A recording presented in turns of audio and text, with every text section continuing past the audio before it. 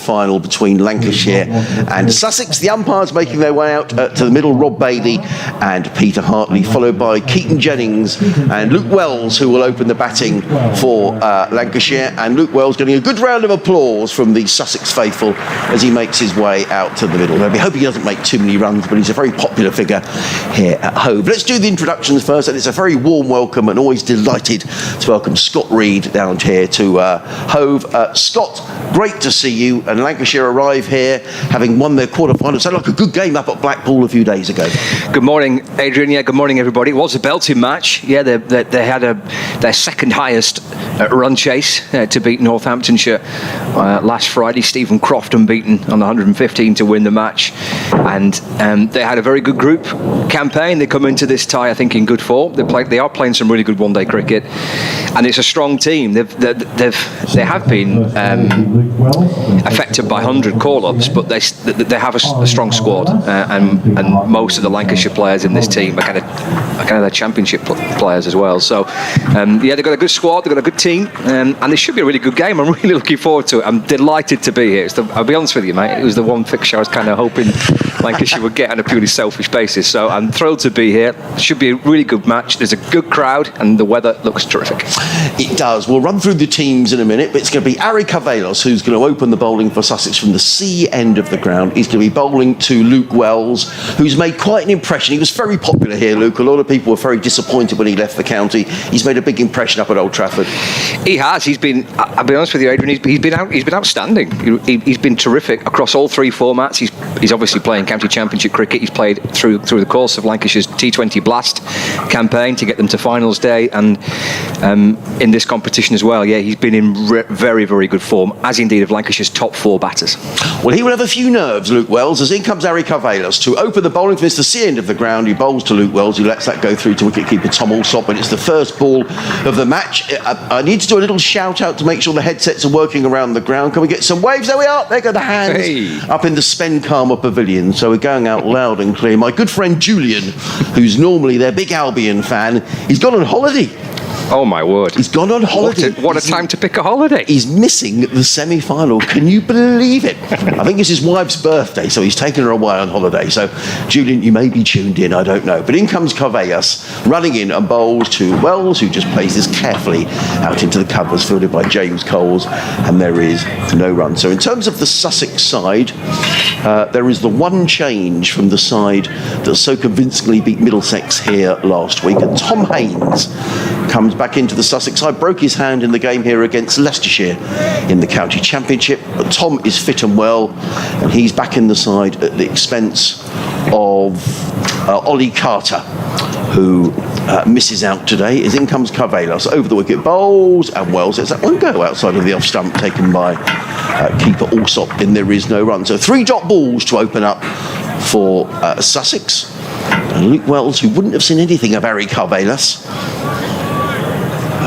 3 dot balls to start off matters. There are 2 slips, a third man, a backward point, cover mid-off, a mid-on, a short fine leg, and the 2 fielders outside of the 30-yard circle, a deep mid-wicket and a third man. As Carvelos is on his way, we've got some movement behind the bowler's arm, I think.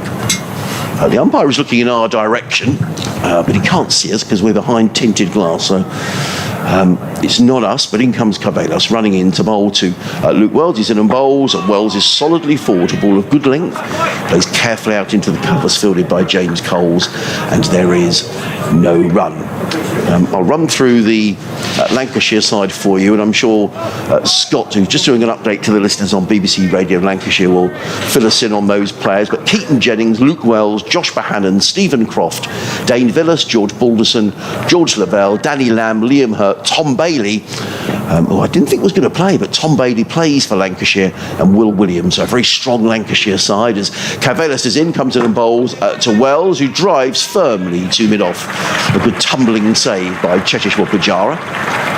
And there is no run. Good applause around the ground. Just try to get some idea of the size of the crowd. It's a decent sized crowd. The southwest corner is about, 2/3 full. And I'm sure people making their way into the ground. It's a slightly overcast morning, the threat of a shower in the weather forecast as well, but dry here with a little bit of blue sky. As in comes Carvelos bowls to Wellesley. That's not going to go outside of the off stump. And what a great start that is for Sussex. Harry Carvelos bowls a maiden with the first over of the match. So after the first over, Lancashire are 1 without loss. Keaton Jennings and Luke Wells having a little natter in the middle of the pitch. Nice and tidy from Harry Carvelos, who's taken 19 wickets in the competition so far. And he'll be very pleased. But Luke Wells, I think, will be just pleased to have got through that first over. The former Sussex man who was a hugely popular figure here, Scott. Yeah, he's an experienced cricketer, isn't he? But I guess you're going to have a few butterflies on your return to your old team. You want to do well, don't you? And kind of feel bat and ball and get going. But a good start for Sussex, starting with a maiden, is a terrific start. Just tell us about, for the benefit, well, I've gone through the Lanc side, but for the benefit of our Sussex listeners, this looks a pretty strong side, Scott, and I was quite surprised to see Tom Bailey in the side. I wasn't expecting to see that today. Yeah, I think he's had a bit of an injury missing the last game, that kind of playoff quarter-final tie, I don't quite know what you call it, but he missed that last fixture. Wasn't originally named in the squad, but clearly fit enough to play in this game, which strengthens Lancashire's bowling, certainly, as Jennings defends this one back to Curry, and there is no run. So yeah, I've got the Lancashire team for you. They bring back Bailey and they bring back Will Williams. So they're pretty much at full strength from what they can select from, with Luke Wells and Keaton Jennings, the two opening batters. 2 slips in place. Jennings on strike. It's down the leg side.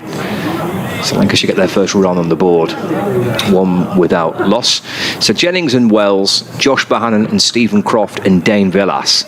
So that top 5, kind of all championship players. They play in Lancashire's championship team. George Balderson, George Lavelle, Danny Lamb, Liam Hurt, Tom Bailey and Will Williams makes up the Lancashire side. They finished second in their group. Jennings waits again. Peel for LBW. The ball just deflects away towards backwards square leg, and he gets his first run. In fact, the first run off the bat today. I'm looking forward to watching Josh Bohannon bat. Heard great things about him, Scott. Yeah, he's had a really good few years for Lancashire now, having made his debut back in 2018. Last year was a real highlight for him, batting at 3. I think he averaged thick end of 50 last year for Lancashire in the county championship. He got him a call up for the Lions. He was in Australia in the winter with England's Lions, and yeah, he's had another good year. You know, he's a very impressive player. He seems to have kind of cemented the number 3 position in this team, and indeed the championship side. Wells drives away through the offside. And that's the first boundary of the match as well, driven through extra cover by Luke Wells. And Lancashire move on to 6 without loss. Quality shot, wasn't it? We've had a few emails already. If you want to get in touch, sussexcricket@bbc.co.uk, or you can tweet us at BBC Sussex Sport or at Scott Reed 60. Is that right, Scotty? It is, yep, that's the one. And I'll read out a couple of emails. But keep your emails coming. Be lovely to keep in contact throughout the day. As Wells, flicks this one handsomely out through the leg side. That's going to be 4 more. It's a gorgeous shot by Wells. Having driven one through extra cover, he lifts one out towards that wide long on boundary, kind of deep mid wicket. Gets another 4. He moves to 8, and Lancashire 10 without loss. Dean from Cambodia has been in touch. He says, Adrian, loud and clear here. Will final be on the live stream? Go Sussex. So Dean's very confident. Good to hear from you, Dean, all the way over in Cambodia, where it's probably, I don't know, afternoon, I would imagine. You'd have to let us know, Dean. Yeah, I can't say I'm 100% certain. Wells defends up towards mid-on, and there's no run. I'm going to have a look now and see what time is it. Yeah, 5:10. 5:10. Tea time. Happy days. Tea time, yeah. And actually, talking about tea, we'll talk about tea in a minute, because we had a lovely surprise here in the commentary box today, which was smashing. John Malone says, hi, Adrian and Scott, coming through loud and clear on the stream.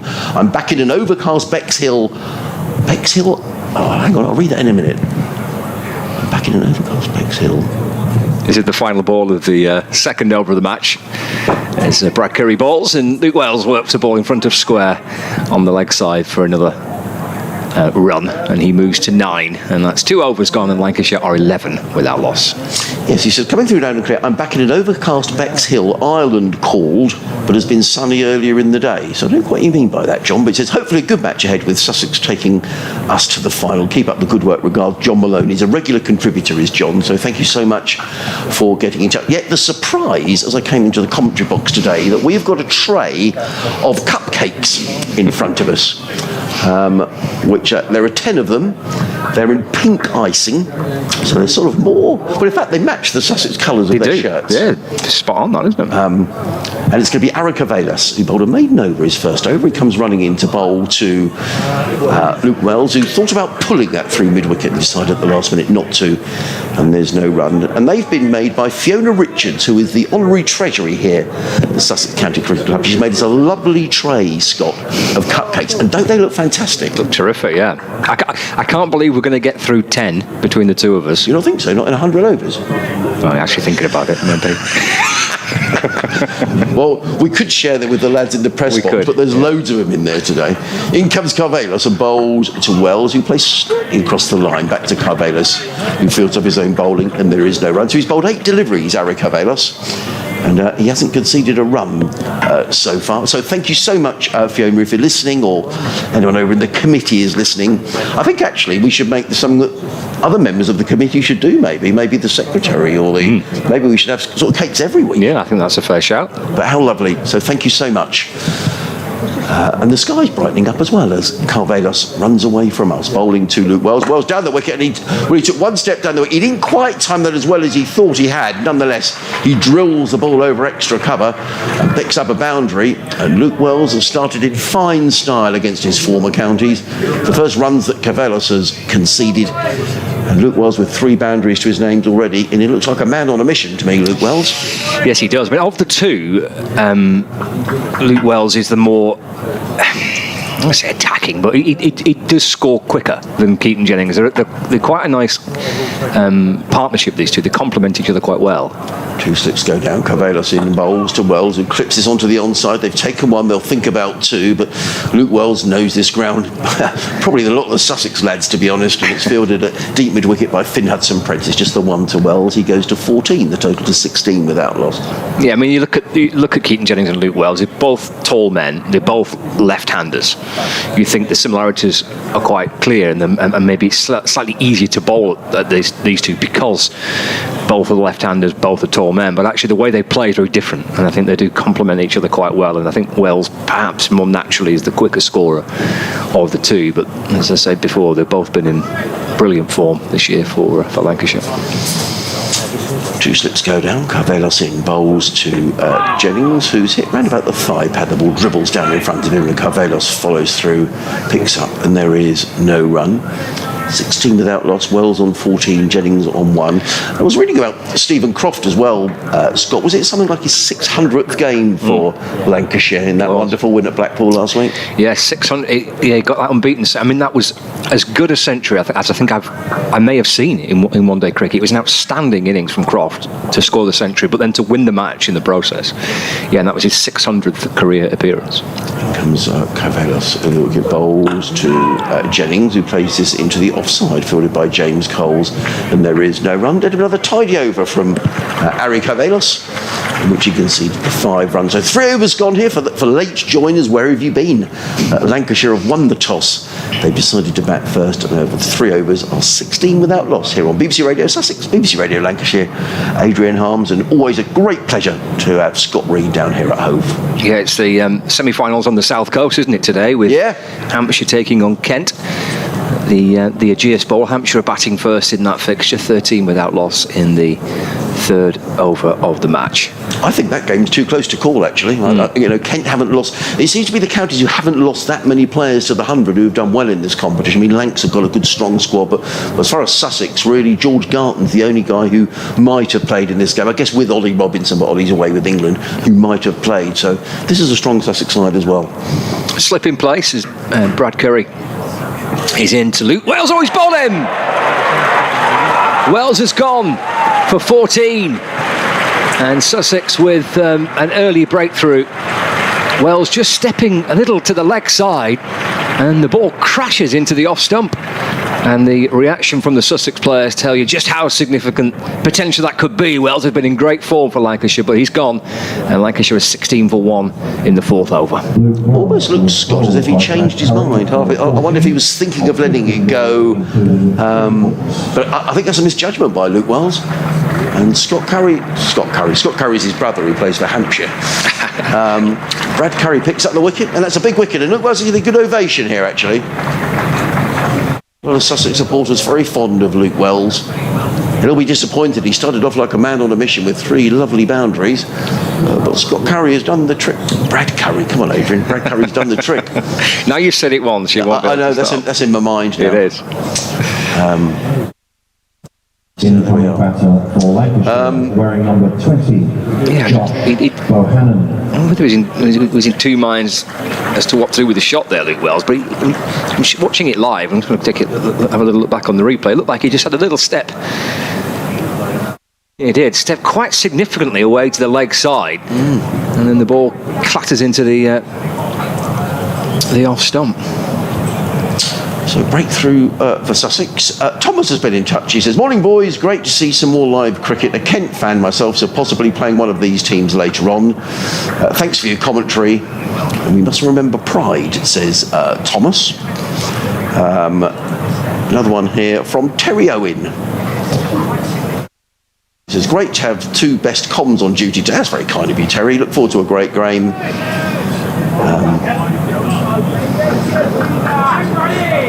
Josh Bohannon, I'll read the rest of your email at the end of the over. Yeah, Josh Bohannon, the new batter out there for Lancashire. A couple of slips in place as well.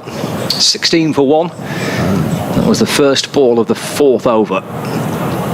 Brad Curry bowls. It's full but wide and left. Taken by Tom Alsop, and there is no run.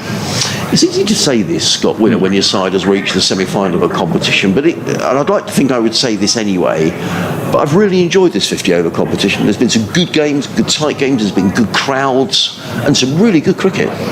Agree entirely with you. Yeah, I did last year, actually. I enjoyed watching it last year. Enjoyed watching some players that you don't perhaps normally see, and players being given a chance to play for kind of obvious reasons.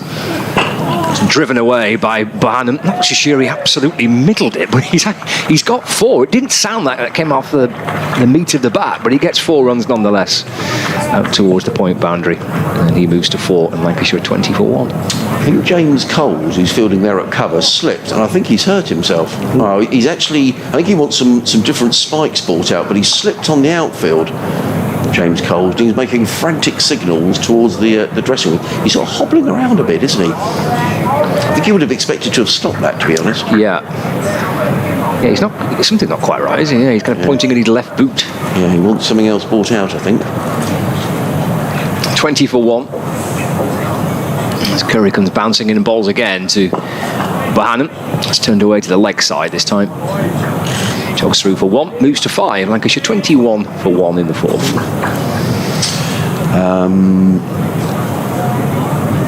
Yeah, so just finishing Terry's email, he says, "I heard you on the national news last week covering the fuel protests." I was. Were you? Yeah, not nationally though. Just so happened they put it. Yeah, there was some fuel protesters at a local service station, and I got sent along. I think it was a bit of a one-off, Terry, to be honest. I'm sure you did a great job. Yeah. Roving reporter. Well, it was something like that for the day. Curry to Jennings, rather. Appealed to LBW, shaping to play to the leg side. It's a good shout, that, though, isn't it? I think it is a good shout, Scott. I don't think it was on height, you know. Yeah, went the 2 slips and the keeper and Brad Curry, but not out. Going to the umpire. So we've had a listener in Cambodia, Scott, today, and I'm going to read you another one who's come from a different part of the world in a minute. It's the final ball of the fourth over. Curry comes over the wicket to Jennings. Just drops it towards square leg and jogs through for a single. Jennings moves to 2, and Lancashire 22 for 1 at the end of the 4th over. And a wicket taking over for Brad Curry. A wicket, then a dot, then a 4, then a 1, then a dot, then a single. But got rid of the one of the informed batters for Lancashire in Luke Wells, Brad Curry, so a good over. 22 for 1 after 4. We've had an email in who says, aloha, Adrian and Scott. What a treat to watch and listen to the semi-final of the London Cup between Lancashire and Sussex online. I'm watching and listening to the live telecast on YouTube in Honolulu, Hawaii. Oh, nice. It's 12:15 a.m. here as in comes Carvelos. Bowls, hits Jennings on the pad. The ball bounces out to square leg. Let's see if it signals a leg by. Yes, it is a leg by. And Lancashire's score advances by 1 to 23 for 1. My question is Pujara available to play if Sussex qualifies for the London Cup final and the remaining matches of the Division 2 County Championship? Well, my understanding to that, Pankaj, is that he's leaving and going back to India after today's game. So I don't think he is available, is my understanding. Whether that might change if Sussex got there, I don't know. But I think certainly my understanding is this will be his last game. As in comes Carvelos, bowls, and forward comes Bahanan, plays out into the offside, fielded there by Harrison Ward, who's on the field as a 12th man at the moment for James Coles, who's gone off to do something with his boots. I can see James Coles is now poised down at the 3rd man area, ready to come back on. So someone who's behind us in time is Pankaj over there in Hawaii, and Dean in Cambodia is ahead of us. 18 hours between the two. The sun's coming out here at Hove, a bit more blue sky around as Carvelos is on his way to Bahanan, who's on 5. He's bowls, and Bahanan runs this down to 3rd man, picks up a single, fielded way down in the distance by Brad Curry. 1 more to the total, Bahanan to 6, and Lancashire to 24 for 1. Forecast okay today? Yeah, I think there was a threat of a shower. I drove down the M23 this morning. There was a bit of rain actually, Scott. I had to put the windscreen wipers on round about the Crawley area. So I think there is the possibility of a shower today, but I think if we do get one, it's not going to last too long, he said, famous last words. As in comes Carvelos, bowls, and Jennings is forward, plays to mid-off, fielded by Pujara, and there is no run. Nice tidy start by Ray Rollins. He's picked up 19 wickets in the competition so far. That's an outstanding return, isn't it? Yeah, and he was the leading wicket taker. He's been overtaken by Brett Hutton, who's taken 20. But he's done really well, Ray Rollins. He came in, I mean, I'll be honest, and I've said this too, I don't think we'd really heard of him at all. He'd been playing a bit of second 11 cricket for Sussex, and runs in and bowls, and Jennings drives. It beats Orr at backward point, runs all the way down to 3rd man, where it's fielded by Henry Crocombe, who gets in the throw. 1 more to Jennings. He goes to 3. And Lancashire to 25 for 1. Yeah, both he and Brad Curry made their debuts at Lord's a few weeks ago in the County Championship. Both have now had, they were originally on a 1-month sort of trial, but they've had those contracts extended now to the end of the season, and quite right too, because they've both been very good. In comes Carvelos, bowls, and Bahanan tucks inside the line and helps this around the corner down towards deep square leg, where it's fielded by Ali Orr. And there's 1 more to the total. Good tidy over by Ray Rollins, just conceding the 3 runs off the bat and a leg by. And at the end of the 5th over, Lancashire are 26 for 1. Jennings is on 3. Bahanan is on 7. The man out, Luke Wells, the former Sussex man who was bowled by Brad Curry for 14 when the total was on 16 for 1. Well, that's one of the real spin-offs of the competition, isn't it? And it seems to get lost a little bit, the One-Day Cup, but the opportunities that it's presented to so many young players. I mean, it's hard enough trying to force your way in the game anyway, isn't it? Trying to become a professional cricketer, it's tough enough, and chances are few and far between. And this has been one of the many spin-offs of the competition. It's presented a great chance for younger players. Bahanan just nudges his ball back along the pitch and gathered by Brad Curry off his own bowling, and there is no run. And as well as that, of course, it's crucial county cricket for members and supporters to to watch. Grateful that I'm sure both these sides have reached this stage. Otherwise, you are actually going quite a long period, aren't you, without playing? Well, 60 days it would have been from the end of the last championship match here until the beginning of the next one against Worcester. Curry to Bohannon. That's a decent shout as well. It comes back into Josh Bohannon. Ball deflects away into the offside. Again, not out is the verdict. I wonder if that was almost doing too much, actually. It was a good delivery. Yeah, Sussex's last championship game here, as I say, when it finished, then 60-day gap had it not been for the 4 groups. So all we've had then is 4 group matches in the One Day Cup and this game. Yeah.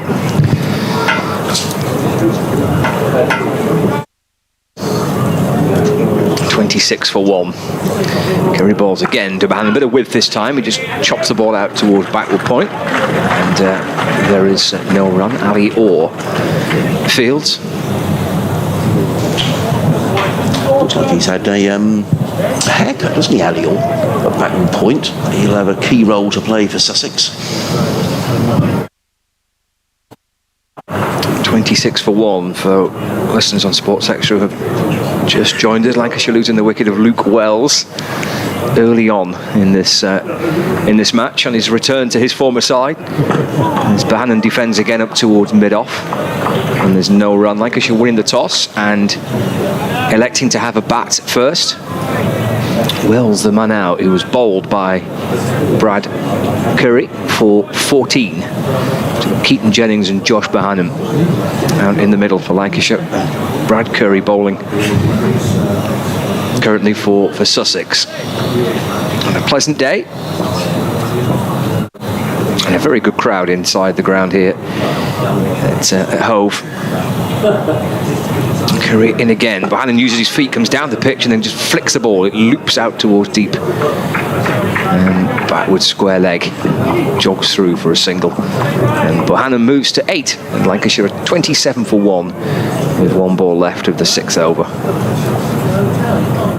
To bring Jennings back on strike, so the left-hand, right-hand combination. I'm a big fan of this Sussex kit, Adrian. I like this. What colour would you say it is? Would you say we've been calling it fuchsia pink? I started off by calling it salmon, but someone said that's not salmon, Adrian. I like fuchsia pink. Right. I just like that description of it. As Curry's in to Jennings, and that's played back along the pitch and gathered by Brad Curry. It's a good over that, just a 1 run off it. So 6 overs gone. Lancashire 27-1. Bohannon on 8, Jennings on 3. It's nice and bright, isn't it? There's lots of blues and blacks in this competition. Sussex are going for a striking kind of pink, bright pink colour. Like it. Well, Scott was saying that the sun's starting to come out, blue sky above Hove. Live cricket here on the BBC, BBC Radio Sussex, BBC Radio Lancashire, 5 Sports Extra, Adrian Harms and Scott Reed on commentary for you today. I think Sussex will be pleased in this power play. Just 6 overs gone. Lancashire 27-1, and the former Sussex player Luke Wells back in the pavilion. In comes Harry Carvelos, bowls to Josh Bohannon, and Bohannon is forward, plays back to Carvelos, who fields off his own bowling. And there is no run. We're still inside the first power play, which means that Sussex are only allowed 2 fielders outside of the 30-yard circle that's denoted by the white discs. And those fielders are at deep mid-wicket and 3rd man. 2 slips in place, 3 men saving 1 on the offside, 2 on the leg, as Carvelos, number 36 on the back of his shirt, runs away from us, bowls to Bohannon. He's forward to a good length delivery, played to backward point, where it's fielded by Finn Hudson-Prentice in his white floppy sun hat. And there is no run. Sussex with the 1 change to the side that last played here a week ago when they beat Middlesex. Tom Haynes, who captains in the county championship, or would have captained in this competition, but broke his hand a couple of months ago. He's back in for his first game since that happened. He replaces Ollie Carter, as in comes Carvelos again. Over the wicket, bowls down the leg side, and that will indeed be signalled wide by umpire Bailey. 1 more to the total, which goes to 28-1. Sussex captained by Cheteshwar Pujara. He's had a fair few runs, hasn't he, this year in this competition? He's been fabulous, Scott. Yeah, I'll tell you how many he's actually made in a moment. I was just looking at the wickets. Yeah, the most wickets in the competition taken by Brett Hutton. He's taken 22. And this man, Harry Carvelos, has taken 19. As he runs up the hill from the sea end of the ground, up the slope in and bowls to Bohannon, who's forward, and plays into the offside. There's a well-judged single fielded by Coles, who comes sprinting in from cover to field. Bohannon goes to 9, and the total to 29 for 1. Now, I'll tell you how many runs he has made. Cheshire Pujara. He's been in fantastic form. Here we go. He's not the highest run scorer in the competition, though, Scott. He's made 614 runs at an average of 102. But Steve Eskenazi is the highest scorer with 658. In comes Carvelos to bowl to Jennings. It's short and pulled by Jennings, and that's a poor delivery by Ray Carvelos. To be disappointed about that. It was short down the leg side, and it rather sat up for Keaton Jennings, who was able to pull the ball back to the square on the leg side for a boundary. Jennings goes to 7, and Lancashire to 33 for 1. Yeah, it's a kind of only bad boys bowl, hasn't it, so far, really? He's impressive opening spell from the CM, but just dropping short and on the leg side, and easily helped on its way by Jennings for 4. Velas. Still those 2 slips in place, comes in over the wicket bowling to Keaton Jennings, who stands tall and punches that through extra cover.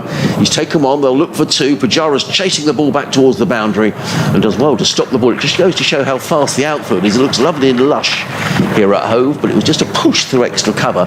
And when the ball rolls down the hill here at Hove, Scott, it's very difficult to overhaul the ball, and Pujara, from that little push shot, only pulled that, a yard inside the boundary? Yeah. It's quite a big slope, isn't it? It is. Don't forget, Lancashire don't play here that often, at least it doesn't feel like Lancashire play here too regularly, and it is quite a sizable slope, isn't it, coming down towards us. Did well to catch up with that. Pujara just eased into it. Jennings for a couple. Sussex to plug that gap now. Ray Rollins has come out of second slip into extra cover. Carvelos in bowls, and Jennings forward, plays the ball down the offside of the track. Rollins trots across the field. There is no run, so 7 off that over from Harry Carvelos. 8 actually, including the wide, and Lancashire 35 for 1. Bohannon is on 9, Jennings is on 9. We've had an email in from Stuart Glover, who says it's Stuart here from Laos. So we've had Laos, Cambodia, and Hawaii so far in touch. Nice. And Bexhill-on-Sea, just down the coast. Stuart goes on to say, I think the 50 over format's been very entertaining. As you both said, it's good to see the players you wouldn't normally get to see playing. A good start for Sussex. I hope they get to the final, says Stuart, who's 6 hours ahead of us over in Laos. Yeah, 17th of September, isn't it, the final? Yep. On a Saturday at Trent Bridge against either Hampshire or Kent. As Kerry bowls to Bohannon, that's flicked uppishly, but for 4. Nice shot. Was backward of square on the leg side, eased away by Bohannon. He moves on to 13, and Lancashire 39 for 1 at the start of the 8th over. Sussex do have a lot of supporters who are Sussex cricket supporters, but also supporters of Brighton and Hove Albion Football Club. I bumped into a couple of them the last game here, who were saying, well, it's great that we got to the semi-final, but the Albion play tonight as well, so we can't get to both because the Albion are away from home. Kerry to Bohannon. Just drops the ball into the offside, and there's no run fielded by Ray Rollins. I see. So that's a bit of a conundrum, isn't it? Bit of a conundrum. I mean, you could. Is it far? Whereabouts? Well, they're playing at Fulham at Craven Cottage. Too bad. So they could. So actually, the couple of guys I was speaking to said, well, if it finishes at 6, it's a good hour up to London. Then you've got to get to the game. But the couple of guys I spoke to had tickets for the game. But you might just have to, just duck out a little bit earlier, kind of 4 o'clock-ish, something like that. Yeah, miss the end of one and the start of another back stop. 39 for 1. Kerry bowls and Bohannon drives. Bit to backward point, and there is no run. James Coles fielding there for Sussex. Or they have another decision to make if Sussex do get to the final, with it being a Saturday. Yeah, they do, because on that day Albion play their big local. Well, they're not local, but it's seen as a big local derby when the Albion play Crystal Palace, which is always one of the big games of the season. So if Sussex got to get to the final. There'll be more decisions to be made. Yeah. You've got to go to the final, haven't you? I think you have. Absolutely. I think you have. 39 for 1. Curry in, driven straight by Bohannon. Down the ground. Rattles through for 1. Doesn't need to come back too quickly for a second because it has enough pace on that to reach the boundary for 4 runs. Nice straight drive by Bohannon. He moves on to 17. And Lancashire 43 for 1 in the 8th. Well, it was a class shot, wasn't it, Scott? They say the on drive for a right hand is a difficult shot to play, and he made it look easy. It was beautifully played, beautifully timed. Lovely shot. Yeah, just to the onside of straight. Wasn't too far away from the stumps at the non-striker's end. It'll shuffle down the pitch, defends this time. And Rollins comes up from extra cover to field. No run. We're in the power play, so the fielding restrictions are in place. The 2 fielders are allowed outside the circle. One is on the square leg boundary, away to our left-hand side, and down at third man. Below us here as well, Tom Haynes. There's 1 slip in place. There's a short fine leg. There's a mid-on, mid-off, extra cover, point, and backward point. This is nudged away to the leg side by Bohannon. Gets through for 1, and he keeps the strike as well. So Bohannon moves on to 18. We've had 8 overs of this semi-final on this part of the south coast. Lancashire are 44 for 1 after 8. Hampshire made a solid start in their semi-final along the coast in Southampton, 49 without loss. Hampshire in the 9th over with Nick Gubbins on 30, and Ben Brown, former Sussex man of course, 14 not out. Whereas Eric Avelos, who's going to carry on the Sussex attack from the sea end of the ground here on 5 Sports Extra, BBC Radio Sussex, BBC Radio Lancashire, Adrian Harms and Scott Reed. Your commentary team today is in comes Carvelos, comes in and bowls, and forward comes Bohannon, plays to backward point, fielded by the alert Hudson Prentice in his white floppy sun hat, and there is no run. If you missed it, Scott and I were talking about the lovely cakes that we were bought this morning. 10 pink cupcakes to, well, the icing is pink, to match the colours of the Sussex team today. And they're very kindly made by Fiona Richards, who's the treasurer here at Sussex, and left in the commentary box for us this morning. As in comes Carvelos, bowls, and he's given out. Bohannon is on his way, and Eric Carvelos picks up his 20th wicket of the Royal London Cup. And Josh Bohannon, who'd looked in excellent form, having made 18 of 22 deliveries, is LBW. He's on his way. A second breakthrough for Sussex in the power play, and Lancashire are 44 for 2. Bohannon goes for 18. Yes, good. It's a really good spell, this, isn't it, by this young bowler. I'm sure delighted with how he has started. He's picked up the wicket of Bohannon, who has been in good form. Lancashire's top 4 or 5 have all been in the runs really this year. And Bohannon, no exception to that. But it's a nice little counter-attack actually by Lancashire. They're kind of, after losing Wells, Bohannon was quite busy, scoring pretty quickly. And that'll be checked back a little bit with that dismissal. Stephen Croft, the new batter, coming out fresh from scoring a century in Lancashire's playoff win against Northamptonshire in their last fixture. Yeah, well, just getting to that stage, I mean, I think you're absolutely right, Scott. I was just thinking Bohannon looked very busy, and he looked very comfortable as well. And I was just beginning to think that Sussex might be thinking about their first bowling change. We're inside the power play. One more over after this. So, welcome breakthrough for Sussex. And Eric Carvelos, he's born in Johannesburg.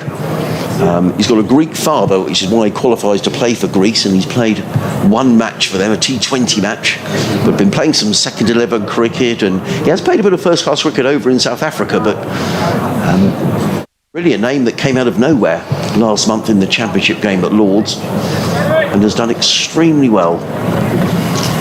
And they've got the 2 slips back in place. To bowl to Stephen Croft. The weather seems to be improving all the time. It was a bit overcast this morning and a bit of rain around elsewhere in Sussex, but now quite a bit of blue sky across the ground, and the ground bathed in sunshine as Carvelos is in. Over the wicket bowls, and forward comes Crofton is on his way with a single, just dabbing that onto the onside and picking up a comfortable single fielded by Tom Haynes, who's back in the Sussex side for the first time since breaking his hand a few weeks ago in the county championship. Good to see Tom back in action. Gives Cheteshwar Pujara another bowling option as well, maybe with his medium pacers. Carvelos is going to come around the wicket to the left-handed Keaton Jennings, who's on 9 of 13 deliveries. He's racing it, comes in and bowls, and Jennings drives. That's a beautiful shot. What a lovely textbook off drive that was from Keaton Jennings, slightly overpitched by Eric Carvelos, and that's just beautifully played, just all in the timing, and the ball sped past Pujara at mid-off, gave him no chance at all. For me, that's the shot of the morning. He goes to 13 and Lancashire to 49 for 2. Seemed to have all the time in the world to play, didn't he, as well? Keaton Jennings just caressed it away to the left of Pujara. I'm sure admired the shot himself. Beautiful, he would have done. In comes Carvelos bowls, and Jennings this time edges this. He's going to get another boundary down towards third man. Henry Crocombe is very quickly round at third man, but he can't stop it. So successive boundaries, not so convincing that one from Keaton Jennings. A thick outside edge. Sussex had taken away the second slip, and the ball raced away very fine down to third man. It brings up the Lancashire 50, 52 for 2, and Jennings goes to 17. Yeah, 50 on the board. With one ball left to the ninth, and then 1 over left of the power play. Feels about even, doesn't it? No, I agree. At the minute. Lancashire winning the toss this morning and electing to bat first. As Carvelos on his way around the wicket bowls, and Jennings is forward and plays defensively into the offside, fielded by Ray Rollins. You probably heard the loud crow of no from Keaton Jennings. End of the 9th, Lancashire 53 for 2. Jennings on 12, Croft on 1, the men out. Josh Bohannon, LBW to Eric Carvelos in that over for 18. Luke Wells, who was bowled by Brad Curry, for 14. The wicket, Scott, is it's what they call one of these hybrid pitches. So the groundsman was explaining it's got 5% of some sort of material in it that sort of holds the pitch together. Okay. And he was explaining it should be a good batting surface. The previous 5 matches here in this competition have all been played on the same strip, which is the one next door to it, which is also a hybrid pitch. I think it just gives a bit more consistency of bounce throughout the game. And there's been a lot of runs here at Hove in this 50 over competition, and this looks another decent pitch, but decent bit of bounce as well, and carry to the keeper. It's Brad Curry to start a fresh over. Stephen Croft defends away to the offside for no run. That's a kind of part synthetic pitches, aren't they? Lancashire have got a 1-2 at Old Trafford. Helps the groundsman, doesn't it? I guess if you're having to prepare so many pitches, especially if grounds are hosting 100 games, international cricket as well. There's a lot of cricket played through the course of the summer. So these part synthetic pitches, I think, do help. They last obviously longer. And that's defended again by Croft. And there's no run. 53 for 2. We've had listeners so far today, Scott, in Cambodia, in Laos, in Hawaii, and there's another one here. It comes from Barry, and he says, "Hi, as you're on a world tour, I'm in Windsor, Nova Scotia, Canada, watching you on YouTube. Expat from Altrincham." He says, "Come on, Lancs." So thank you, Barry, for getting in touch. Croft waits, slip in place, Curry bowls. That's just defender with a straight bat, playing it cautiously, carefully back towards the bowler, and there's no run. If you want to get in touch with our world tour, please do. sussexcricket@bbc.co.uk. You can tweet us at ScottReed16 or at BBC Sussex Sport. Nova Scotia sounds cold, Scott. I don't know what it's like this time of year, Barry. Perhaps you could let us know, but I bet it might be starting to get a bit chilly.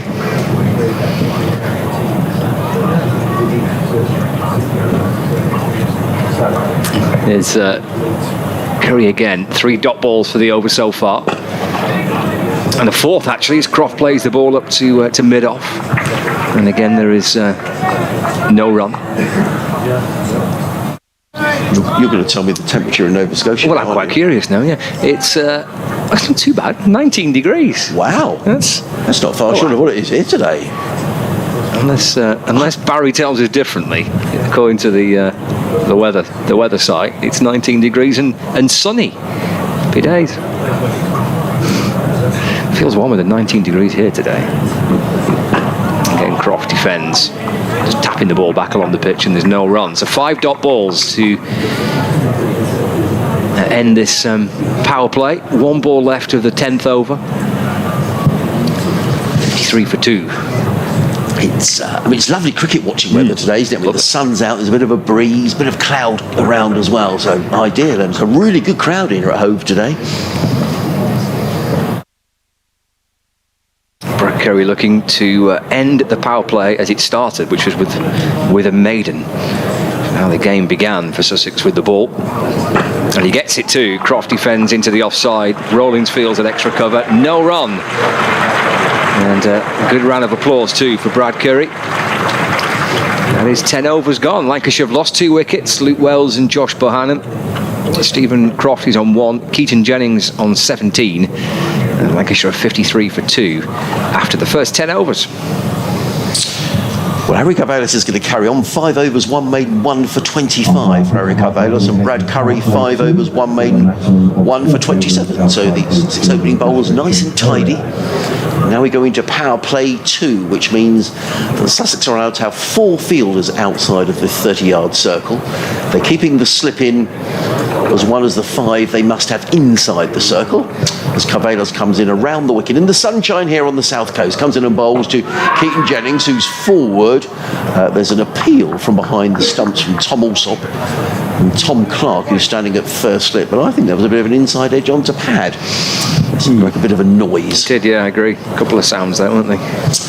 There's a third man, a sweeper on the cover boundary, a deep mid-wicket and a fine leg are the 4 fielders outside of the circle. As Carvelis wheels round, literally down in front of us, in front of our commentary box, and runs up the hill, up the slope here at Hove, from the sea end of the ground. Carvelis in bowls, and Jennings, oh, that's a beautiful shot. Gorgeous shot by Keaton Jennings. This time it's an on drive, straight down the ground, no chance for the fielder Tom Haynes at mid-on. And Keaton Jennings goes to 21 off 18 deliveries. He's played an off drive in the previous over, and now an on drive, Scott, and they've just been beautifully played and minimum of fuss as well.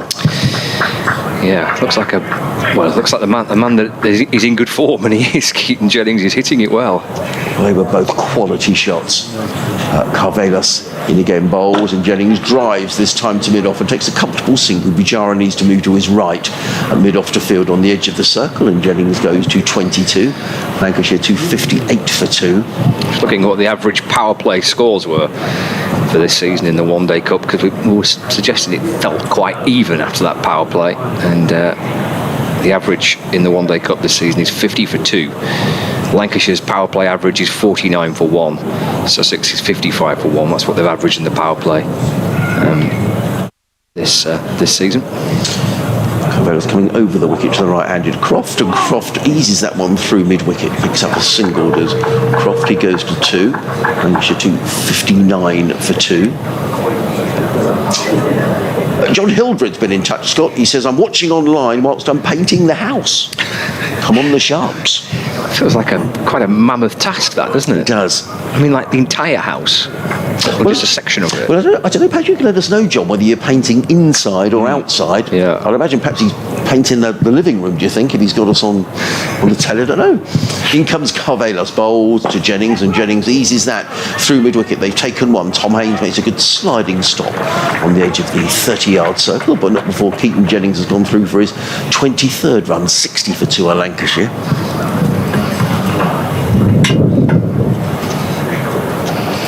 Well, that's not too bad if you're painting just the living room.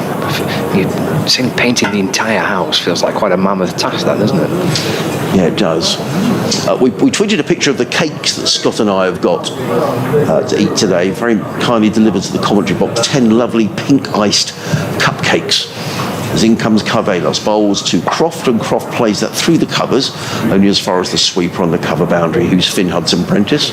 And that is the end of the over, an over that cost 8 runs from Ari Carvelos, and Lancashire are 61 for 2 at the end of the 11th. Dave Wade, who's a local electrician's been in touch. He says, I'll be sure to pop in, Harmsy, to have one of the cakes. Well, think we'll let him in? Yeah, why not? Maybe we'll let you come in. And Morgan's been in touch and says we can have one every 20 overs. One each every 20 overs. That's right. If we go 100 overs, Okay. and I would have had 5 cupcakes. Oh, could you imagine if we had 5 each? Yeah, we wouldn't want any lunch, Scott. So we might share them with the lads in the press box. But we've got the first change of bowling at the far end. It's going to be Henry Crocombe who's going to come in to the Sussex attack. Yeah, ending that spell from Brad Curry with the ball there. 5 overs, 1 for 27 for Curry. The first bowling change. Crocombe running in towards us. He's got Croft on 3, the man on strike. 1 slip in place. Here comes Crocombe over the wicket and balls to Croft. It's full, it's just on his leg stump, and he flicks the ball away off his toes out towards deep square leg. And Finn Hudson-Prentice comes up from the boundary to field. Croft gets a run, so he moves to 4. Lancashire move on to 62 for 2. Bob Pook has been in touch. He says from nowhere particularly exotic, but he's in Hastings, just down the coast. So good to hear from you, Bob. Hastings is a nice place, maybe not as exotic as Honolulu, but you know, Or Nova Scotia. nonetheless, yeah, or Nova Scotia. 62 for 2. Jennings on strike, 23 not out. The Lancashire captain, he's still captain of the team, Keaton Jennings, even though Dane Villas, who's the club captain, has returned following injury. That's pushed full and wide and left, and taken by Tom Alsop. And there is no run. Bob goes on to say it's interesting to note that there are 3 other semi-finalists which have Sussex players in their sides. Luke Wells for Lancashire, Ben Brown for Hampshire, and Harry Finch, who left here a couple of seasons ago, has been playing in this 50-over competition for Kent. Crocombe balls to Jennings, that's carved away and stopped nicely just backward of point by James Coles. And there's no run, saving some runs there for his team. That was hit pretty firmly by Jennings. I think either side of Coles, and it's perhaps 4, even with the 2 fielders on the boundary. Calls it sweetly, Keaton Jennings, but no run. 62 for 2. 4 fielders outside the circle are both kind of either square or behind square. Kind of deep point, deep square, leg, fine leg, third man. That's off the front foot by Jennings, just dropped into the offside, and there is no run. Malcolm Slee has been in touch from Lytham. Oh, very nice. Is that sort of Lytham, St Anne's of golf fame, Scott? It is, that's the one. Yeah. Just on the Fylde coast. Well, Malcolm was at Blackpool last Friday to watch the game against Notts. Read more at the end of the over.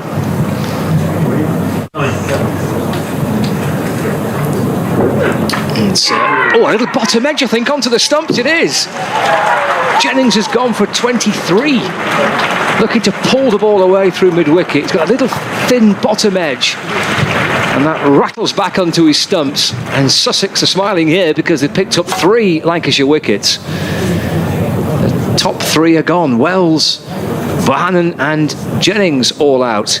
It's 62 for 3 in the 12th. Well, Keaton Jennings can't believe it, can he? I mean, it wasn't a great delivery from Henry Crocombe. In fairness, it was looking to be pulled away on the leg side, and it was totally mistimed by Keaton Jennings. And as Scott said, a big, thick inside edge, and the ball, well, it's barely dislodged a bail, Scott. I thought for a minute it just run away for 4 runs, and then on closer examination, you could see that a bail had been dislodged. Well, 2 strange dismissals, really, because Luke Wells was a strange dismissal, as was It was. That was Keaton Jennings. Yeah, I don't think he could quite believe it then, could he? Trying to pull the ball out through mid-wicket, and that little bottom edge onto the stumps, and he kind of stood there, Keaton Jennings, and thinking, I I can't believe that's happened. He looks in such good form. No wonder Sussex are smiling, because that's a really important wicket for the home team.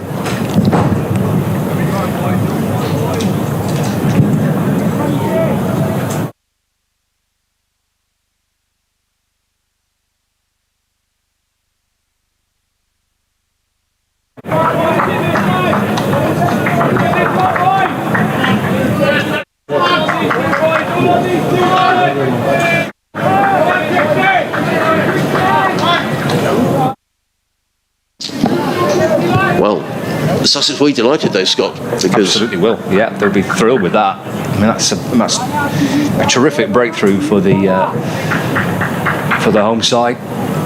Jennings, the latest to four, he looked in such good touch as well, didn't he, Keaton Jennings? So Dane Villas, the new batter. Here's Crocombe in and balls a short ball. That's a really good delivery to send down first up to Dane Villas, who has to duck underneath it, and taken by the keeper. An excellent start for Harry Crocombe, having replaced Brad Curry. Just goes for that one run and picks up the wicket of Keaton Jennings. Sussex, after 12 overs of the match, have got Lancashire at 62 for 3. Wells for 14, Jennings for 23, Bohannon for 18. And the home side, and at this stage, even though it's only 12 overs gone, it's obviously a long way to go. I feel as though they're on top in the match, having got rid of the Lancashire's top 3. 62 for 3 after 12.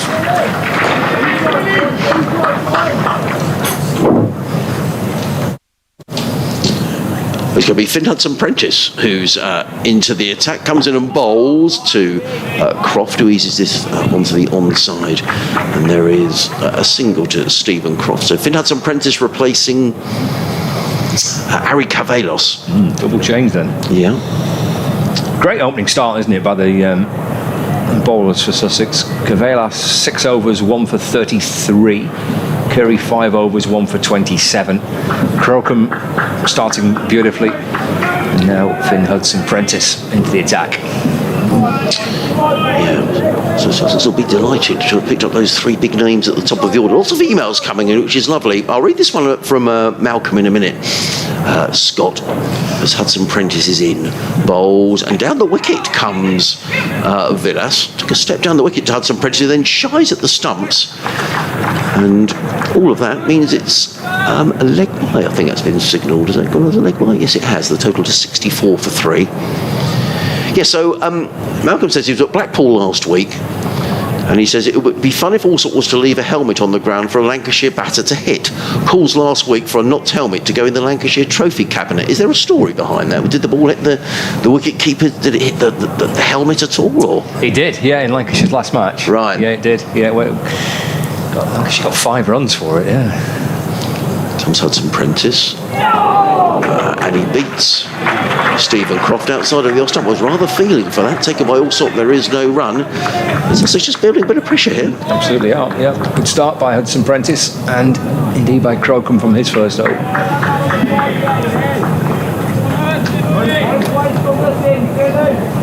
Yeah, it's a good game of Blackpool. They've had 2 good matches in the One Day Cup at the Seaside, with a game against Northamptonshire and then the playoff match against Nottinghamshire. Hudson-Prentice in bowls. Forward comes Croft onto the onside, and the Sussex fielders all on their toes up there. Hudson-Prentice fields off his own bowling, and there is no run. Nice cricket ground. Yeah, lovely. And they've put a lot of work into improving kind of the setup at Blackpool. They spent a lot of money on the outfield, improving the drainage in particular, which was a problem, I think, for Lancashire going there in the past. And they put on a really good show last week, because it was such a quick turnaround. Lancashire, yeah. I mean, that defeat at Kent meant they had to find a place to play the playoff match, because Old Trafford was being used for the test. Hudson-Prentice in again, bowls and caught, and Croft is on his way, and Sussex have picked up a 4th wicket, and it's Finn Hudson-Prentice who's got the wicket. Very well taken by Tom Clark, who's fielding in the slips, and this is a dream start as far as Sussex are concerned. Lancashire are 64 for 4, and Croft, the latest man, out for 5. Yeah, outstanding catch. Croft is livid with himself, isn't he? Kind of swung the bat in frustration, Brilliant start for Sussex. Lancashire in trouble, 64 for 4. And their top 4 are all gone. They've been in brilliant form. Wells, Jennings, Bohannon, Croft. Somewhere along the line in every game in the One Day Cup this season, one of those 4 rather, has produced runs, has got big scores, and normally it's kind of 2 or 3 of them all contributing, all out for 64. It's an outstanding start for Sussex. It's a really good catch, and Croft was pretty livid, wasn't he, as he made his way back towards the dressing room. Lancashire with a lot of work to do now to try and get a score on the board here. 64 for 4 in the 13th. Yeah. So Charles says, thanks for the coverage, hoping it's not 10 cupcakes between the pair of you, or the commentary might become a bit excitable later in the day. I had bought a ticket for today to watch Lancashire, but sadly a couple of late meetings ahead of the new school year have materialised for later in the day. He says, a shame not to see Luke Wells push on after a confident start this morning against his old side. I hope Sussex fans won't mind me saying Wells has been as good a domestic signing as we've ever had, or at least since I can remember watching the club in the early 2000s. It's a real mystery why he wasn't given a fairer crack with the white ball at Hove, not least as his bowling and fielding have become a real asset. I don't know if Scott would agree at the extent of the impact in what is, reasonably speaking, a side built around homegrown talent. Thanks and all the best, says Charles. We'll get Scott's views on that at the end of the over. But this is a cracking start for Sussex. Hudson Prentice picking up a wicket in his opening over.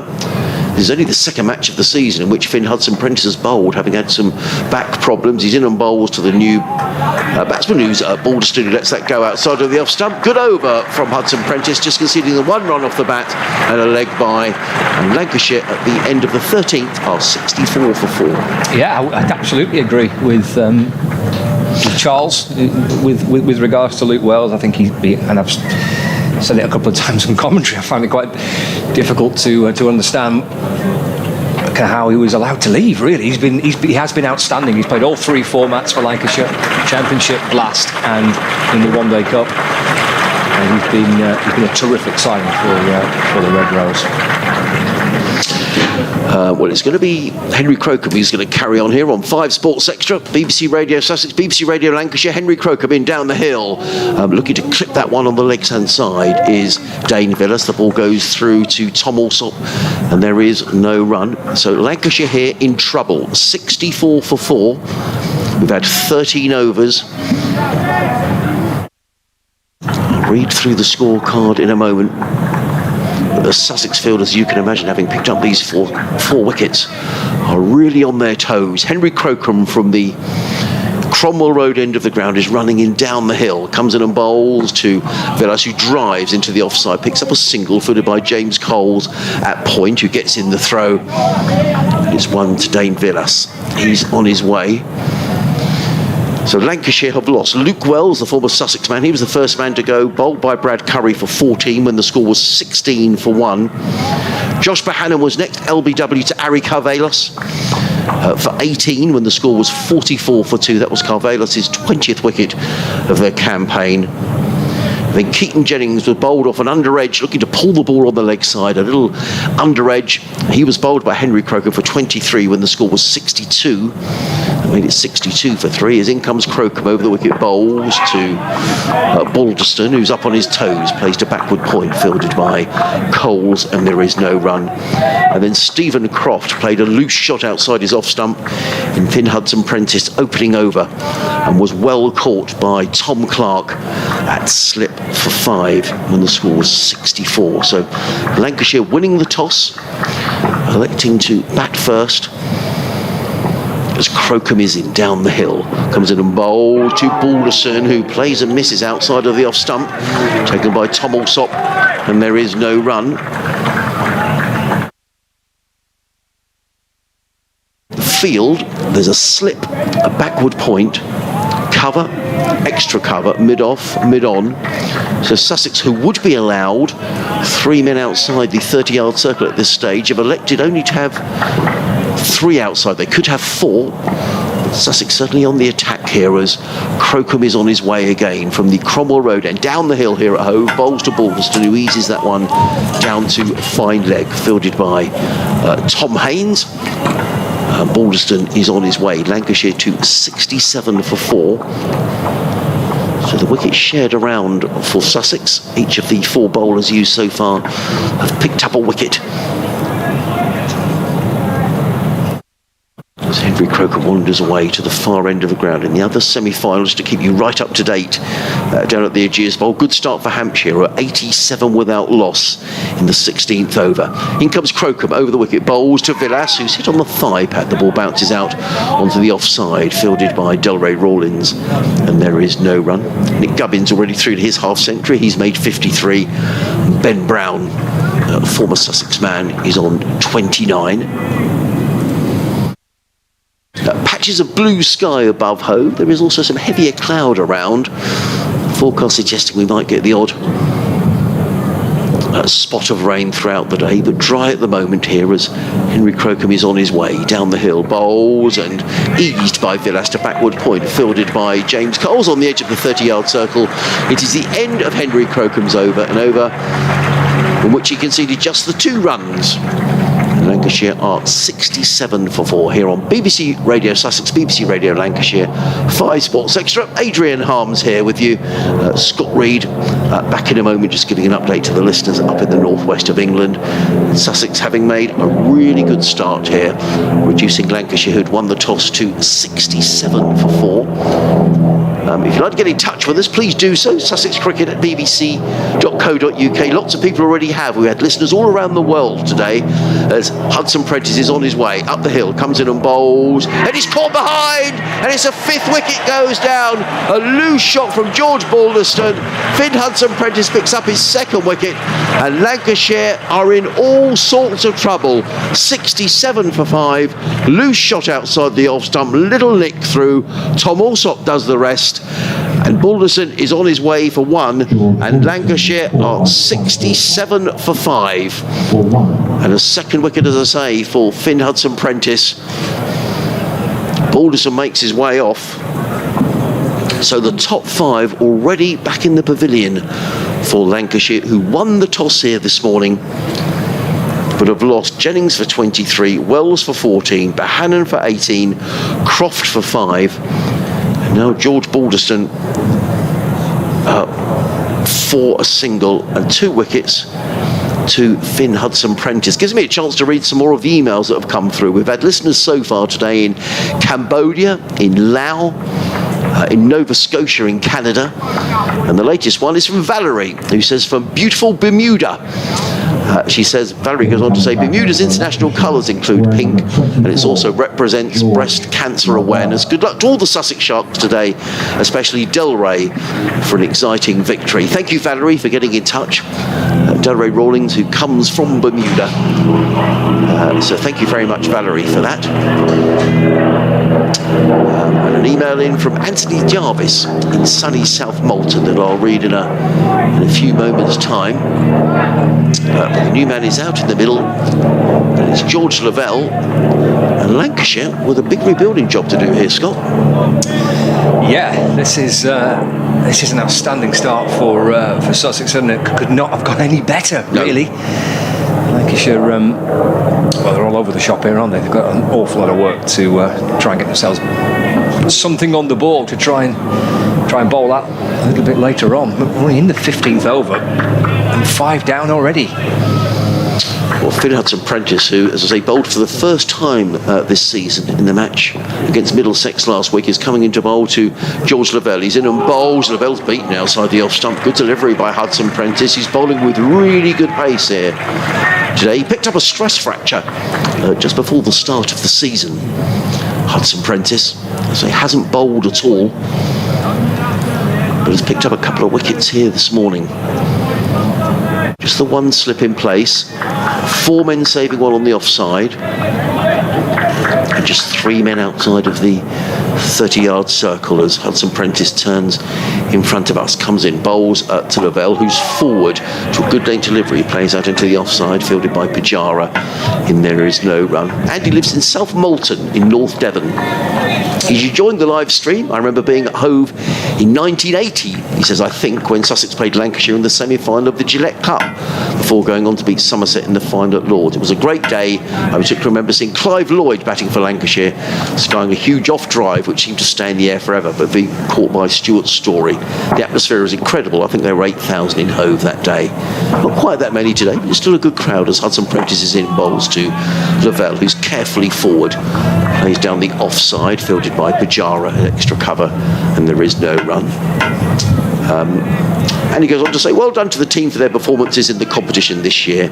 It was great to see them doing so well at Taunton just a couple of weeks ago. Thank you, Andy, for your email. I've had a couple of messages from listeners in different parts of the... Oh, we're doing parts of the globe? Yeah. Wonderful. Comes Hudson Prentice over the wicket, bowls, and Novella's going to get runs. A little edge down to third man to get him on his way. Lancashire go to 68 for 5, fielded way down in the distance by Brad Curry. Sarah, listening to us in Australia, says, adding Australia to your world tour, it's chilly in Melbourne, 9 degrees, but feels like 6. Really? As a proud Mancunian, I'm back in the Red Rose, but that was 23 minutes ago when she sent that. And they're 5 down at the minute, Sarah. Well, things can change, Sarah, can't they? We'll have to make a note of all of these, Scott, because we've got through a few countries, you know. In comes Hudson Prentice, bowls to Villas. Villas plays into the offside, fielded by Pajara. There is no run. End of a very tidy over from Vince Hudson Prentice, in which he picked up the wicket of George Balderson, caught behind by Tom Alsop for a single. Just the one run coming off the over at the end of the 15th. Lancashire here on 5 Sports Extra, BBC Radio Sussex, BBC Radio Lancashire. Adrian Hums and Scott Reed. Lancs are 68 for 5. And Yorkshire lad sends a message, say, greetings from Carlisle, driving from God's country to, I think, Warwickshire. A long way to go. Come on, Sussex, for obvious reasons, is a Yorkshire lad. Well, he'll be enjoying the score, I'm sure. The Sussex supporters will be. And it turns out the odd Yorkshireman listening to us as well. 68 for 5. Dream stuff, Adrian, for the home side. Well, yeah, very much so. Scott, I think Sussex couldn't have dreamed of this. One of the problems Sussex have had this season, certainly in the county championships, has been bowling sides out. The attack has been weak. They've had a lot of injuries. Finn Hudson Prentice coming back into the side does make a big difference for Sussex, and he's picked up those 2 wickets today. Would a lot depend now on Dane Villas, Scott? Yes, I think almost all of it, really. I mean, George Lavelle has been in decent form and has batted well for Lancashire in kind of certainly in run chasers previously, but he will not have batted in a situation like this before, a semi-final of a one-day competition, the team on the ropes. So yeah, Lamb will come in next, and he can bat 2 for Lancashire, but it's all about Villas, really. Can they find a partnership? Here's Crow come in to Lavelle, nudged away into the offside for no run. One thing Sussex have done this morning, Scott, they've got a very good line and length, and I thought that Ari Carvela sort of set the tone really when he opened the bowling. Yep. Been right on the money, haven't they? Yes, they have. Yep. Fielding's been good. Kind of loads of energy in the field. Crowd's been right in the game as well. Just was upstairs just doing an update before, and there's a good atmosphere around the ground. Everyone's kind of really engaged in it, and Sussex players have responded beautifully to it. Lavelle up onto his toes and drops the ball away into the offside. Rollins fields at extra cover, and there is no run. Roger's been in touch and he says, forgive me if you've explained this already, but I've just joined the stream and you mentioned a hybrid pitch at Hove. Can you let us know what that's all about? By the by, he says, Sarnersfield is hardly exotic, more rurally dispersed. I used to live in Cromwell Road. Oh, Cromwell Road, just at the far end where Henry Croker is bowling from. In again, bowls. Short ball to Lavelle, who ducks underneath it. Yeah, the hybrid pitch, Roger, means that there is some sort of, I don't know the best word to describe it, some material that's interwoven into the pitch. The groundsman here was explaining it's 5% of the wicket. What that does is to hold the wicket together. It makes it, a good surface for both sides. Doesn't deteriorate during a one-day game. And there have been a lot of runs here on the hybrid pitches so far in the competition. Welcome to Lavelle. Just turns him round a little bit. Slightly edgy down to third man. Good stop down below us by Tom Haynes. Lavelle does come back and runs 2, so he moves on to 3. Lancashire are 70 for 5. It was a good stop, wasn't he? Well, Had to make up quite a lot of ground around the boundary. Did. But this particular hybrid pitch, they used a previous one for the 4 previous matches here at Hove in the competition so far in the group stages. So this one has yet to be used. It has been used for a couple of T20s, but looks a good pitch. Looks to have a bit of bounce, bit in it for the bowlers. So Lancashire will take some heart from that, I'm sure. But a bit of a recovery here. Slip in the gully in place. It's pushed out to backward point by Lavelle. Jogs through for a single. Moves on to 4. 71 for 5 with 1 ball left of the 16th over. To bring the Lancashire captain, club captain, Dame Villas, back on strike. Crocombe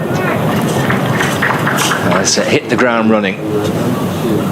2 balls left, 1 ball left of his third over. Only gone for 7 so far. And the wicket. It is steered away towards point by Dame Villas. James Coles fields in his white Sussex sun hat. And that's the end of another very tidy over. 16 outstanding overs for the home side. With Lancashire 71 for 5. Lavelle has 4. And Villas on 1. Sebastian's been in touch. He says, "Good day, gentlemen. I'm listening from Blackpool, where Lancashire defeated Notts last week in a belting game to earn their spot in this semi-final. The whole one-day competition has been utterly entertaining to watch. Hopefully today's fixture won't disappoint." And he says, "Thank you for the commentary." Thank you, Sebastian, for getting in touch. Sussex Cricket at bbc.co.uk.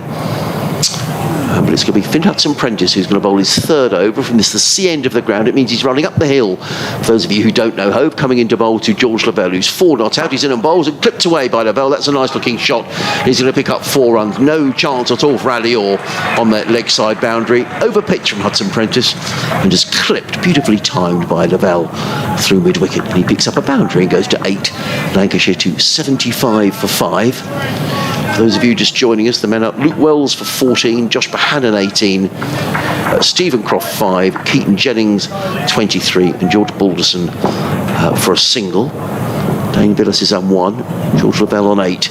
Hudson-Prentice in again, bowls, that's wide of the off stump, and let go by Lavelle through to Alsop. I thought almost as if Hudson-Prentice turned his ankle slightly there. He's just walking back a little gingerly. Yeah, it seemed to land a bit awkwardly, didn't he? he? He did. Looks okay. Looks like he's moving a little more freely now as he wanders back to his mark. Plenty of blue sky around at Hove now. There's some angry looking clouds as well, and at the moment the ground is completely in shade. There's Hudson-Prentice, number 33. The back of his shirt runs away from us, comes in and bowls, and Lavelle is forward, placed a backward point, fielded by the alert Rawlins, and there is no run. You'll see Finn Hudson-Prentice he's got his hair tied back. Mm-hmm. At the end of each over, he sort of takes that, I don't know if you call it a ponytail or whatever it is. He's got long flowing locks as Hudson-Prentice. You'll notice that he always looks unrecognisable from the guy who's bowling. Spent 2 or 3 very successful years at Derbyshire.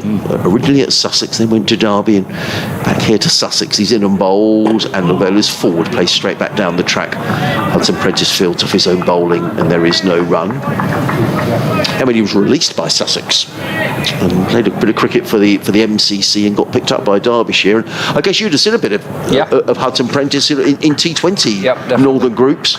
Yeah, played a few times against Lancashire for Derbyshire.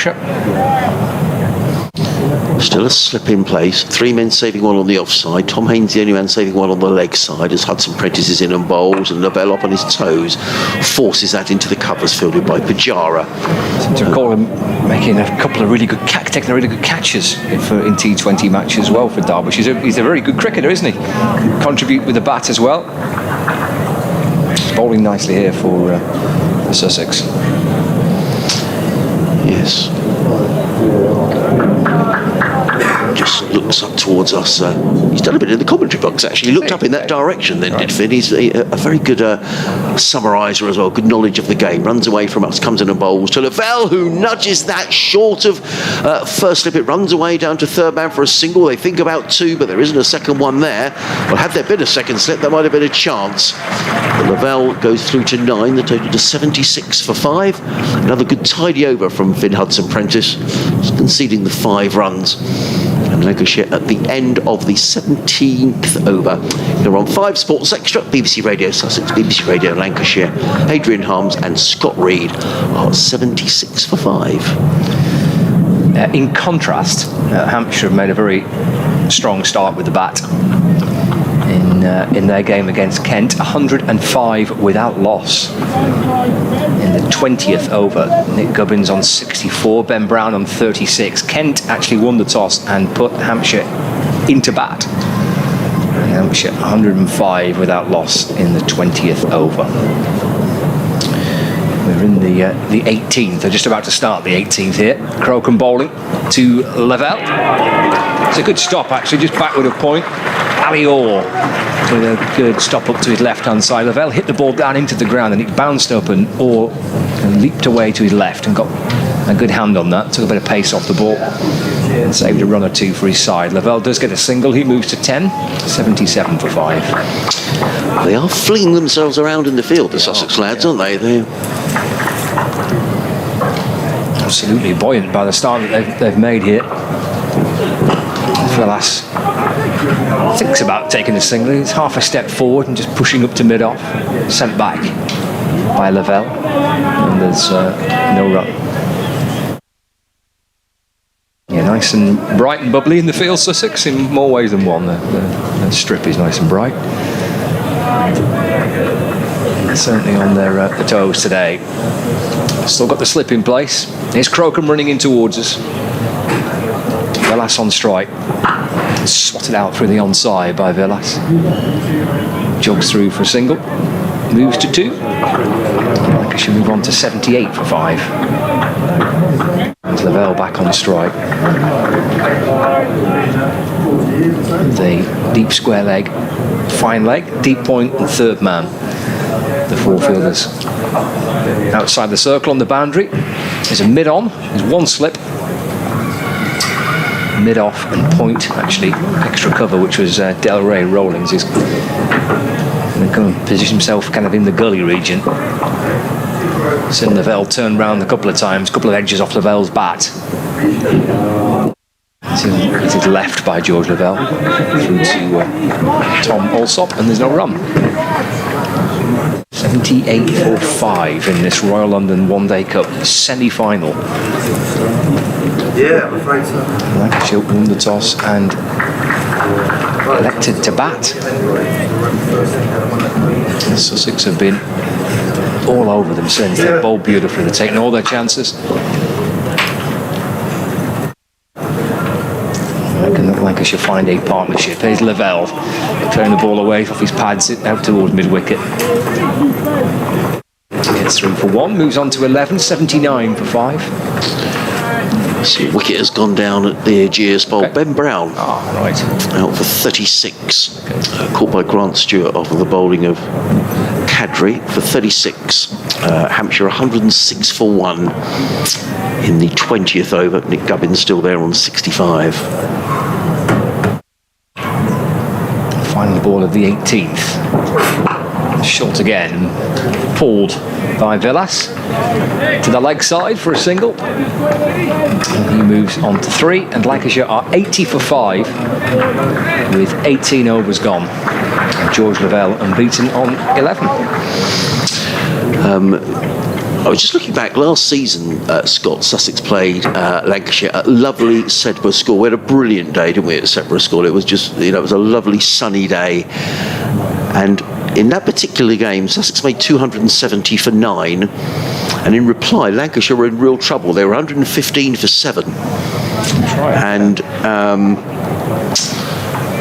there was a partnership with Tom Bailey, who made 45. Was it Danny Lamb? And Danny Lamb made 85. And Lancashire won that game. So there is still plenty of batting to come. As in comes Hudson Prentice with the C end of the ground, bowls to Villas, who plays very straight into the offside, fielded by Bajara, and there is no run. And Lancs won the game by a couple of wickets. Yeah, it was a good game, wasn't it? It was a really good game. And wasn't it beautiful there? Oh, it was, that was, one of my favourite occasions. It was just a perfect day. I don't think you were so lucky this year, were you? Didn't it rain? It rained, unfortunately. Yeah. Oh, what a shame. The warm-up match against Cumbria was played, but the game against Essex didn't get a ball bowled all day, unfortunately. Hudson Prentice on his way, comes in and bowls. Pulled by Villas, too deep mid-wicket, fielded by Alior. One more to the total. Villas didn't quite time that. He goes to 4. Total 81 for 5. Another wicket has gone down. Kadri's picked up a second. Tom Prest out for a duck. Hampshire now 106 for 2 in 20 overs. These games can turn very quickly, can't they? I think that's been the beauty of this 50 over. You do get the tactics, which perhaps you don't get in the blast. And, well, you do have time to recover, don't you? You do, absolutely you do, yeah. Hudson Prentice with a slip and a gully. In the 19th over, comes in and bowls, and a little nudge through between those two slips. It's going to race away down to third man. Just a single this time to Lavelle. But he's rather got away with that. It's the second time that he's nudged down to third man. And a good bit of fielding way down in the distance by Brad Curry. Gets in the throw. Lavelle to 12.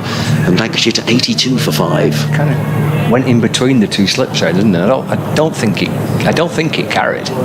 It's hard to tell from where we are, the height that we're at. I think it may just have bounced in front. Hudson Prentice, a couple of wickets to his name, runs away from us, comes in and bowls to Villas, who flicks this confidently through mid-wicket, picks up a single. Alior is very quickly in from the clock tower scoreboard to field, gets in the throw. One more to Villas, who makes a signal towards the dressing room. I don't know if that's for a new bat or a new pair of gloves or maybe a drink, who knows. Villas goes to 5, the total 83 for 5. Hudson Prentice tosses the ball from hand to hand. Cheshire Bajara claps his hand at short extra cover. Those two slips are now much tighter as in comes Hudson Prentice bowls to Lavelle, who again edges this time wide of second slip and picks up another single down to third man where Brad Curry fields. One more to the total. 4 singles of this over so far. Lancashire to 84 for 5. Having lost Wells for 14, Bohannon for 18, Jennings for 23, Croft for 5, and Balderson for 1. A wicket apiece for Crocombe, Curry and Carvelos, and 2 for Finn Hudson Prentice. Lancashire winning the toss here this morning, deciding to bat, and a slight delay here because the helmet has been brought out and Tom Alsop is going to stand up to the stumps for Dane Villa. So I just noticed was taking a couple of paces down the wicket, Scott. Yes, he was, yeah. Keeper comes up. Keep Villas in his crease. Yeah. In comes Hudson Prentice. Just the one slip in place now. He's in and bowls, and Villas drives firmly through the offside, only as far as the sweeper on the cover boundary, who is James Coles. One more to the total. So 5 singles off the over. Lancashire to 85 for 5. Lavelle on 13. Villas is on 6. Finn Hudson Prentice has bowled a very tidy spell here this morning. He's picked up a couple of wickets, and he has now bowled. Let me give you his bowling figures. He has now bowled 4 overs, no maidens, and has got 2 for 13. Actually, 2 for 12. I apologise. Cavalier 6 overs, 1 for 33. Curry 5 overs, 1 for 27. Crocombe 4 overs, 1 for 11. But yeah, Finn Hudson Prentice, outstanding start. 4 overs, 2 for 12. Could have had a third too, couldn't he? He's found the edge of Lavelle's bat at least once. Crocombe to continue. Villas on strike. Forward in defence goes Dane Villas. Pushed away towards the extra cover where Ray Rollins fields, and there is no run.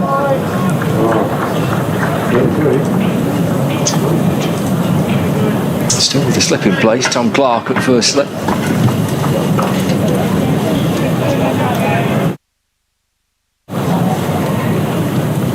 Still 4 outside the circle as well. Villas can't find a way past Rawlings at short extra cover. Again, there's no run.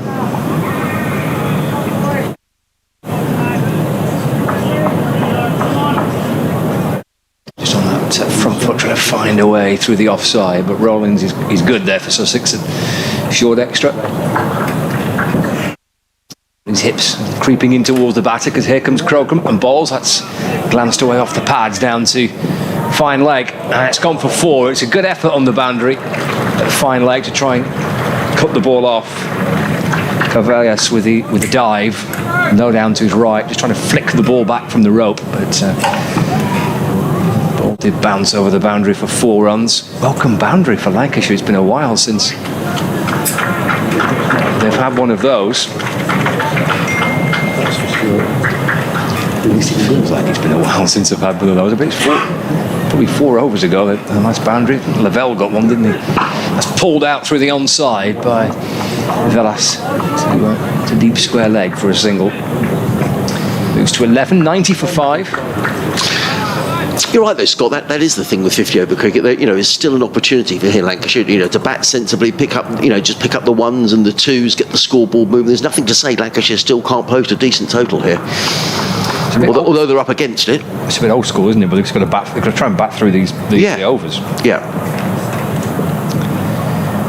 A lot of batting to do with 5 wickets down, mind you.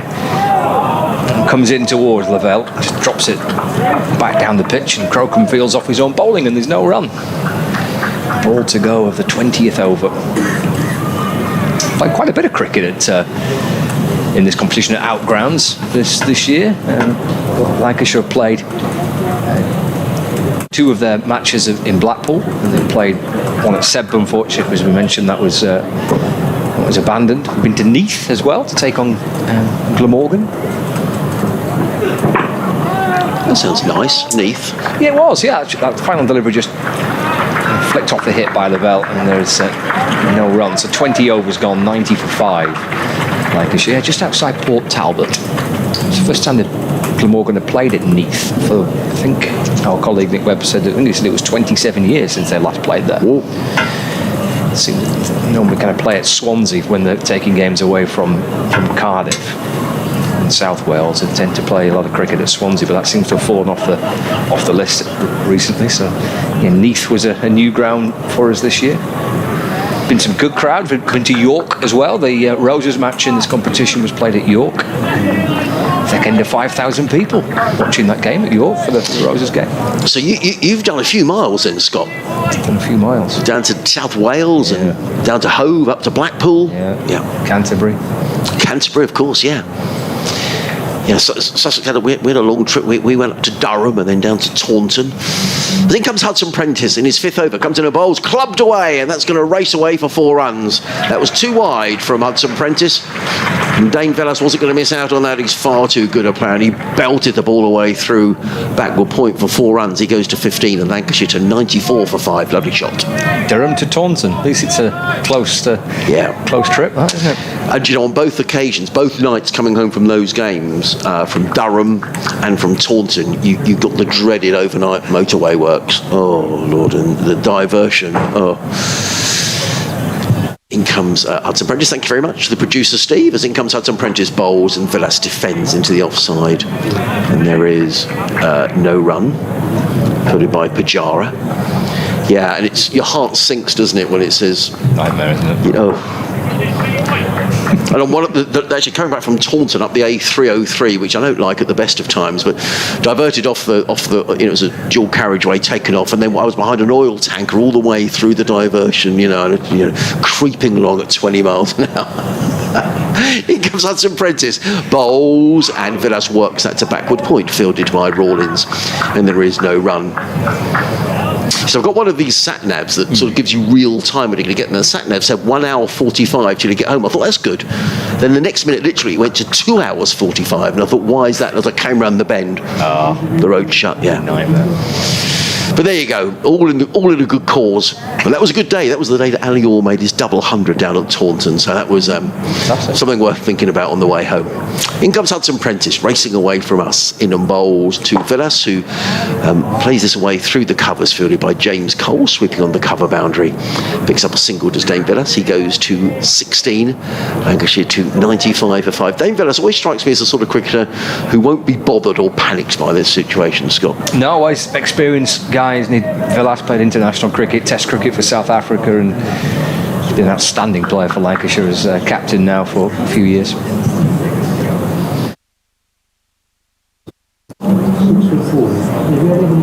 Yes, we are here. A few technical difficulties I know you've had this morning, but good news for Sussex supporters in this semi-final against Lancashire, because Lancashire in the 21st over are 95 for 5, having won the toss and decided to bat.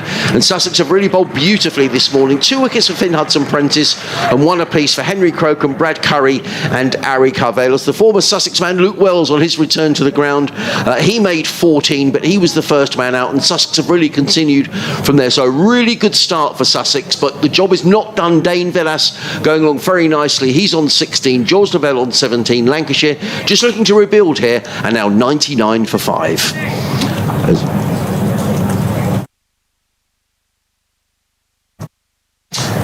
I'll just break off for a minute, because in comes Hudson Prentice and bowls to Lavelle, who plays that out into the offside and picks up a single, and that's the 100 up for Lancashire, and George Lavelle goes to 17. That's the end, I would say, of the 21st over. Lancashire 100 for 5. Well, Lancashire are a strong side. This would be the strongest side that Sussex have played, certainly on paper, in this competition, Kev. So, and they bat a long way down. They've got the likes of Danny Lamb coming in next, who's a fine player who made 80 odd against Sussex last season.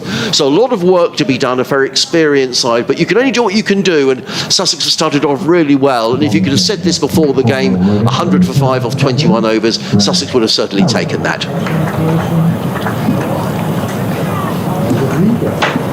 Thanks very much, Kev. So that's the end of that over from Finn Hudson-Prentice, and Lancashire are 100 for 5.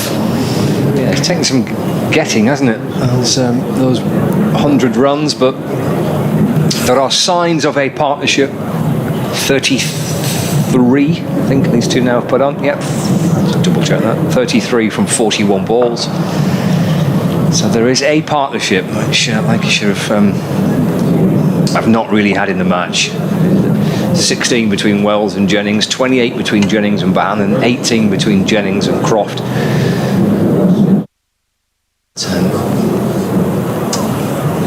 They're starting their rebuilding job here, Lancashire. A lot of rebuilding work to do on the south coast.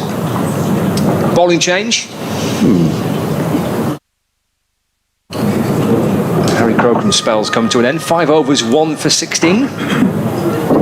And Brad Curry returns for the home side with Lavelle on strike. Just dropped away into the offside where Rollins feels there's no run.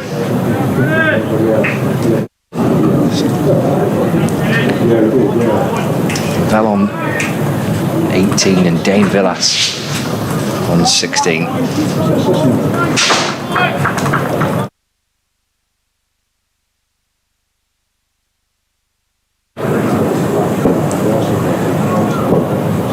It's Curry. Into Lavelle, who just dabs the ball back along the pitch, and again there's no run.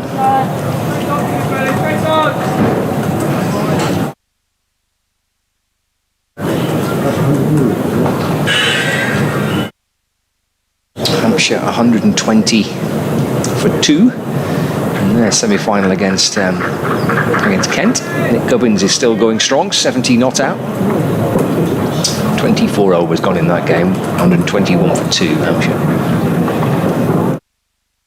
Run away down towards backward point by George Lavelle. James Coles gets low down to his left, gets a little hand on that, just deflects the ball, takes a bit of pace off it to get through for a single. And 101 for 5. Halfway through the 22nd over. So Dane Velas back on stride. 16 not out from 22. Delivery's face. The keeper's going to stand up again with Velas, who has used his feet to come down the pitch quite a bit. Also, the keeper crouching down right behind the stumps. Still a slip in place. Slow ball from Curry, which is played to mid-off. Pajara fields and there's no run. The fielding from Sussex has been terrific in the match. Chances have been taken. Ground fielding has been good. Home side are buoyant, as indeed are the home crowd. A good crowd in. A bit of hospitality away to our right hand side. A couple of white tents are in use. Ball run down towards those tents at third man. Velas gets a single. Moves on to 17, 102 for 5.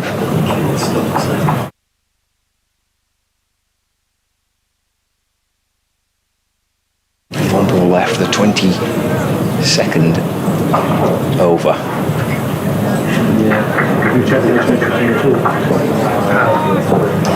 Brad Curry running in down the hill. It's pushed wide of off stump and left by George Lavelle and taken by Sop. That's the end. So 102 for 5. Velas 17, Lavelle unbeaten on 19. Yeah, nice over from Bracco, but rebuilding job, as I say. Velas and Lavelle certainly won't panic here. Interesting that Ari Carvelis is coming back into the attack as well. So Chechishwar Pujara is sort of going back to his opening bowling attack. Carvelis 6 overs, 1 for 33. Pacing Hudson Prentice, very impressive figures. 5 overs, 2 for 22. Yeah, superb. A bit more cloud around, a little less blue sky, but still dry, which is the good news, as Dane Velas just surveys that leg side field, and Ari Carvelis comes running in from the end of the ground bowls to Velas, who drives handsomely. That's a lovely... Oh, what a great bit of fielding by Pujara. What a deserved round of applause. That was terrific. That had 4 runs written all over it. It was driven away through the offside. I knew Chechishwar Pujara was a very fine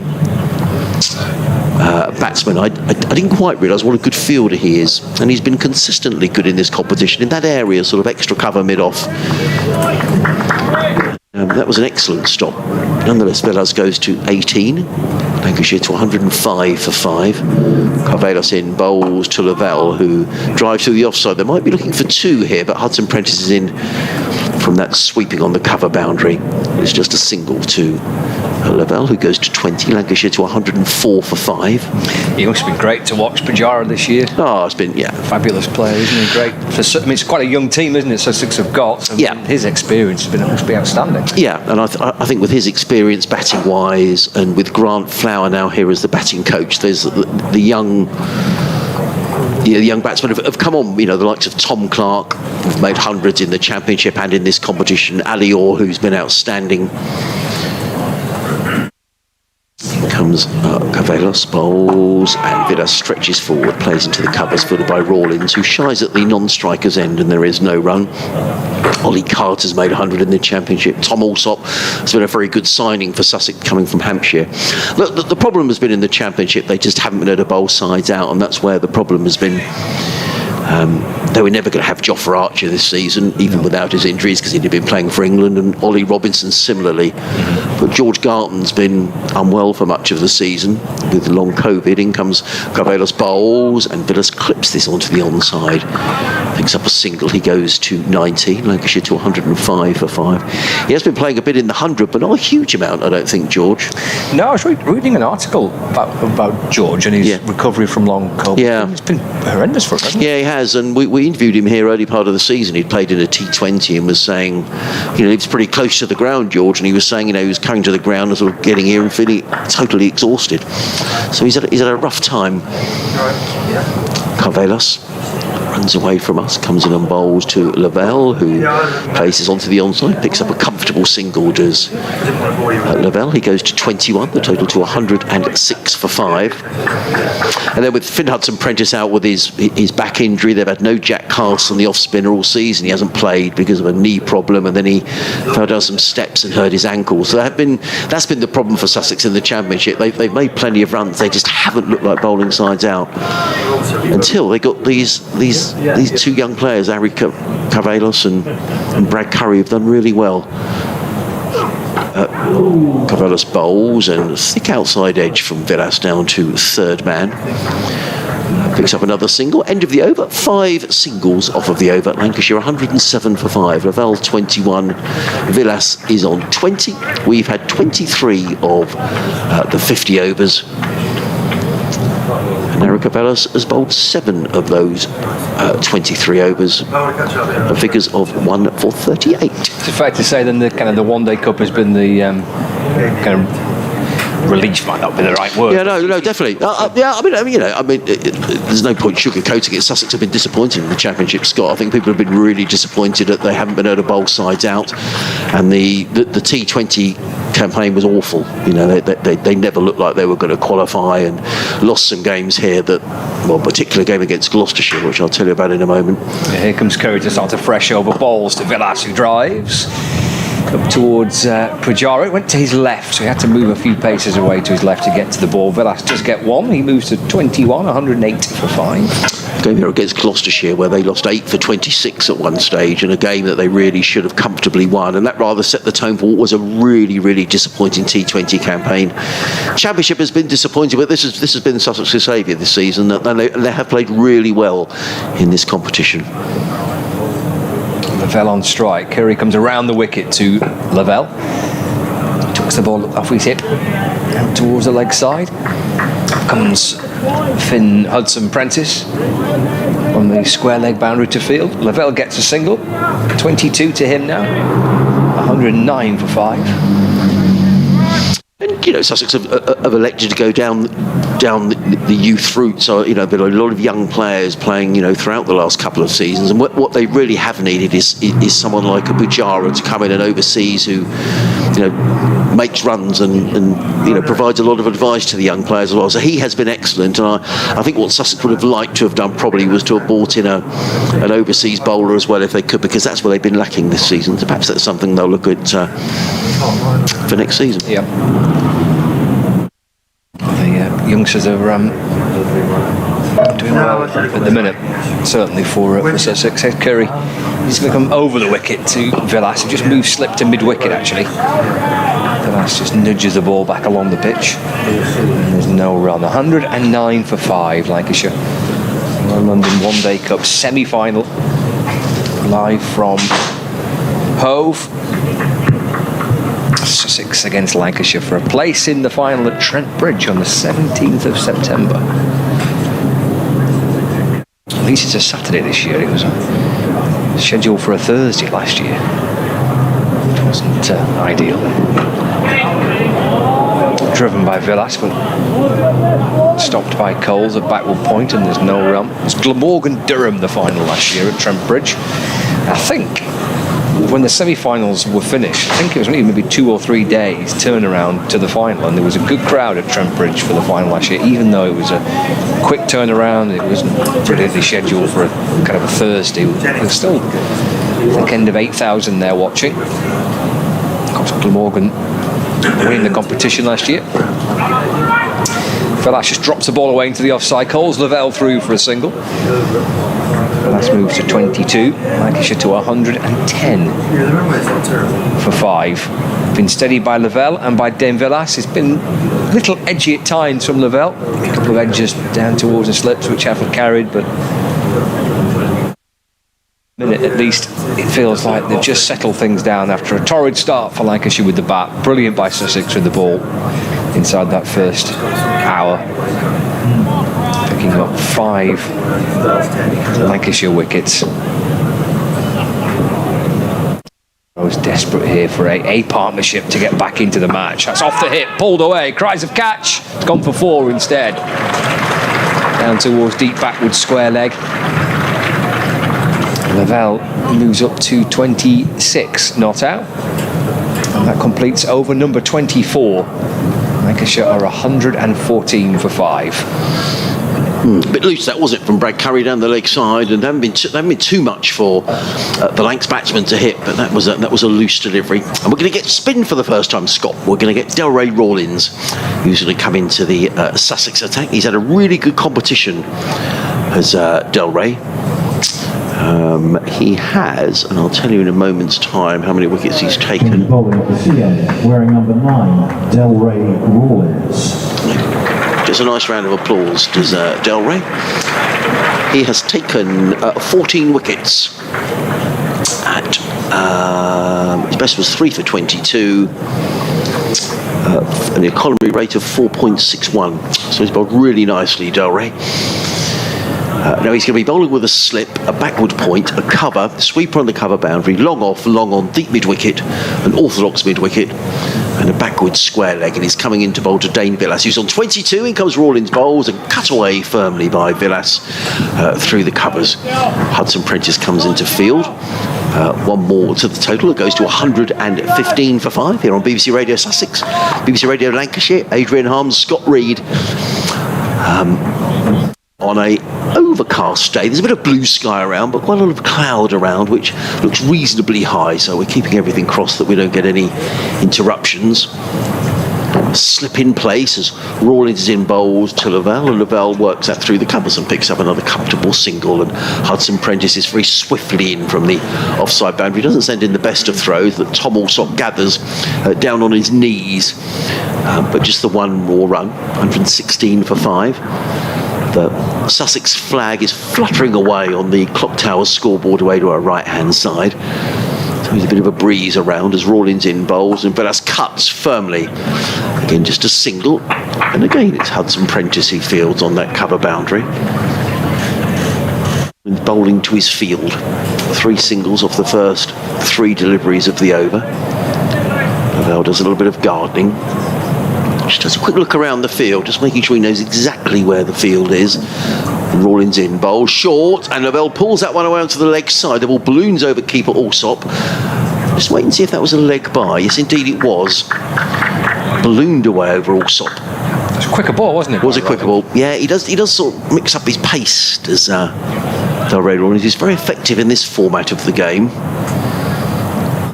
Played in the 100 last year, didn't get picked up this year. Round the wicket bowls, and Villas drives, and that was slightly across the line. He was looking to play that away through the offside. He got the inside edge of the bat, and the ball ran away through mid-wicket. Villas picks up another single. He goes to 25, 119 for 5. 5 runs off the over so far. Lancashire steadily rebuilding, having at one stage been 67 for 5. Comes Rollins bowls. Lavelle is forward down the offside of the track. There is no run. In fact, the 50 partnership coming up in that over. Lancashire 119 for 5. Lavelle on 27. Villas on 25. Yeah, 50 partnership off. So the players are going to take a drinks break at the halfway stage. We have a drinks break here. 119 for 5. George Lavelle not out on 27. And Dean Villas not out on 25. With lots of work to do, but there is a start at least to try and an update on the other semi-final being played at the build on drinks being brought out for the players. Yeah, we're umpires as well. Quite a halfway through the warm day on the south coast. 146 for 2. Yeah, there's a score going from the other game as well.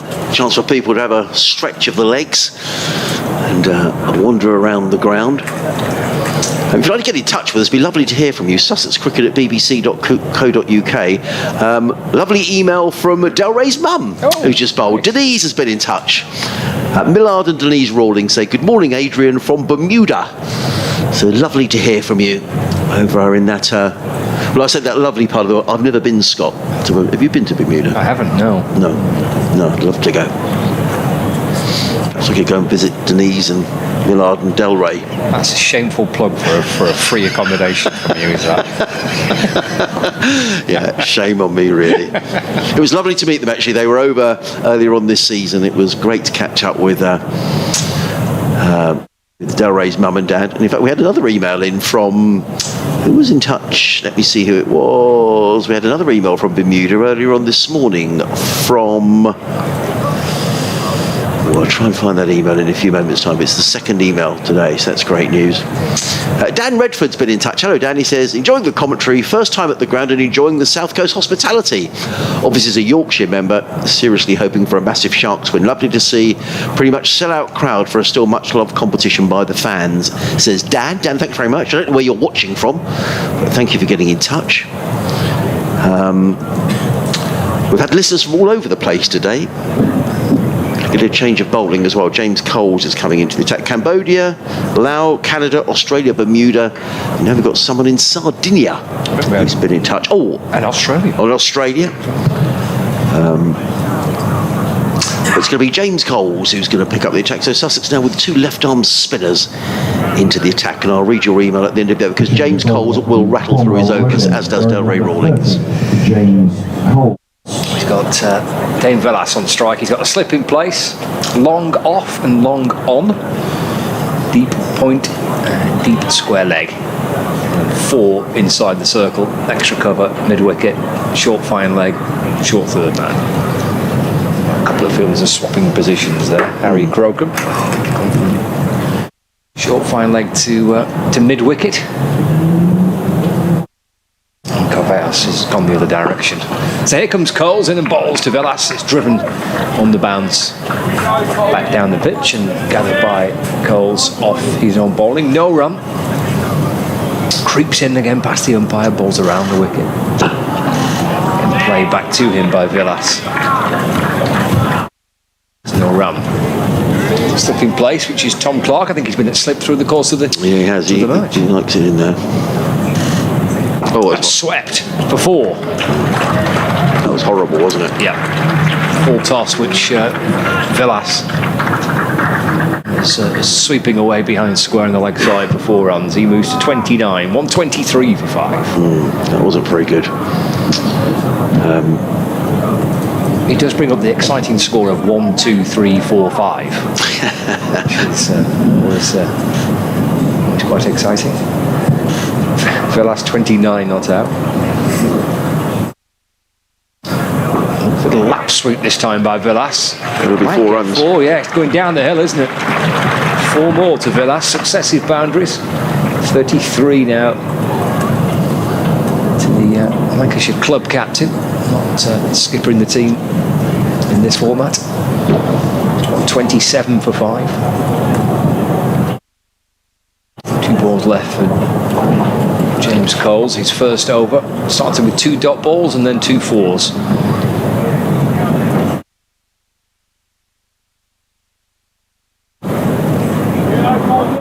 That's just pulls away, actually brings up long on to mid on. It's a wide ball which is cut by Villas out through the offside. Ali Orr on the point boundary fields. Villas gets a single. 34 to him now, 128 for 5. Final ball of the over for James Coles. After a chat with his captain. I think Villas was just pointing out they brought the fine leg up inside the circle again. He twirls in and bowls to Lavelle. That's turned to the leg side and Villas is sent back as Harry Crocombe picks up the ball and shies at the stumps. It's the end of the over, 26 gone. 128 for 5, Lavelle 27 and Villas on 34. So just some of these emails. So Denise, thank you very much. Lovely to hear from Del Rey's mum, who's going to bowl the next over, actually, Denise, over in Bermuda. Valerie been in touch from Bermuda as well. Jacob's watching from my home in Somerset. I'm a Somerset fan, but a soft spot for Sussex. What are your thoughts on the 5-run penalty for the ball hitting the helmet? I think it should be a 4-run penalty, plus whatever they run, says Jacob. We could talk about that a little later. Douglas has been in touch. He is listening from Adelaide in South Australia. So we've had Melbourne in Australia and now Adelaide, Jason Gillespie country. I shall read your email in a moment. Ray Rollins comes in around the wicket, comes in and bowls to Villas, and Villas cuts firmly through the offside, more than firmly. That could race away for 4 runs. That's a super shot by Dane Villas. It was too short from Ray Rollins, and Dane Villas just stepped back and crashed the ball away through the covers, and the ball was rolling down the hill. And fast though Finn Hudson-Prentice was, a good dive, he couldn't stop the ball. Lovely shot by Villas, who moves to 38 of 41 deliveries, and Lancashire 132 for 5. Villas just surveys the field and waits again as Rollins is in and bowls, and Villas drives into the offside, picks his spot, picks up the single. So far this has been a quality innings by Dane Villas. He's got himself in, he's picked up the 1s and 2s. He's just stepping on the accelerator here now. He goes to 39 off 42. Lancashire 133 for 5. Rollins again, halfway through his delivery stride. He pulls out the delivery, does Delray. Just very sorry to batsman George Lavelle.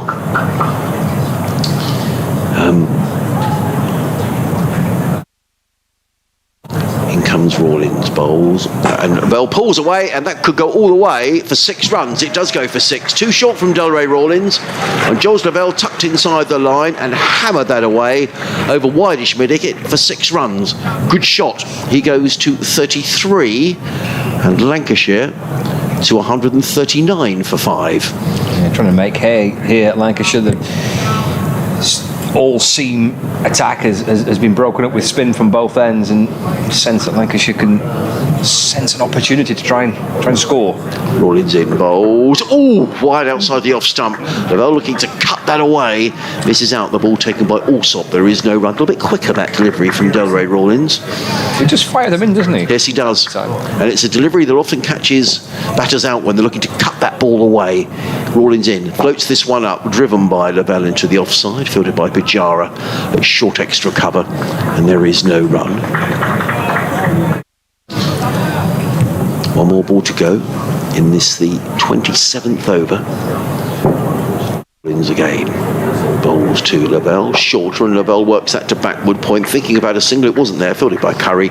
End of the over, 139 for 5. Lavelle 33, Villas on 39. 11 runs coming off of the over. So I'll rattle through some of these emails. Douglas says, I can't beat the chap the other day who was listening in whilst on a transatlantic flight to New York, but I'm watching the telecast from Adelaide, South Australia, although I'm from Urmston. Yeah. Manchester, yeah. It's an absolute privilege to be able to watch all the county championship games and list day games via the wonders of the internet.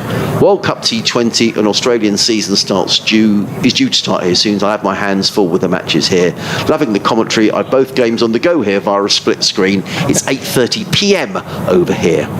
It's Coles into Villas, dabs the ball out towards the leg side, jogs through for a single, moves to 40, 140 for 5.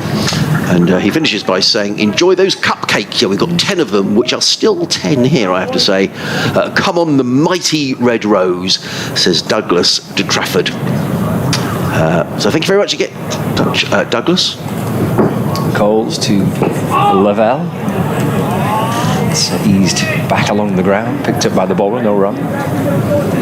You've got these cupcakes kind of balanced, haven't you, from on top of the kind of the machine that we use to broadcast on, and the windowsill. It's a very delicate balance, is that? Is Lavelle off the back foot, cutting the ball away through the offside. Pujara does stop it, but Lavelle gets a single, moves on to 34, 141 for 5. Any sudden movements? Yes, I'm a bit worried if we took one of the cakes off, they might tumble like a... What's that game that you play where you put the... Yeah, I can't remember, but I know what you mean. When you pull out the little pieces. Yeah, that's it. Yeah.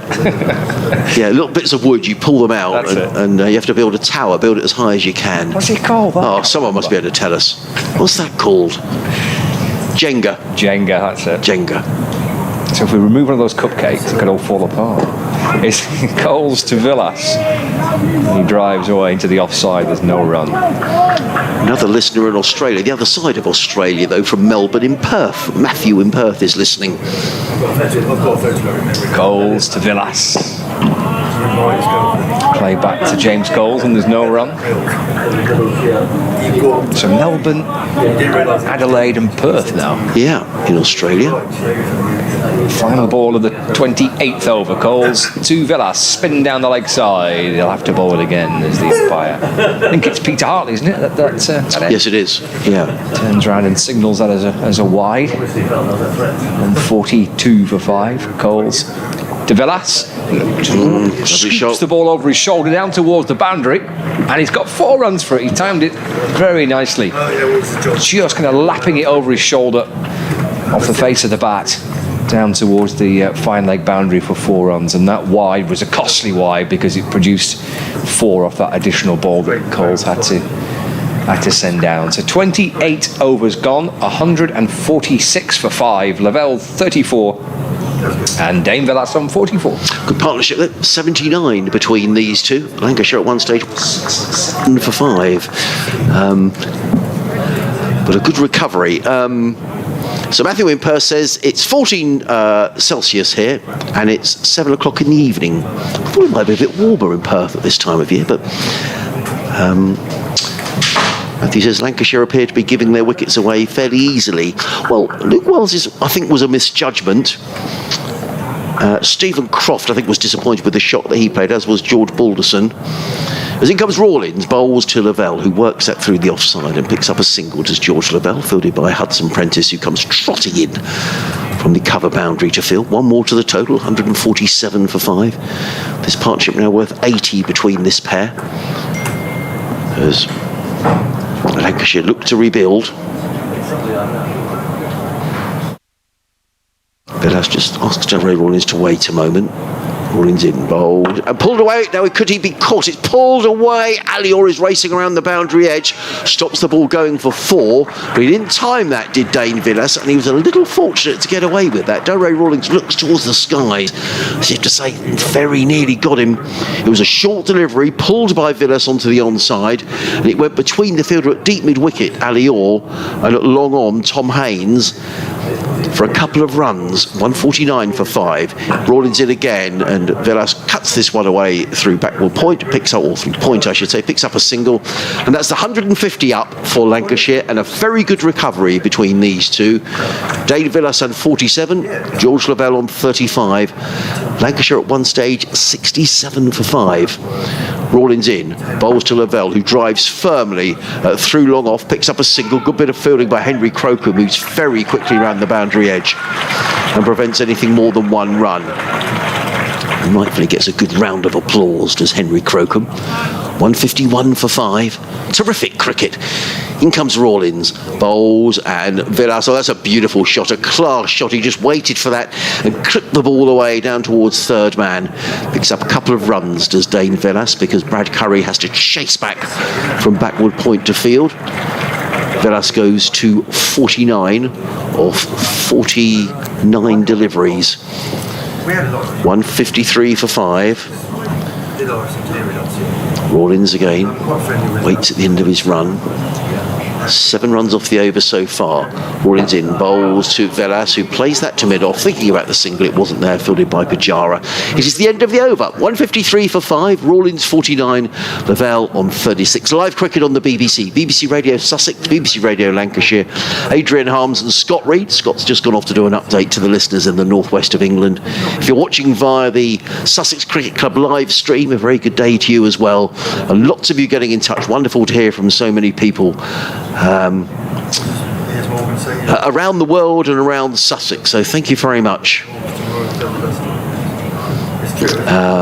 John's been in touch. He says, greeting from a blustery bin day in Bolton. An expat Durham fan, but watching on YouTube. 67 for 5 will have the Lanky fans calling for more heads than the Queen of Hearts in Alice in Wonderland, says John. Well, they've recovered since then, John, and are going along very nicely now. Still with work to do, though. 153 for 5. As in comes James Coles to bowl the next over from the Cromwell Road end of the ground. He's in and bowls, and lofted over the infield by George Lavelle, over extra cover, the ball runs away, and a brilliant piece of fielding by Brad Curry out on the deep extra cover boundary, gets in the throw comes in. Well, that was excellent out there by Curry and Alior. Alior got the throw in, but a good stop by Brad Curry. 3 more though to George Lavelle. He goes to 39. Lancashire to 156 for 5. Sussex just reorganising the field slightly. They've now got a short fine leg and an almost orthodox fine leg, so they're just trying to cut out that little ramp shot that Dane Villas has been playing. Tom Alsop instrumental in directing the field from behind the stumps as in comes Coles and Bowles, and Villas drives this to short extra cover fielded by Pajara, and there is no run.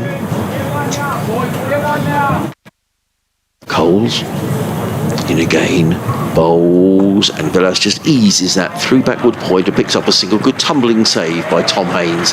Prevents anything more than a single. And the round of applause is a very generous round of applause as well. Fine innings from Dane Villas, 50 off 52 balls in 74 minutes, including 6 fours. And that's been a quality innings by a quality player, and very much appreciated by this Hove crowd. Lovely knock, Scott.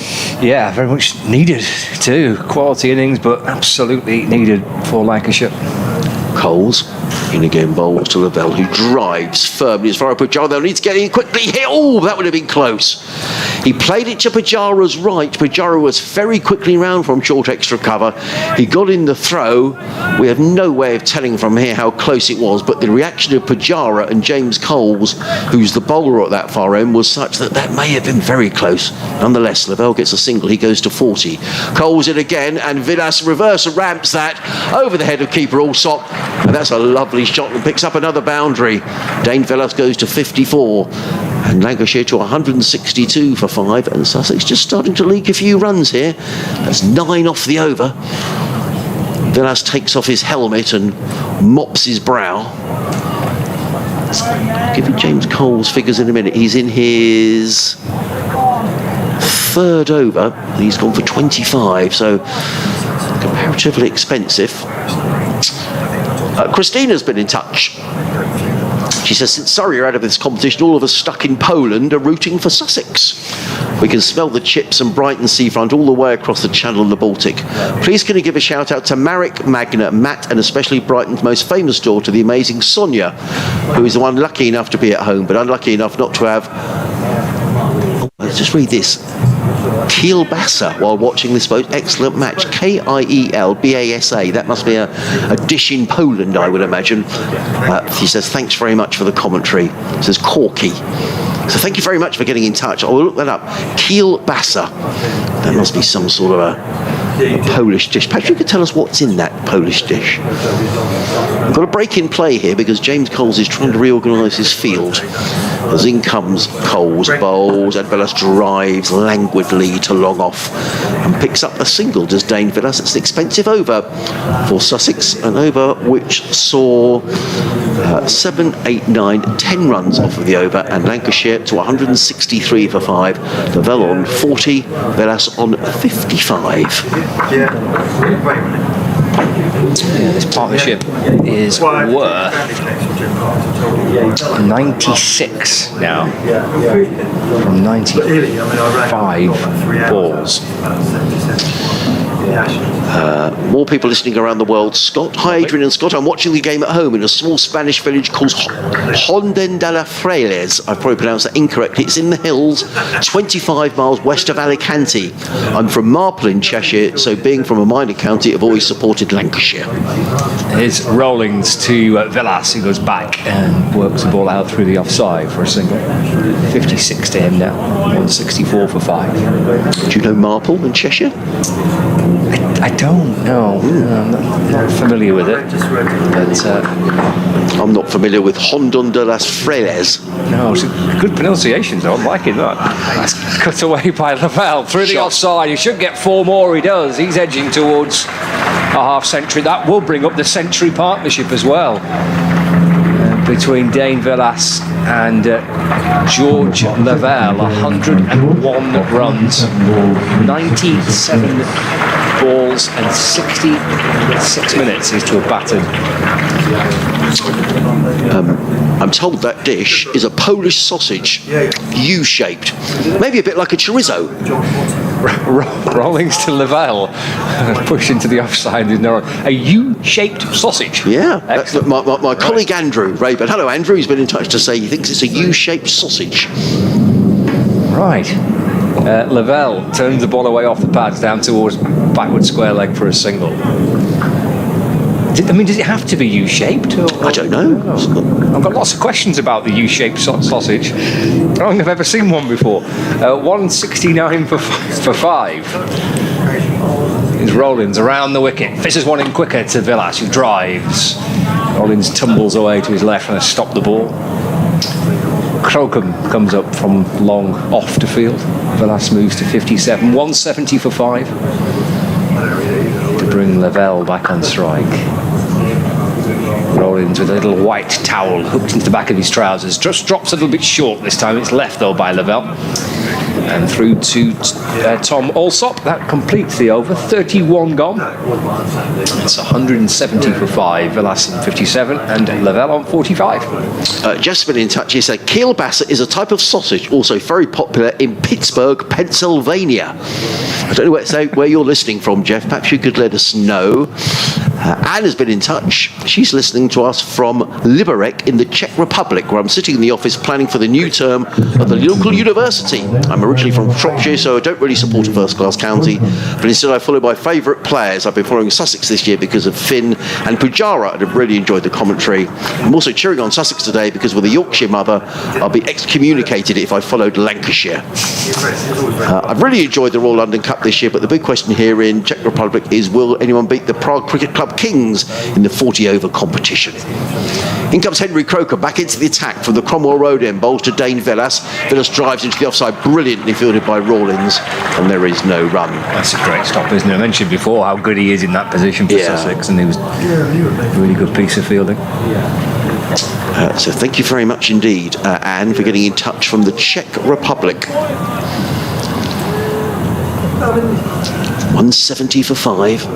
More cloud around Hove, but some patches of blue in the downs, over the downs in the distance. As in comes Crocombe, bowl to Villas, who pulls that one away down to deep fine leg, fielded by Carvelas.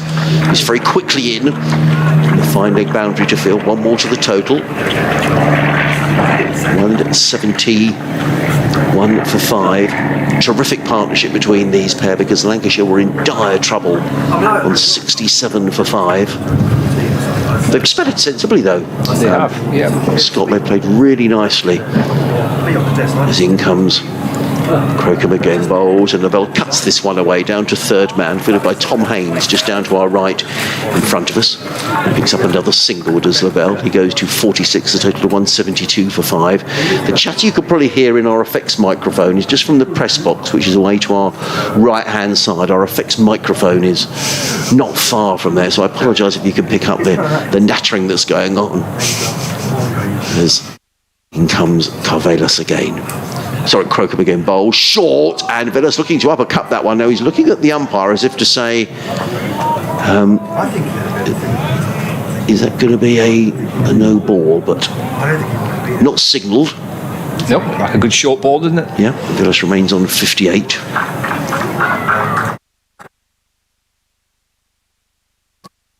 Comes Crocombe. Oh, short, pulled away by Villas, and that's gone a long way. That's gone all the way for 6 runs. That's a tremendous shot by Dane Villas. And Henry Crocombe losing his line. It was short, and Villas didn't need a second invitation. Despite there being 2 men back on the leg side, he just pulled the ball over deep backward square for 6 runs. That's a wonderful shot. He goes to 64. Lancashire to 178 for 5. Magnificent shot. Yeah, hit that powerfully, didn't it? All the way for 6. Good shot from Dane Villas. Sam's been in touch. He's enjoying the commentary and says, fingers crossed we can turn this around. Up the red rose, says Sam. Crocombe over the wicket bowls. Villas is forward to a much better delivery from Henry Crocombe. Plays it back down the offside of the pitch. There is no run, and over that cost Sussex 8 runs. Ends with Lancashire at the end of the 32nd over, 178 for 5, with Villas on 64, Lavelle on 46. Looking at that Hampshire game, I don't know whether you've updated the score recently, but I've got 190 for 4 Hampshire after 35 overs. Nick Gubbins out for 75. Brown made 36. Donald made 54. So Hampshire 190 for 4 after 35 overs against Kent in the other semi-final. Ray Rollins bowls to George Lavelle, who Flicks the ball away off his pads out to mid-wicket for no run. Ray into his 5th over. It's driven firmly into the offside. Pujara with a good stop again. He was hit hard by Lavelle. Pujara low to his right. Stops the ball at extra cover. Lavelle. He wasn't ready, was he? And actually, I was quite surprised the umpire let Ray Rollins bowl then, because clearly George Lavelle wasn't ready. And as Del Rey came in, he does get through his overs very quickly. Lavelle had only just retaken his guard. Yeah, he just stepped away. Yeah, he did. Rollins to Lavelle. It's a quick single. Oh, run. He just drops it away into the offside. Darts through for 1. Lavelle moves to 47. It's 179 for 5. Halfway through the 33rd over. That's off the back foot, trying to slice the ball away through the offside. Just picked up at backward point by Tom Clark. And there's no run. Rollins bounces his way back in again. Balls, sweeps this time, Velas, and sweeps for 6, I think. Yeah. Yes.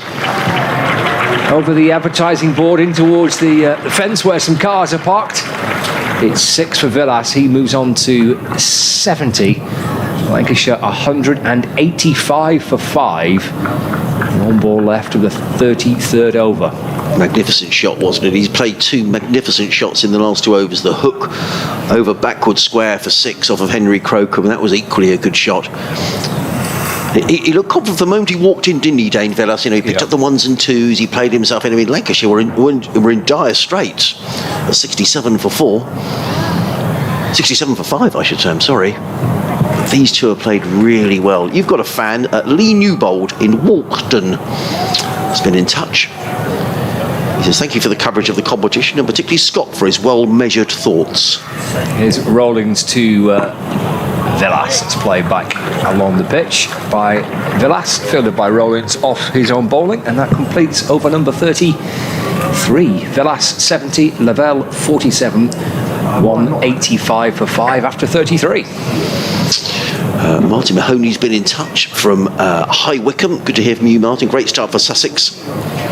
Because I'm hoping one of the Sussex batsmen may make the Sussex ODI highest score again. Yes, in the last week or so, the highest score has been beaten on 3 occasions. David Visa held the record of 171. That was beaten by Cheshire Pujara. Then it was beaten by Ali Orr, and then it was beaten by Tom Alsop. So the records kept on tumbling. There's no cricket going on. There's some drinks have been bought out for the Lancashire players. George Lavelle on 47, Dane Villas on 70. Give me a chance just to run through 1 or 2 of the other emails that come in. And thanks so much for sending these in. Another one listening from Malaga in Spain. 31 degrees here, which is cool for the time of year. It reminds me somewhat of the 2-day heat wave we had in Lancashire. He says, as a Lancs fan, I plan to go to Trent Bridge on September the 17th. Should we make it to the final up the Red Rose? Says Richard. And he says, Pierre, shout out to John listening back in balmy Blackburn. So there we are. Malaga, we can add that to the list as well. We've had Alicante.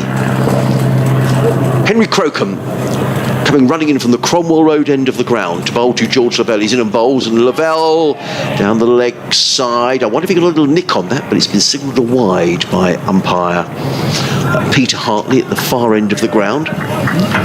Total advances by 1, 186 for 5.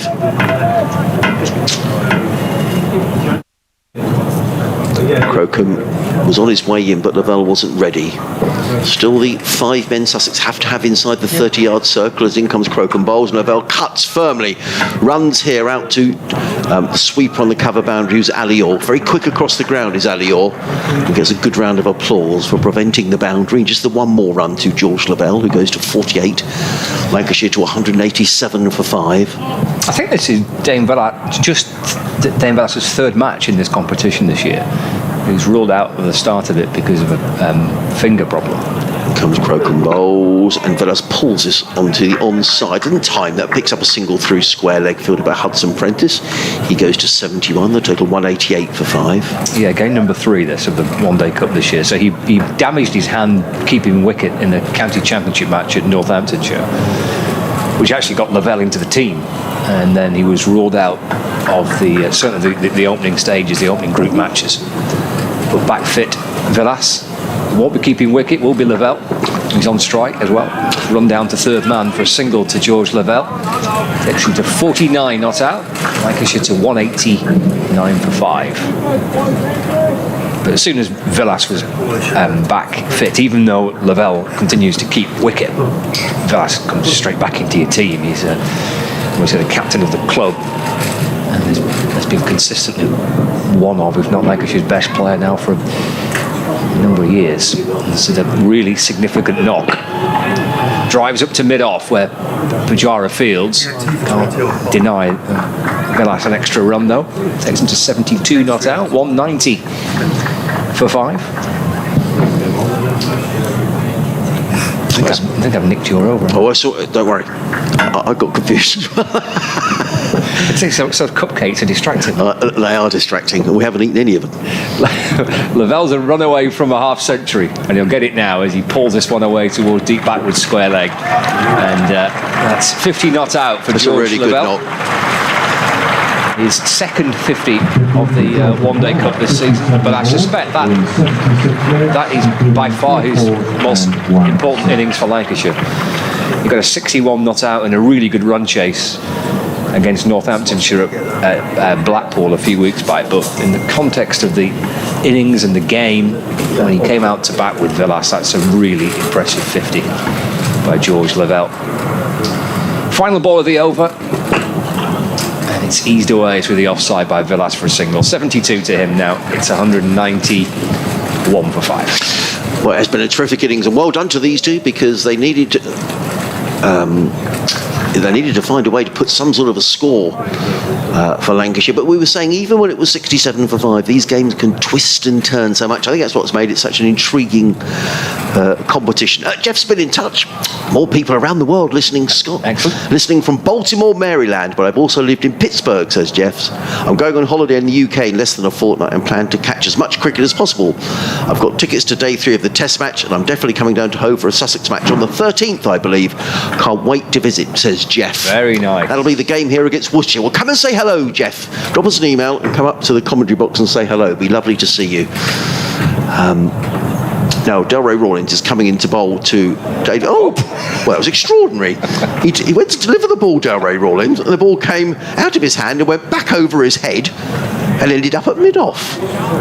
I'm not sure I've seen that before. I bet he can't do that again, can he? Well, he's coming in now to bowl to Villas. And Villas hammers that down the ground. That's 6 runs, high, wide and handsome. And that's gone over our commentary box here, over the top of the stand and into the car park behind where my car's parked. But I think it's okay. 6 to Villas. What a shot. He goes to 198 for 5. That's 3 sixes Dane Villas has hit. And that was effortless. He goes to 79 of 68 deliveries and Lancashire to 198 for 5. So thanks for getting in touch, Jeff. Lovely to hear from you. Yeah, nice. Enjoy your trip over when you come. Yes. Watch a bit of cricket here. What a place to come and watch it as well. Michael Simpkins has been in touch. Hello, Michael. Lovely to hear from you.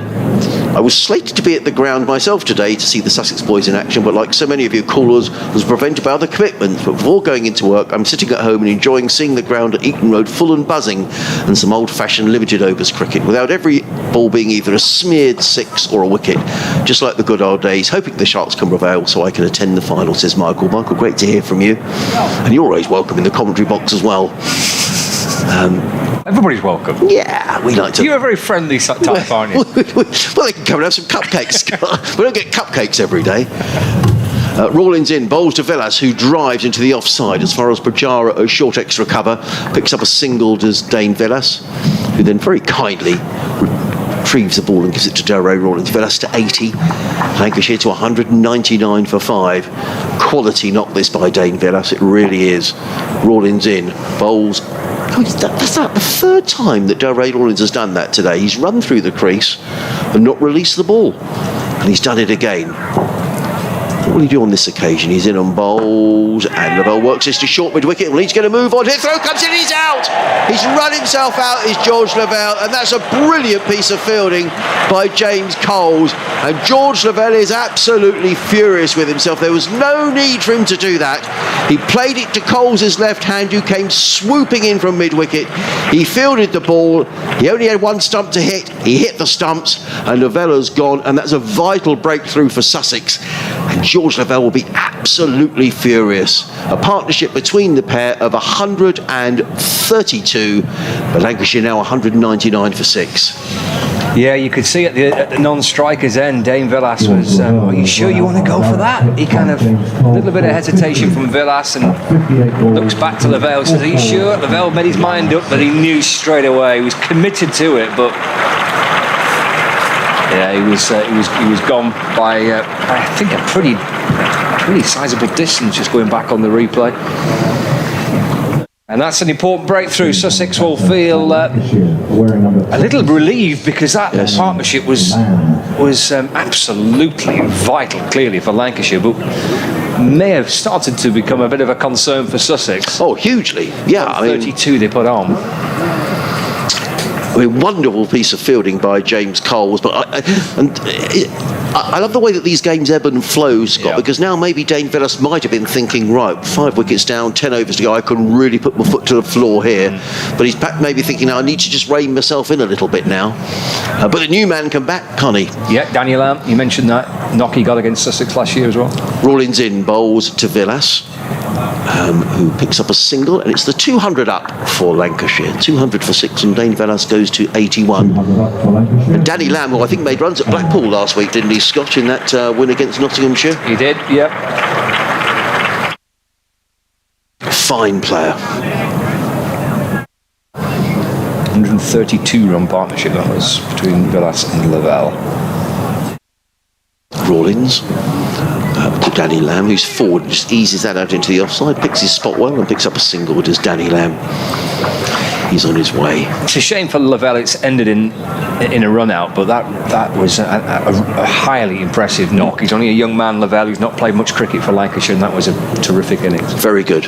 Rollins in bowls wide of the off stump. Oh, now Lamb is committed here. The throw came in. It was played by Villas to backward point, fielded by Tom Clark, who got in the throw, and I thought for a minute that Danny Lamb was stranded in the middle of the pitch. Anyway, no harm done for Lancashire. End of the over, and Lancashire are 201 for 6 after 35 overs.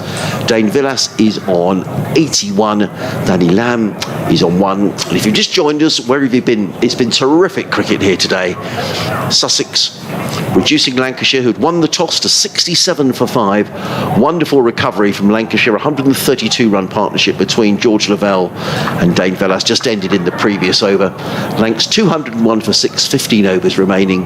And you're listening to live cricket on the BBC. BBC Radio Sussex, BBC Radio Lancashire. Adrian Harms and Scott Reed. Yeah,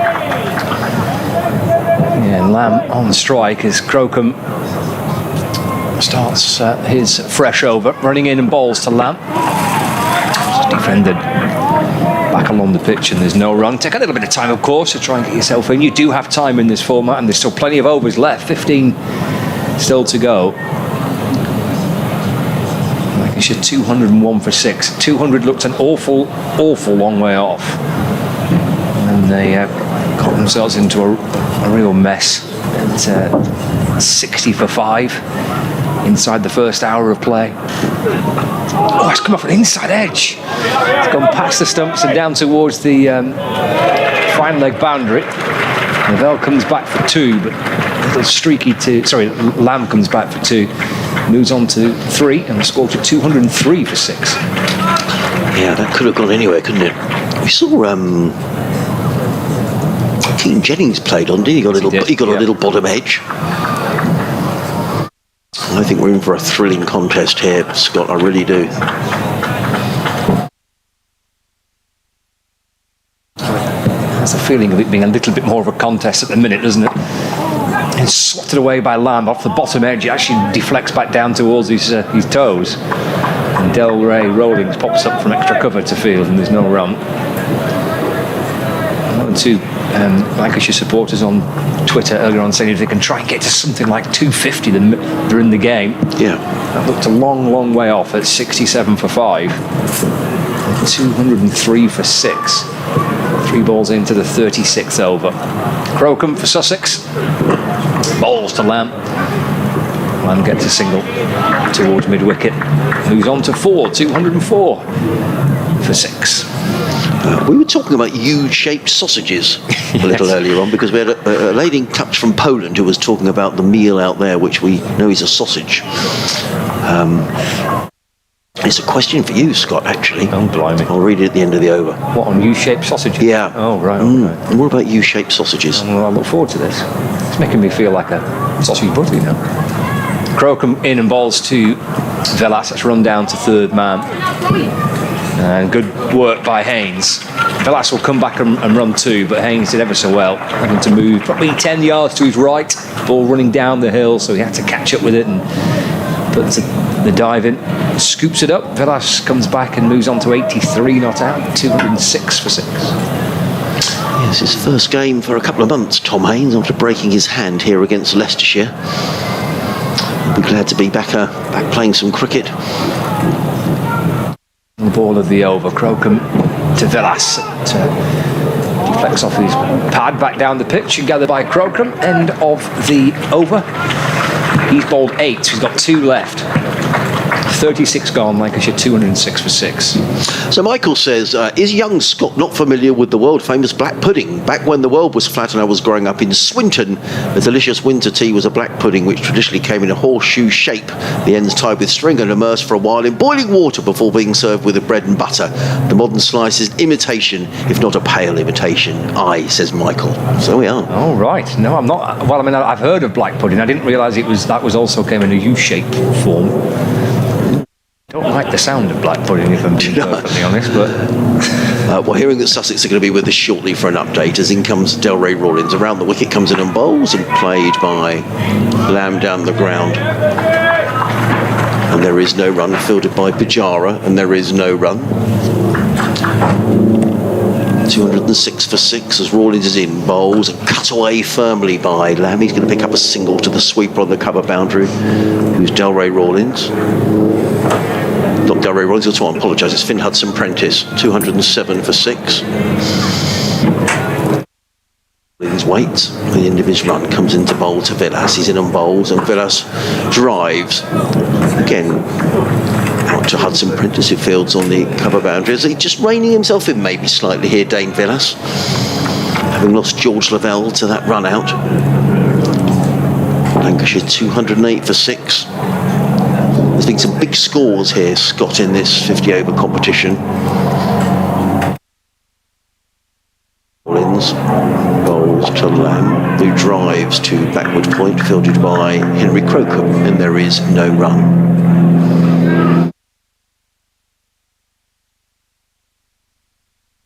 Tosses the ball from hand to hand. Comes in again, around the wicket bowls, and Lamb drives again to backward point, again footed by Crocombe, and again there is no run. Good over from Ray Rollins, just the 2 singles off it so far. Rollins around the wicket, bowls, and Lamb plays that. So all they think about one, it isn't there. Crocombe is very quickly, and that's a really good over by Ray Rollins. Just 2 runs coming off it in his 7th over. He's conceded 36 runs, taken the 1 wicket, and Lancashire are 208 for 6. Velas on 84. Danny Lamb is on 5. The 2 Lancashire players have a little natter in the middle of the wicket. Tom Alsop chats away to Cheteshwar Pujara. 13 overs remaining. And well, Lancashire, I hope so, Kevin, because this is turning into an enthralling contest. Lancashire are 208 for 6. We're just going into the 38th of the 50 overs, and Dane Velas has really rescued this innings for Lancashire. He's on 84. He's facing now, as he plays and misses, to Henry Crocombe outside of the off stump, and he shared a partnership of 132 with George Lavelle, who's just been brilliantly run out by James Coles for 50. So Lancashire now 208 for 6, and we've got another 13 overs remaining of their 50 in this Royal London One Day Cup semi-final. Crocombe on his way. Over the wicket bowls, and forward comes Villas back to Crocombe, and there is no run. Just looking a bit frustrated there, Dane Villas. It was an excellent run out, wasn't it? I was watching it back on the replay. It was terrific work by James Coles. Came up quickly, quick pick up and throw all in one motion. Sort of swooped in, didn't he? He did. Yeah, it was a good bit of swooped in like one of those seagulls on the beachfront. Yeah, here comes Crocombe. Bowls pulled away by Villas, and that's gone all the way for 6, and that's a huge 6. That was a beautiful pick-up by Dane Villas, and the ball just disappears over backward square leg for 6. That's gone about 10 or 15 rows back. Lovely shot. He goes to 90, and this is majestic stuff from Villas. 214 for 6. What a shot, Scott. It's a big hit, wasn't it? Just at that pace, just dropped a little bit short, and he's absolutely muscled it away for 6. Pajara just has a quick word to Henry Crocombe at the end of his run. Villas to 90 off 77 deliveries. Crocombe on his way down the hill. Bowls to Villas, and Villas looks to cut that one away. A loud call of no from Danny Lamb. The ball, he was trying to cut that one away through backward point, but he didn't time it, and the ball rather dribbled through to Tom Alsop, and Danny Lamb at the non-striker's end very rightly said no. One remains. One run out's enough, isn't it, for Lancashire? Yeah. Crocombe on his way again. Bowls, and Villas again trying to run that one down to third man, and the ball just bounces through off an outside edge through to Alsop, and there is no run. I'm just looking at other scores here. Sussex in the game here against Middlesex made 400 for 4. The game here against Surrey, they made 378 for 6. Sussex. Right. Crocombe is on his way. Bowls, and Villas punches this to mid-off, picks up a single fielded by Pajara. One more to the total. At the end of the over, an over which cost 7 runs, Lancashire 215 for 6. So that was the game against Surrey. The game here against Leicestershire were bowled out for 120. Sussex got them for 2. In the other game here, Sussex made 334 against Gloucestershire. So, Lancashire, looking at those scores, I mean, I would hasten to say I think the attacks of both Surrey and Middlesex were nowhere near the strength of the Middlesex attack, but I think Lancashire would feel around 300 puts them in the ball game here. Well, they've got 12 overs left, and they're 215 for 6. Got one batter playing beautifully in Dane Villas, 91 not out. Lamb alongside him. Rollins into Villas, skipping down the pitch and hitting the ball firmly back past the bowler. Crocombe comes up and throws up towards the stumps at the bowler's end. Sharp work by Harry Crocombe. Moves to 92, 216 for 6. Villas wanted a second there, didn't he? Yeah. He was quite cross that Danny Lamb didn't come back, but back on strike.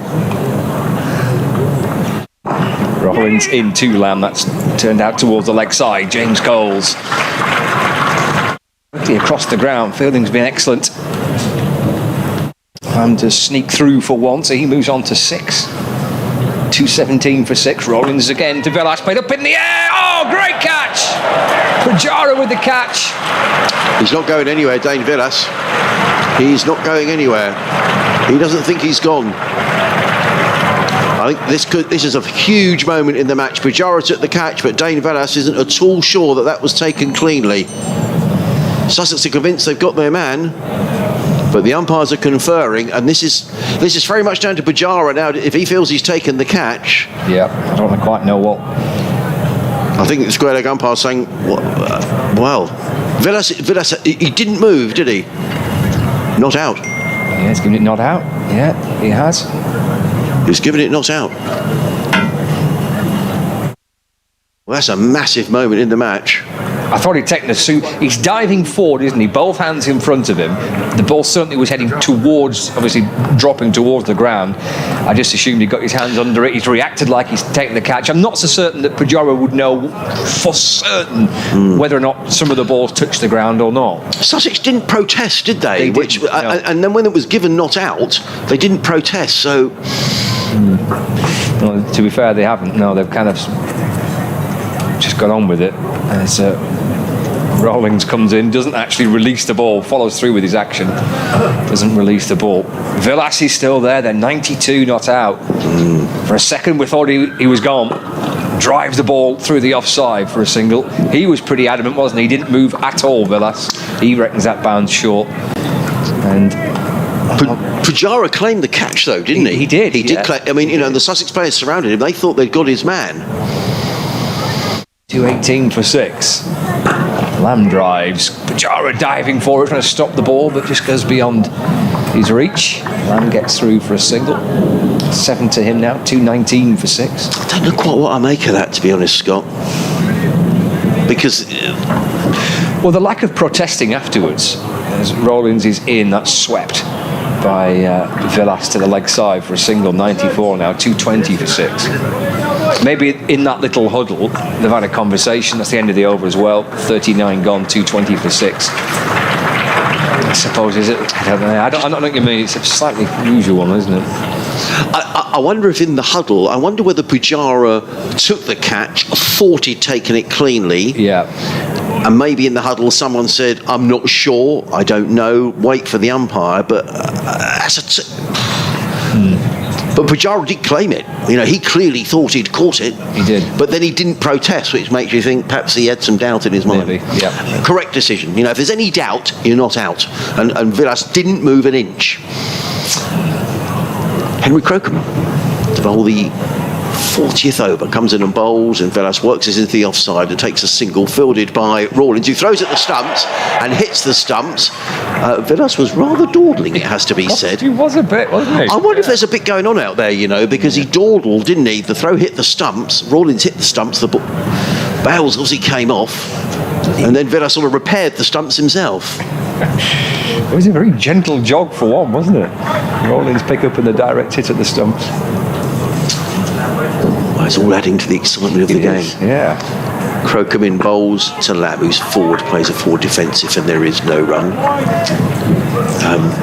Well, it's the significance of the Villas wicket here, isn't there? I mean, if Lancashire will need to bat these final 10 overs, and if he does that, they might well have a score on the board that they can try and defend.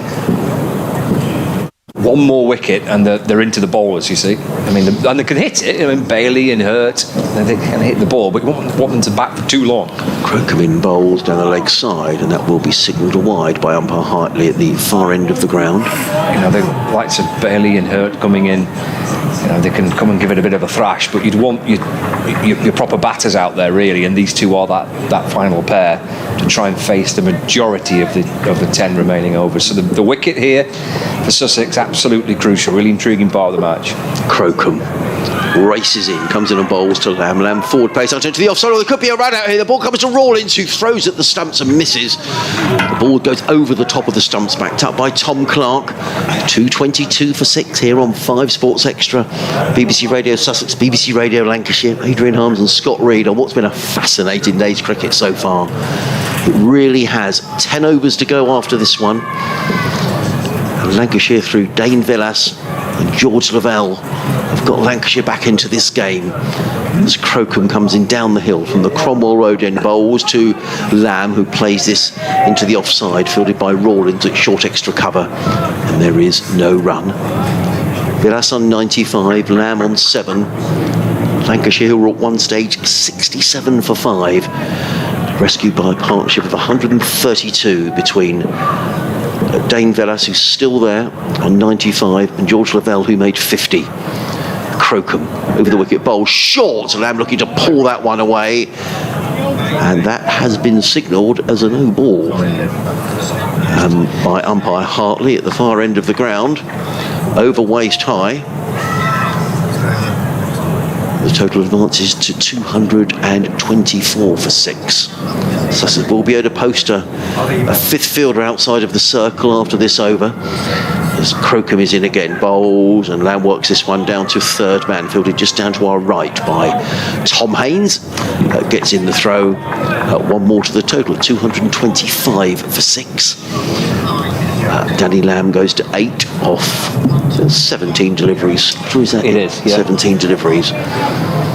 Shown on the clock tower scoreboard away to our right hand side. We'll be talking about sausages this morning, because we had Corky in touch from Poland, who's listening to the commentary as in comes Crocombe bowls, and Velas works this to mid-on and picks up a comfortable single, fielded by Brad Curry, who throws at the stumps and hits the stumps, but not before Velas has gone through to his 96th run.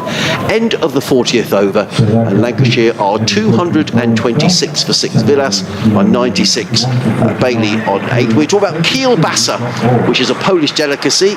Kielbasa doesn't have to be a U-shape, but it can look like our own sausages, although they are for the most part cooked. They're generally pork, lightly smoked and seasoned with juniper, salt, pepper and other spices to suit one's personal taste. They are a point of pride, and everyone has their favourites, who defend their choice to the death. So there we are. Crikey, serious stuff, isn't it? So there we are. Thanks for getting in touch about the kielbasa. So, 10 overs to go. Sussex can now post 5 fielders outside of the circle. The first of those 10 overs to be bowled by Ray Rollins. Harry Crocombe's bowled out as well now. 10 overs, 1 for 49. Yes. First bowler to complete his 10. Carverias has got 3 left. Curry's got 3 left. Hudson Prentice has 5 remaining. Rollins 2 left. He's about to bowl one of them now. Coles has bowled 3 overs. This is driven by Velas. Pujara juggles with it on the bounce. At extra cover, Velas gets a single. 97 not out. Dane Velas, Lancashire 227 for 6. I'm back on strike. Looking to the leg side, 3 fielders on the rope. Deep backward square leg, deep mid wicket, long on, long off, and deep extra cover. The fielders floating around on the edge of the boundary. Short fine leg is moving to mid wicket. Backward point, and extra cover, which is Pujara, kind of floating around on the offside in quite lengthy conversation with Ray Rollins, who's in and bowling. Looks to try and ramp it. Just deflects off the face of the bat down to short third, jogs through for 1, moves to 8. No, he doesn't, moves to 9. And the score moves on to 228 for 6. It brings Velas back on strike. Rollins to Velas. That's hammered through the offside up towards the point boundary. He's going to come back. It'd be a sharp 2 actually for Velas, who is quick.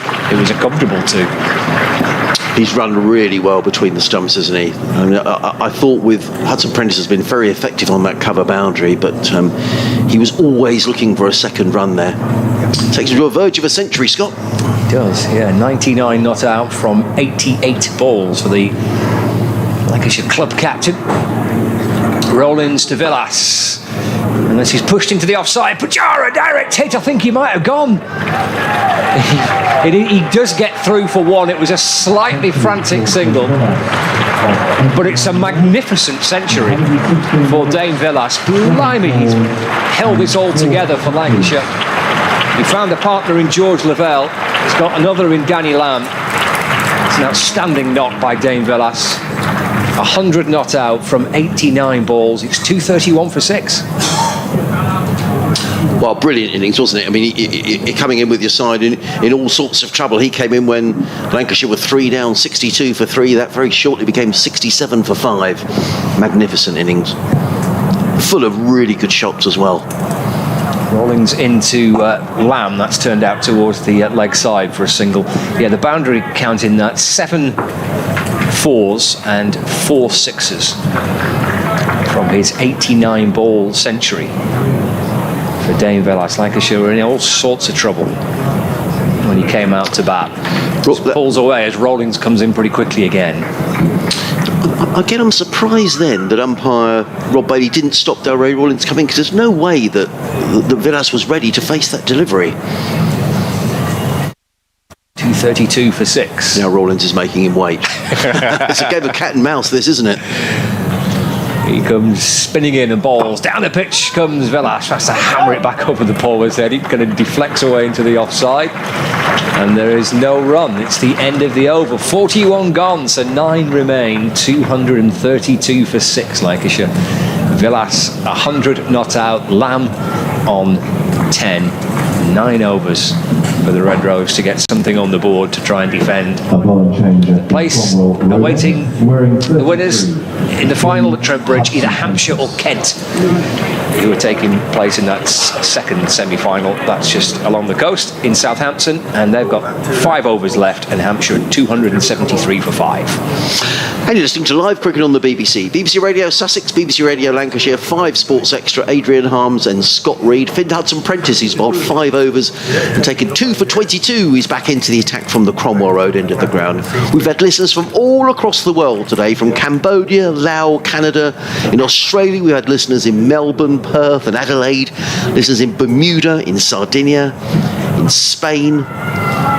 It's been terrific. If you want to get in touch, add to that list sussexcricket at bbc.co.uk. As in comes Hudson-Prentice from the Cromwell Road end, coming in and bowling to Danny Lamb, who tucks this away through square leg. He picks up a single. That's all it takes as Harrison Ward, who's on the field as a 12th man, gets in the throw. 1 more to the total, goes to 233 for 6. We can add France to that list, Scott, because got a message in. I'm watching from near Saint-Tropez, enjoying the commentary. Grew up in Camden Town, went to school in St John's Wood, so grew up in Lords, but loved watching Dexter and Parks in the first years of the Gillette Cup. There's no name on that, but thank you very much for getting in touch. As in comes Hudson-Prentice down the hill, right him over the wicket, pulled by Vilas, out towards mid-wicket. He's picked up a single, fielded there by Rollins. It was just the 1 run. That was a slightly tired-looking shot by Dane Vilas. He goes to 101 off 91 deliveries, 234 for 6. He was just calling towards the pavilion for something to be bought out at the end of that previous over, so Probably a drink. Yeah, well, he deserves it because he's been absolutely magnificent. Hudson-Prentice, 2 runs off the over so far. Comes into bowl to the right-handed Danny Lamb. He's in and bowls, and Lamb thrashes that one away through the onside. There'll certainly be 1. Vilas wants to come back for a second, and that's good running again by Lamb. The throw comes in from Crocombe. It eludes Tom Alsop, the wicket-keeper, and has run away for an extra run. Tom Haynes backing up down here at 3rd man. It was a wild throw by Henry Crocombe, but it's 3 to Danny Lamb. He goes to 14. Lancashire to 237 for 6. And I think the Sussex fielding has been very good today, but now it's under pressure because Vilas and Lamb are looking to turn 1s into 2s and 2s into 3s. Hudson-Prentice down the hill, comes in and bowls to Vilas, who pulls that away onto the leg side. It's going to just fall short of Rollins, who's at deep mid-wicket. Rollins, who's a very fine fielder, gets in the throw to Tom Alsop. 1 more to the total, 238 for 6. Vilas to 102. Lamb now on strike on 14.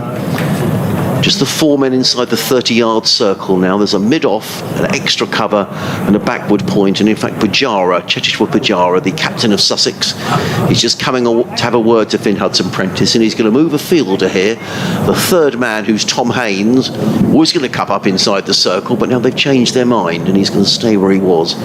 So still those 3 on the offside, saving 1. There's a mid-on.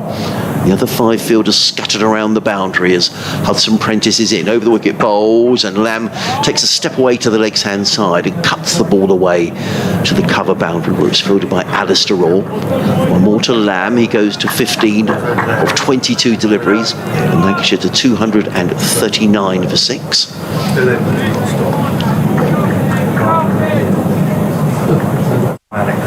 That'll be a Gears Bowl, Hampshire 279 for 5 after 46 overs in the other semi-final against Kent. It's Finn Hudson-Prentice runs towards us. He's in and bowls, full toss, hammered away down the ground by Vilas, but a good bit of fielding at mid-off by Brad Curry prevents anything more than a single. Vilas will retain the strike. He wants something brought out from him from the pavilion, and the 2 Lancashire players make their way to get some drinks and probably some instructions, I would imagine, as well. Intriguingly placed. Lancashire 240 for 6, Dane Villas on 103, Danny Lamb on 15. Then after Lancashire won the toss here this morning, decided to bat first, reduced to 67 for 5 before an excellent partnership of 132 between George Lavelle, who was in the end brilliant run out for 50, and Dane Villas rescued the situation for Lancashire. 8 overs remaining, and we've spoken about the previous scores in the competition on this ground, and Lancashire will feel if they can get somewhere in the region of 300, that ought to be a competitive total. May not be match winning, but certainly competitive. Hampshire have lost a 6 wicket in their match. Toby Albert, the man out for 45, so they're 280 for 6 after 46 overs. Hampshire taking on Kent in the second semi-final.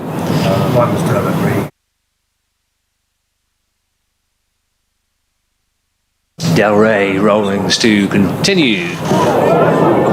Well, Villas swings for it, gets a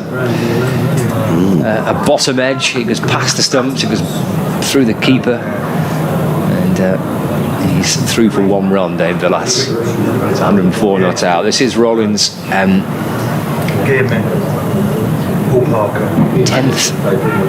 and final over. I think has he bowled 10 overs on the spin here, Ray Rollins? He has. Into Lamb. Oh, Another well, bottom how did that edge. miss the stumps? It's not too dissimilar to what happened with Villas just before. He's gone for 4. Not only has it missed the stumps, it's gone past the keeper, it's gone down towards the boundary for 4. Lancashire will take him any old way. He moves up to 19 not out, 245 for 6. Well, they all count, Scott. Absolutely does. Yeah, he's gone for 63 so far as Ray Rollins. Bowls and Lamb tries to force the ball away. No run, but 10 successive overs is a pretty decent effort, isn't it? Yeah.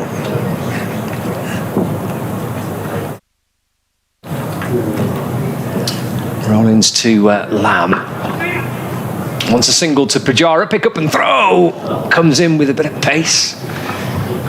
And Lamb's been knocked off his feet. He gets one. He moves to 20, 246 for 6. A bit of running, isn't it? And these two are just putting the Sussex fielding under pressure here.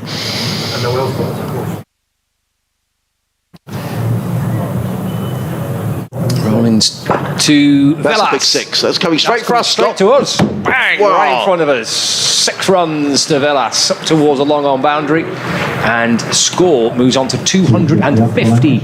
2 for 6. Villas moves to 110 not out from 95 deliveries. It was a big, powerful hit for 6. Did that hit the glass? Because I turned my head, I have to say. No, he kind of just dropped. Just underneath. I was pretty confident the glass would be okay. But Well, I'm not sure. now your reaction tells me maybe I should have been slightly more cautious. It was heading straight for us, wasn't it? It was. Great shot. Oh, he goes again through the leg side. That's cleared the ground. That's out towards the flats. It's 6 more to Villas. It's the end of Ray Rollins. 10 overs on the spin comes to an end with 2 sixes. Villas moves on to 116 not out. And Lancashire to 258 for 6. 17 off that over. Massive over for Lancashire. And we were talking about the other scores that Sussex have made here. 400 against Middlesex. The Middlesex attack was nowhere near as good as this Lancashire attack with the likes of Tom Bailey and Danny Lamb. But Lancashire are really stepping on the accelerator. 7 overs here to go. A couple of emails have come in on sussexcricket@bbc.co.uk. One from Jack. Now, I've no idea if this is true or not. We'll have to ask him later. But he says, "Hi there, I'm really enjoying the stream and the commentary. Some great bowling so far by Hudson Prentice. Funny story, I once saw him DJing at Ocean Beach in Ibiza. It was great. Anyway, love the stream and hoping for a Lancashire win," says Jack. Oh, well, we're going to have to ask Finn that. Right. So we don't know whether that's true or not, but nonetheless.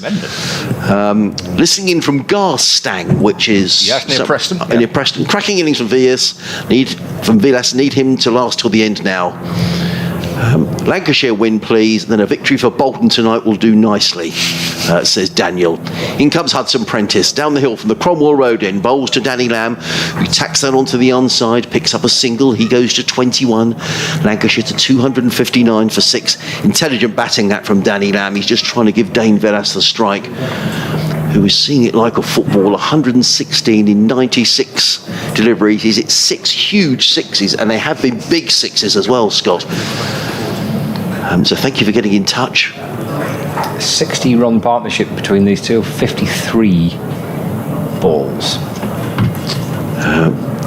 Duncan has been in touch. He's watching in the southwest stand as in comes Hudson Prentice. Bowls to Villas, who looks to play that one away down towards fine leg, but they're going to take one. They come back for a second. No, they're not. Let's see if that's signalled as a leg by. We'll wait for the umpire signal. No, it's a run to Dane Villas. He goes to 117, 260 for 6. Duncan has been in touch. He says, just to say 3 times the Lancashire batsmen have not been ready when Rollins was bowling. You blame Rob Bailey, but the batsmen should be ready. That's a fair point. Thank you, Duncan. After all, it's Sussex who are penalised if they don't complete their 50 overs by 2:30. Thank you very much. A good point, Duncan. Thank you for getting in touch. As in comes Hudson Prentice down the hill, bowls and ramped by Lamb, and that's gone all the way for 6 runs. Well, that was a terrific shot by Danny Lamb. It was short from Hudson Prentice, and Danny Lamb ramped that for 6 runs, almost straight over the wicket-keeper's head. What a wonderful shot that is. And Danny Lamb goes to 27, and Lancashire for 266 for 6. And very sporting as well by Tom Haynes, who's fielding down here at third man. And he had a very good view of that and saw it just landed over the rope for 6 runs. 266 for 6. Duncan says, can you have a piece of cake? We've got 10 lovely cupcakes, just in case you're wondering, that were given to us this morning. And a big thank you to Fiona Richards, who's the treasurer here at Sussex, who left those as a present this morning. So thank you very much, Fiona. 266 for 6.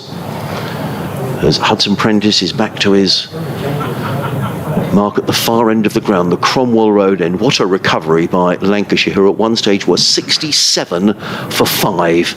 Hudson Prentice's hush descends on the ground. He's in and bowls and pulled away by Lamb. Just a single on this occasion. As far as Harrison Ward at deep backward square. Ward is on the field as replacement for somebody. We'll have to see who's gone off the field for Sussex. Just a single to Lamb. He goes to 28, 267 for 6, and 6 overs remaining after this. David has been in touch. Hello, David. Enjoying the live stream. Can you add Oxfordshire to your list of listeners? Yes, of course we can. Great game with a super much needed ton from Villas. Hudson Prentice in, bowl short, pulled away by Villas, down towards backward square leg. It's going to race away for 4 runs. That's beautifully placed by Dane Villas, because there's a fielder at fine leg, a fielder at deep backward square, and it completely bisected the two. He couldn't have placed that shot better, but Villas picks up another boundary. He goes to 121, Lancashire 271 for 6, and that's 13 off the over so far. Hudson Prentice, back to his mark, tosses himself a catch, and comes running in down the hill. For those of you who don't know Hove, running in down the hill from the Cromwell Road in towards the sea. He's in a bowl short. Villas just clubs that down the ground. Is he going to be caught? He is caught! Short delivery, pulled away by Villas, and a very good catch taken, diving across. I think that is Brad Curry who's taken the catch. Nonetheless, the catch is taken, and Villas is on his way, and that's a magnificent innings. Harry Carvelos runs across to Dane Villas and says, well batted. But Villas goes for 121, and Lancashire are 271 for 7. And let's listen to this ovation for Dane Villas, because that has been an innings of the highest quality.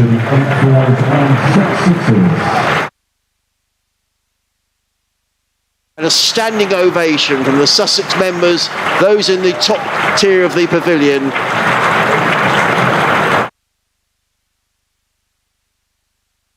What an innings by Dane Villas. 121. Exactly 100 deliveries, 6 huge sixes. How Sussex needed that wicket. Coming back to Lancashire, wearing number 8. 271 for 7. Tom Bailey be the new man in for Lancashire. And last year in this fixture at Sedbergh, in the group stages of the competition, it was Tom Bailey and Danny Lamb who rescued Lancashire from a perilous position. 115 for 7 they were. So Sussex will know that Tom Bailey can certainly back. That's a big wicket for Sussex, because just as Dane Villas was threatening to take Lancashire to a really big score in excess of 300, and that may well still happen. So 6 overs remaining, 271 for 7. Chris has been in touch. I'll read your email in a moment. Chris says, just to say, if Lancashire win this, Dane Villas deserves the freedom of the county. What an innings in the circumstances. Runs when they matter most. A sure sign of the highest quality players. All the best, says Chris, in Westham, near Pevensey. Not the East End. Thanks. Yeah, Westham. Or do you pronounce that West Ham? Says Chris.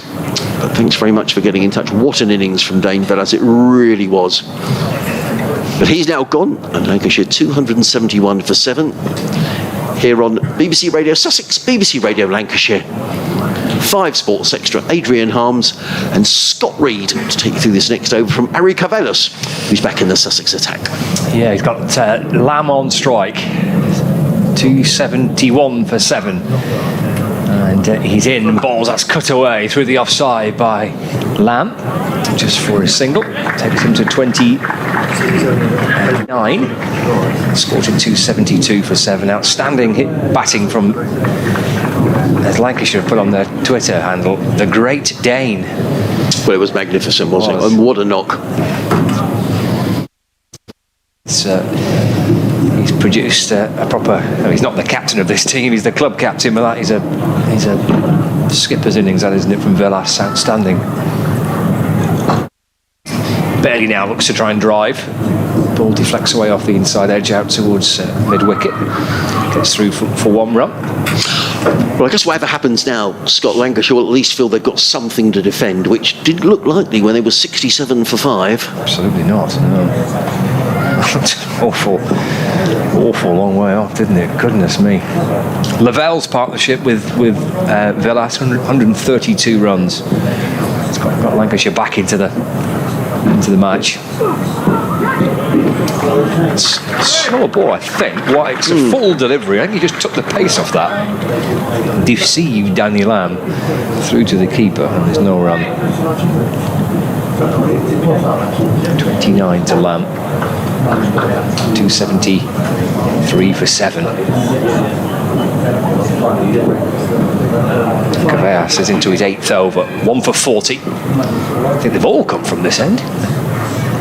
C end of the ground. Lamb looks to try and ramp it. The ball just deflects away towards the leg side. Quite where he was aiming. Trying to scoop it over his shoulder, I think, but deflects off the bat. Gets through for 1, moves to 30, 274 for 7.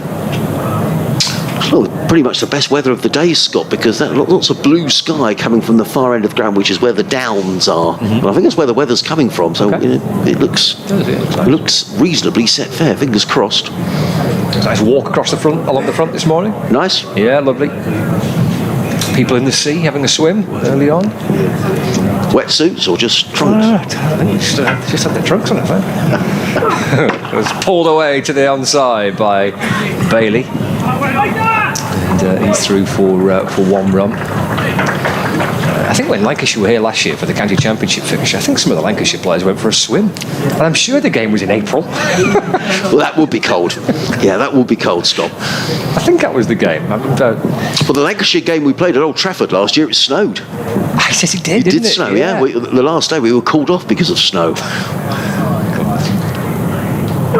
Wide ball, which is hammered out through the offside by Lamb for 1 more run. 31 now to Lamb, 276 for 7.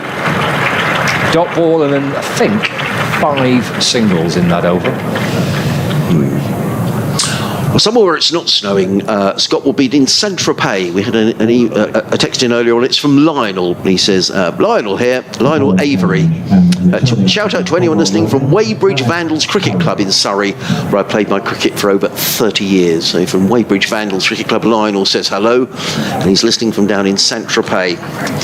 We've had listeners from all across the globe today to our coverage here on BBC Radio Sussex, BBC Radio Lancashire, and 5 Sports Extra from Cambodia, Laos, Australia. We had people from Melbourne, Adelaide and Perth, to Bermuda, to Sardinia. In Spain, listeners in Alicante and Malaga. People love the One Day Cup, Scott. Czechoslovakia, well, Czech Republic as it's called now. Have we had Bangkok? No, we haven't. We have now. Well, we are. Scott Earl watching from Bangkok. Wonderful. Talk of Scott, Brad Curry comes in around the wicket poles to Tom Bailey plays straight down the track. There is no run. In fact, it was Danny Lamb. The reason I said Scott Curry, because Scott Curry plays for Hampshire and his brother Brad is playing for Sussex in this match. It's a dot ball, 276 for 7. We've got 5 overs, or 4 overs and 5 balls remaining. The first of those is going to be bowled by Brad Curry. Around the wicket, he's in and bowls. He plays that little ramp shot again. That's beautifully played. And that's just such a wonderful shot. It was just a little short from Bradley Curry. And Lamb just plays that shot beautifully. It's the second time he's played it. And he's such a fine player, Danny Lamb. He goes to 35 and Lancashire to 280 for 7. Yeah, it's become a really popular shot for him now. He plays it a lot in T20 cricket. And as you say, plays it really well. Enterprising stuff from Lamb, 35 from 34 balls. Well, I wonder if that's going to prompt a change in the field. I think it will. As you can say, you can probably hear the natter going on at the press box away to our right-hand side. So apologies if you're picking that up on our effects microphone. Now, the change in the field is that there's a fine leg. In fact, they're going to put a third man in. Well, there's lots of reorganisation going on here, so I think I'll wait until Curry's ready to bowl and then we'll decide what this is. There's a third man. There's a fairly fine leg. They're going to try and cut off that ramp shot again as in comes Brad Curry, left arm around the wicket from the Cromwell Road end, coming down the hill. He's in and bowls, and he's at it again, is Danny Lamb, but this time the ball is a full-length delivery from Brad Curry. He tried to play the shot, but couldn't do so, and the ball goes through to Tom Alsop behind the stumps. Dot ball, which is a welcome dot ball as far as Sussex are concerned. 280 for 7. Lamb on 35. Bailey is on 2. Curry back to his mark at the far end of the ground, the Cromwell Road end. He's coming in to bowl to Danny Lamb. He's in and bowls, and this time he just hammers that on the full down to long on, picks up a single. Does Lamb? He goes to 36, the to 281 for 7. Dubai. Haven't had Dubai. We'll add that to the list, Scott. Thanks to James, who's supporting Lancashire from Dubai. I bet it's warm there today. And in terms of time, Scott, they're ahead of us, so probably about 6 o'clock in the evening in Dubai, I reckon. And probably about 38 degrees, I'm guessing. Curry won't be worrying about any of that as he runs in down the hill, bowls, and Bailey is forward and punches that to short extra cover, fielded by the eager Pujara, and there is no run. You're 1 degree out, 37 according to the Met office. There we are. Now they've changed the field again here, Sussex. The third man is coming up inside the circle. The long off, or the mid off, has gone back to long off. 281 for 7. Bailey on strike, he's on 2. Curry round the wicket, bowls, and Bailey's for good delivery by Brad Curry. This has been a good over by Brad Curry, which he's just conceded the 5 runs and gets a good round of applause at Hove. 281 for 7. Lamb on 36, Bailey on 2. 4 overs remaining here. On BBC Radio Sussex, BBC Radio Lancashire, and 5 Sports Extra. And Nick is with us in Virginia as well. Thank you, Nick, for your message. I emailed yesterday, but I forgot to. McLean in Virginia.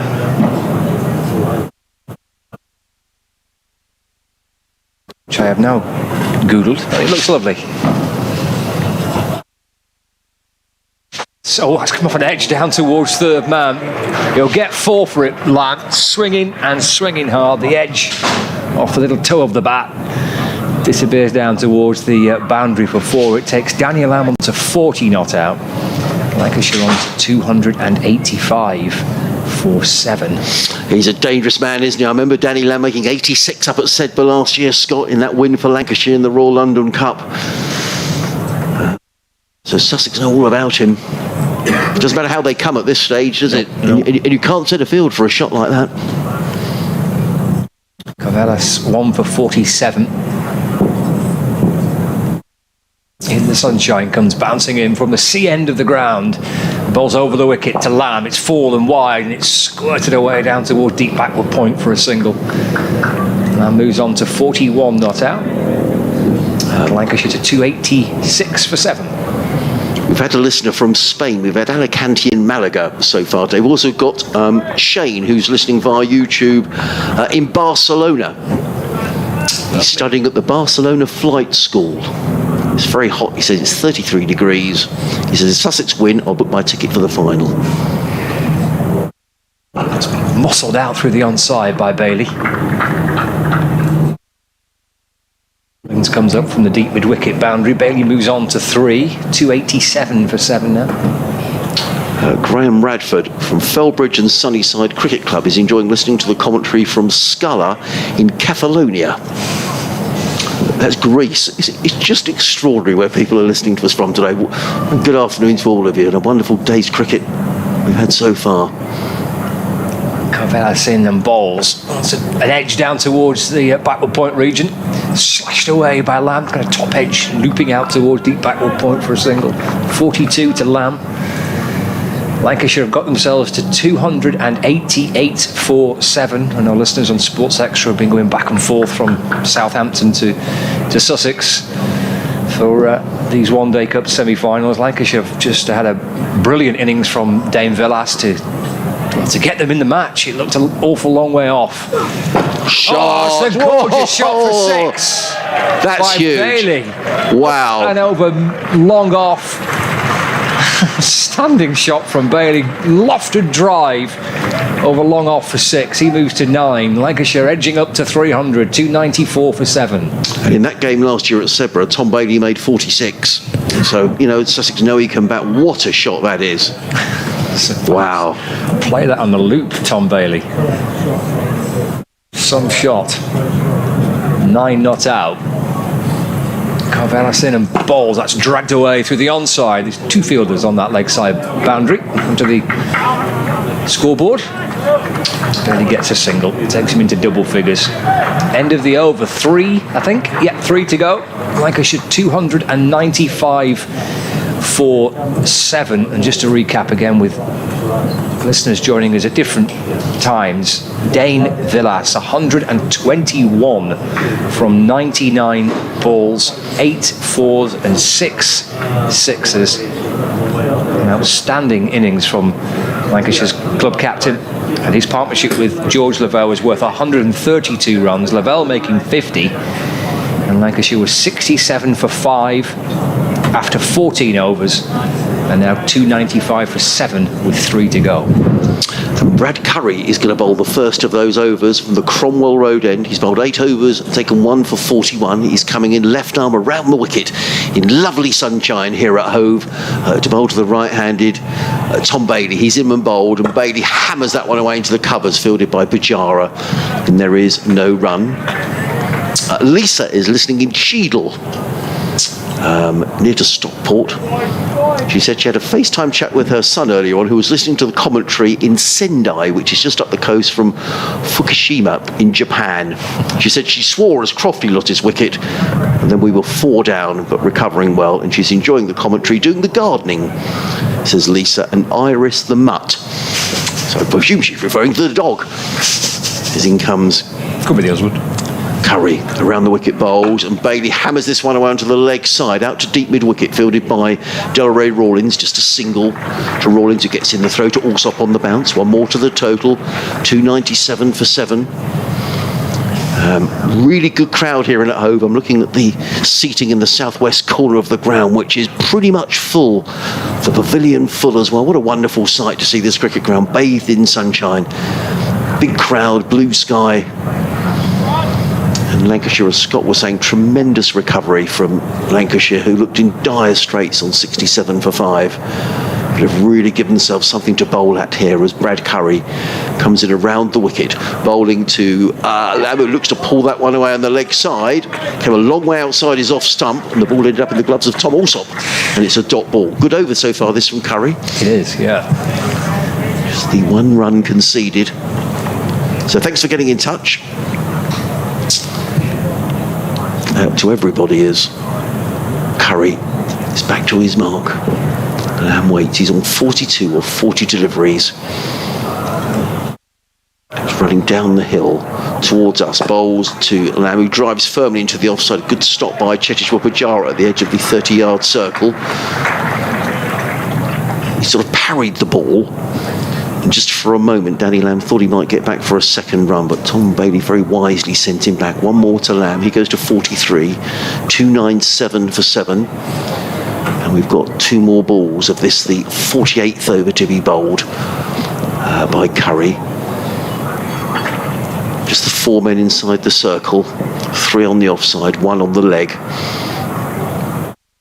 Curry left arm around the wicket, bowl to Bailey, that's down the leg side, and that is going to be signalled a wide. He stepped away to the leg side, did Tom Bailey. The ball rather followed him. And Tom also collected the ball behind the stumps, but it's a wide and an extra delivery.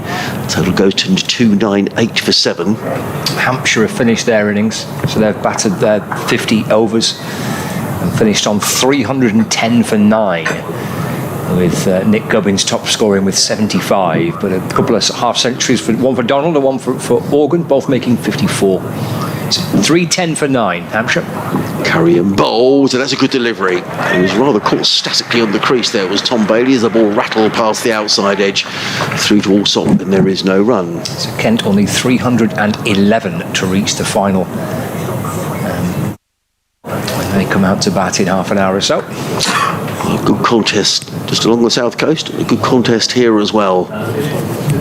It's the best weather of the day. Lovely blue sky above Hove, bright sunshine, and 2 overs to be bowled after this over. Final ball of the over to be bowled by Brad Curry. 298 for 7. Coming into bowl to Tom Bailey. He's in and bowled. And Bailey looking to ramp that one. It goes through to Tom Alsop.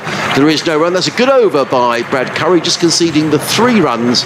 2 runs off the bat and a wide. And Lancashire are 298 for 7 with Danny Lamb on 43, Tom Bailey on 11.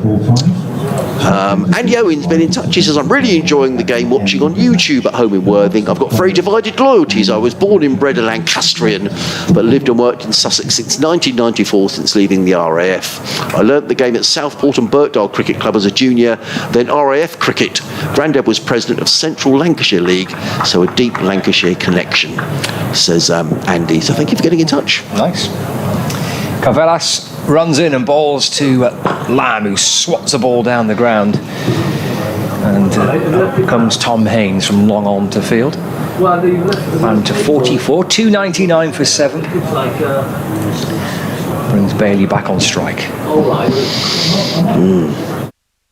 Well, he'll be eyeing up this shortish leg side boundary, I'd have thought, Scott. He's got a deep mid wicket out there, hasn't he, and a long on. Might be eyeing up another lofted drive for 6. It was absolutely beautiful shot from Bailey. Just an over or 2 ago. Carvelas in and balls. He does swat it down the ground. Has he got enough? Has he caught? Oh, he's not caught, but it's great work on the boundary. It was hit in through the air. It was heading for 6, really. And it's an outstanding piece of work on the boundary down below. It's like it should have brought up 300, but Tom Clark diving away to his right, both hands off it, completely off the ground. He's over the rope. He's gone up and over the rope as Clark. And what he's done is then flipped the ball back. So he's saved, I think they ran 1, didn't they? So he's saved 5 runs for his team there, because that was 6. But for the athletic work from Clark. That could be a vital 5 runs, Scott. Absolutely could. Yeah, brilliant work. Lands back on strike. Slower ball. Nicely bowled. Through to the keeper. And there's no run. That's great from Clark. He went tearing after it. barely hitting it down the ground. And he put the diving, leaping away to his right, saying his entire body's off the ground, and almost kind of horizontal position, and then just pushes the ball back over the rope, saves potentially 5 crucial runs for his team. 3 balls to go over the 49th over. Carvelas in and ball. Oh, that's going to be might even be a no ball. That has that landed on the pitch or not? Well, it must. Oh, he's giving it as a wide. It's a wide. Well, the umpires are they're only going to land. I'm not sure they did land on the pitch actually. That's what Danny Lamb's saying as well. Danny Lamb's taken his guard virtually outside the off stump here, Scott. He's clearly looking to clear that leg side if he can. 301 for 7. Hit down the ground, probably for 4. Yep. All along the ground as well, bouncing its way across this hard outfield, down the slope for 4 runs to Lamb. 48 to him now from 44 balls. Lancashire 305 for 7. Good shot, wasn't it? Just belted down the ground. Angus Walker is listening from home in Brighton. He's a die-hard Lancashire fan thanks to his granddad who was from St Helens. What a recovery from the Red Rose. Wish I could be there today. This is Angus. It has been a wonderful recovery. 2 balls left for Carvelas. He's over the wicket and balls. Oh. It's driven beautifully over the rope for 6. What a great way to reach a half century. What a hit from Lamb. Gorgeous lofted drive over the long off boundary for 6 to bring up an outstanding half century. He's got to 54 off just 45 balls in 60 minutes. 4 fours, a couple of 6s, and Lancashire 311 for 7. Wow, a magnificent shot, wasn't it, Scott? Wasn't a huge amount wrong with the delivery, to be honest, but he's just drilled that ball over long off. And we've got a game on our hands here, you know. Which absolutely did not look likely after about an hour or so, in less than that, probably 40 minutes of the match. But they fought back well, Lancashire. Swatted out through the onside by Lamb. And that completes the 49th over. So 6 balls left of this innings for Lancashire. 312 for 7. Lamb 55 and Bailey on 12. Well, 1 over to go. Sussex will just be desperate here, not for this over, not to go around the park. Let's see who's going to bowl it. It is going to be Brad Curry, who's going to be entrusted with the final over. Steve has been in touch. He lives 4 hours north of Bangkok. He said, I posted a tweet the other day about how lucky Sussex are to have Pujara this season. I was inundated by likes and lovely messages from Indian fans. I thought you might like to know that Sussex now have lots of followers in the subcontinent. Well, I'm sure they do. And Pujara will have his bit to do today. He's the top 2nd leading run scorer in the competition so far this season. As in comes Brad Curry, round the wicket, bowls to Lamb, who tries to scoop that down to fine leg. He can only get a single though, as Tom Alsop runs from behind the stumps to field.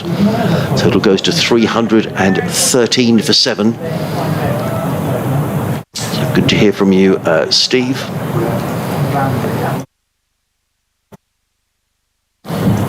Three men inside the circle on the offside, 1 on the leg. That's a short, fine leg. There's a deep cover, a long off, long on, a deep mid-wicket and a deep backward square as Brad Curry, left arm around the wicket, down the hill, comes in and bowls. And on the full, played out to that sweeper on the cover boundary was Ali Orr by Tom Bailey. 1 more to the total, 314 for 7. Bailey goes to 13. Which brings Danny Lamb on strike, 56 of 47 deliveries. And he waits as Brad Curry turns. At the far end of the ground from us, he's running down the hill towards the sea from the Cromwell Road end. There's a nice hush around the ground as Curry is in and bowls, and Lamb is down the wicket driving firmly, well fielded by Pujara just outside of the 30-yard circle, prevents anything more than a single. Sussex would settle for this, 3 singles off the first 3 balls of the over. Lancashire to 315 for 7. Danny Lamb goes to 57.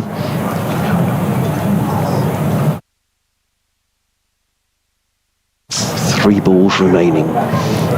Lancashire at one stage were 67 for 5, but Dane Vellas, a wonderful innings of 121, George Lavelle with 50, and now Danny Lamb with 57 as in comes Curry bowls, and Bailey with reverse sweeps for 4 runs. Well, it was on the full, and that's a cracking shot. It really is. It was a full toss, and he just helped us on its way down to fine leg, and that takes a bit of practice, you know, Scott. That doesn't happen by chance.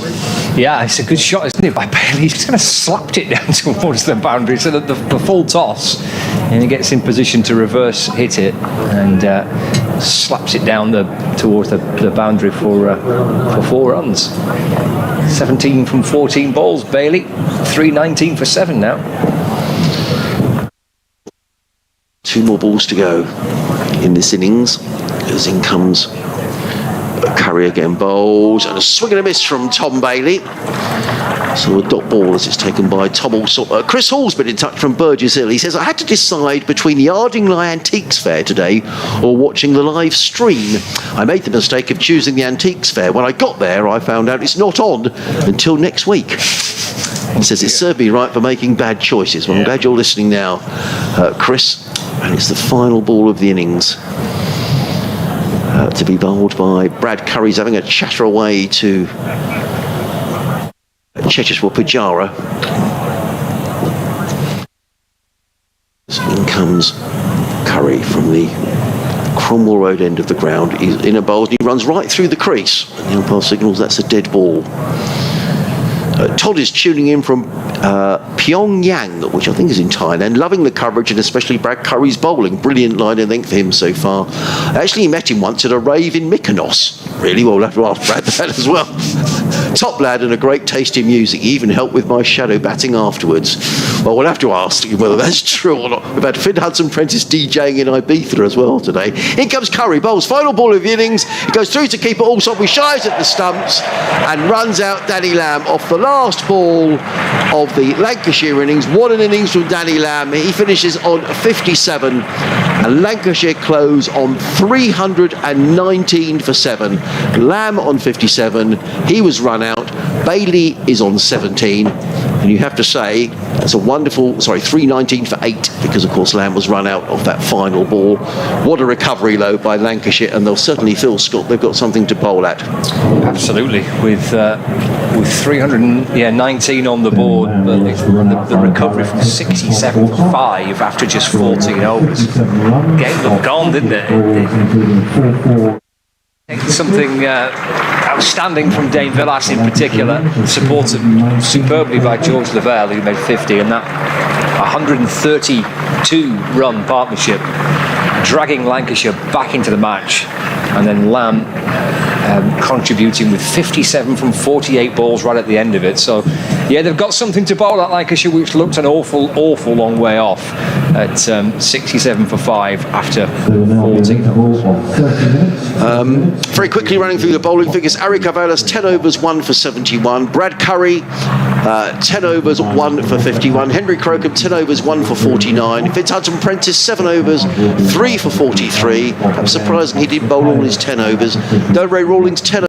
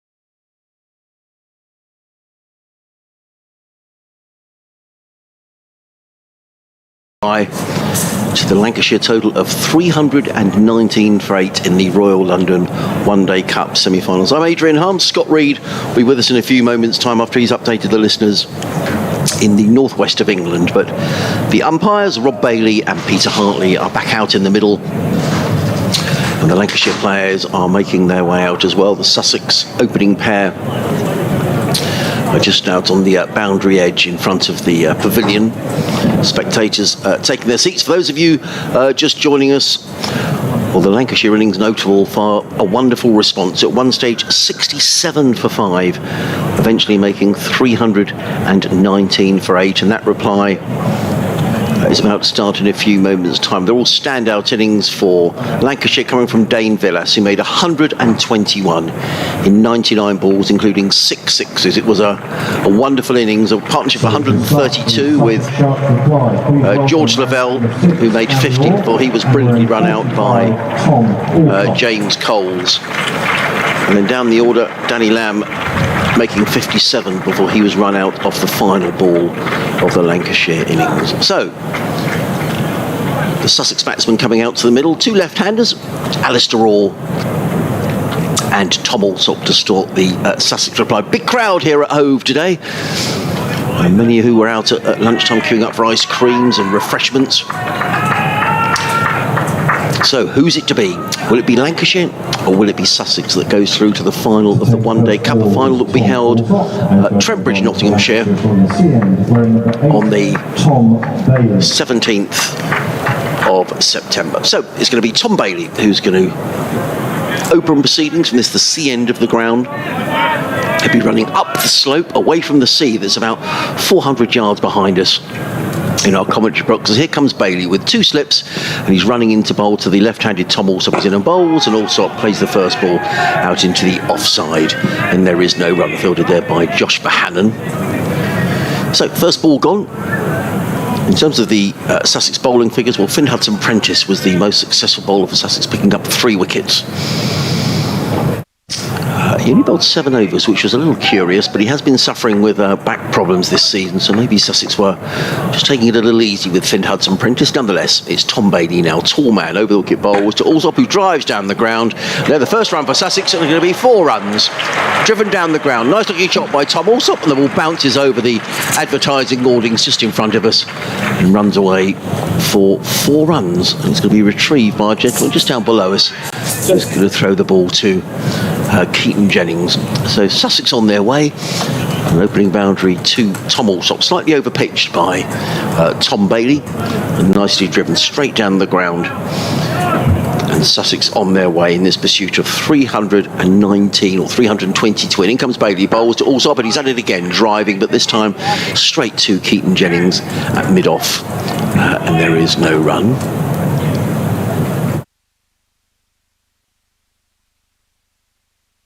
Two slips, backward point, cover mid-off, mid-on, a short fine leg. The two fielders outside of the 30-yard circle, down at third man, and deep square leg as Bailey in again, running away from us, comes in and bowls to Alsop. A good length delivery that Alsop defends and plays to mid-off. The eager Bohannon and equally keen Keaton Jennings race towards the ball. Jennings wins the race. And there is no run. 4 without loss. The sun momentarily has gone behind some cloud, but as I'm looking out from the commentary box here at Hove up towards the South Downs, you can see nothing but blue sky and a few fair weather clouds. Hopefully we're set fair for the afternoon as in comes Bailey. Right up over the wicket, bowls to Alsop, who places firmly to backward point, footed by Croft. And there is no run. Stephen Croft, who was out for 5 earlier today. Luke Wells, the first man out, he made 14. Josh Bohannon for 18. Keaton Jennings 23. Stephen Croft 5.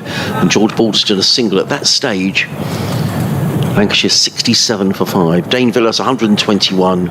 George Lavelle 50. Their partnership of 132. Then 57 from Danny Lamb at the end of the innings as in comes Bailey bowls and Alsop forward to a ball of good length. Plays out into the offside. And there is no run. So end of the opening over. First over gone. And the Sussex Sharks are 4 without loss. All 4 of those runs to Tom Alsop. I don't know if they're listening in the studio. If they could turn off the live feed, that would be much appreciated. And opening the bowling from the Cromwell Road end To open the bowling for Lancashire of the ground is going to be Will Williams. Wearing number 13, Will Williams. Who's going to be bowling from the Cromwell Road end of the ground.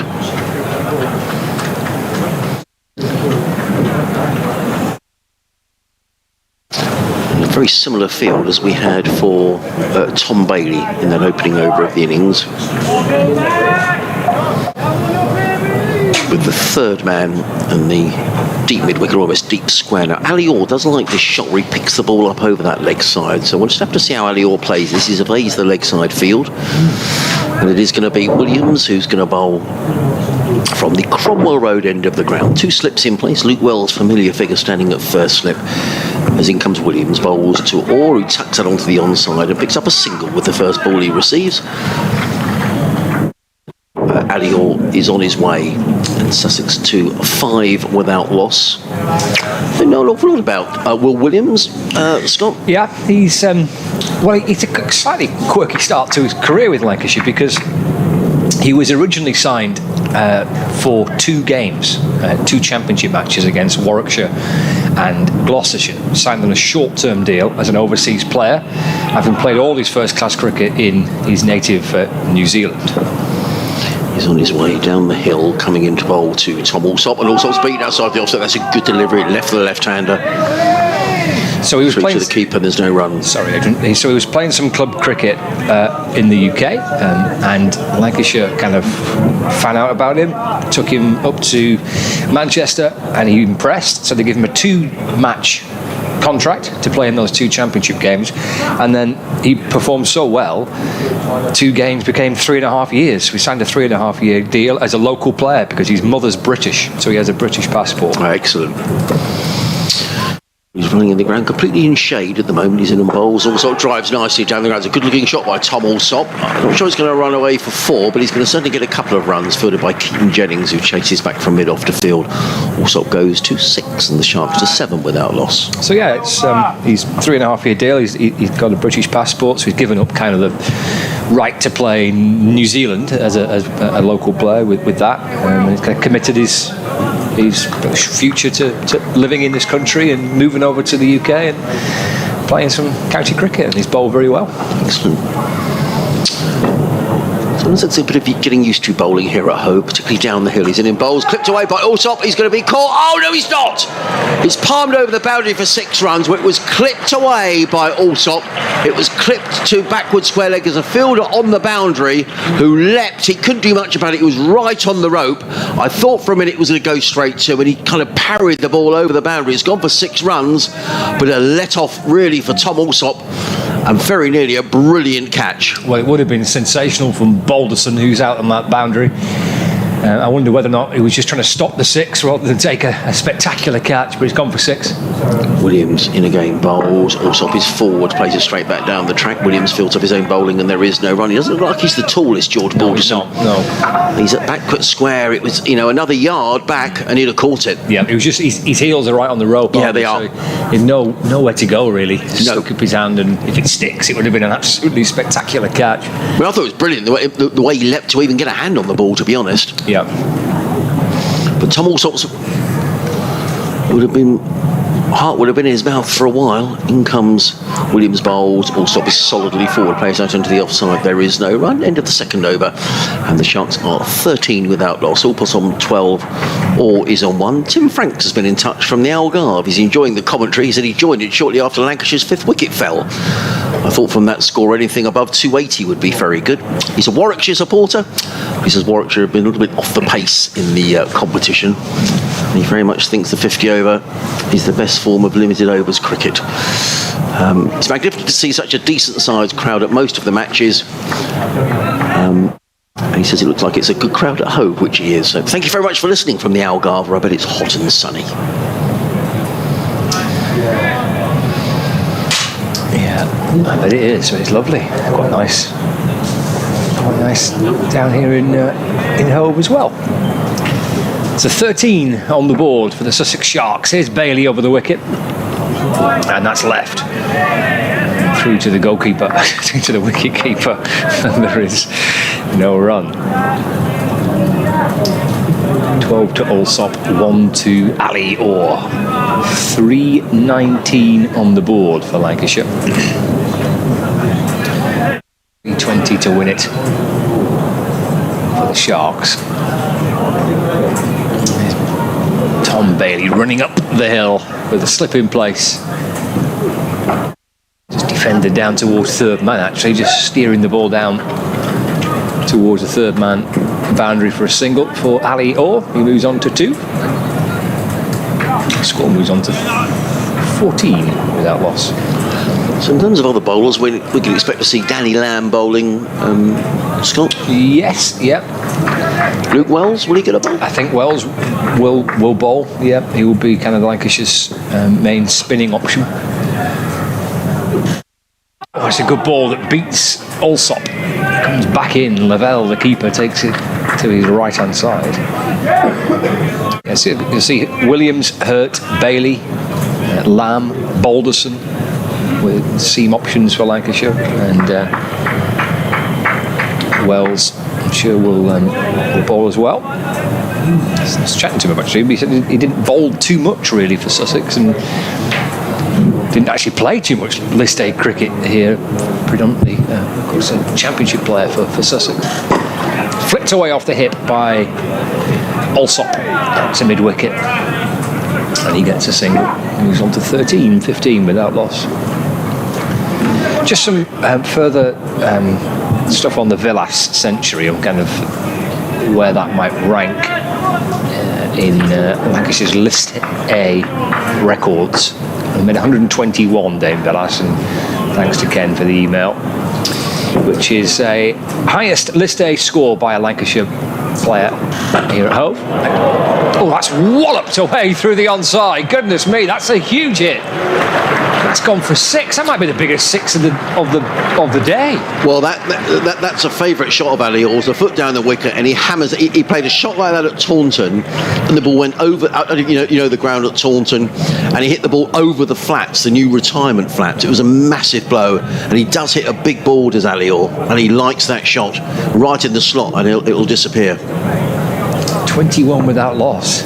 Big hit by Ali Orr. Bailey back in, balls. That's cut away into the offside on the bounce. Out towards Croft at point, and there's no run. So just back to the Villas, 121. That's the end of the over. 3 gone, 21 without loss. Sussex. So Dame Villas 121. The previous highest List A innings for Lancashire against Sussex here at Hove was 113 by John Crawley in 1997. So Villas going past that.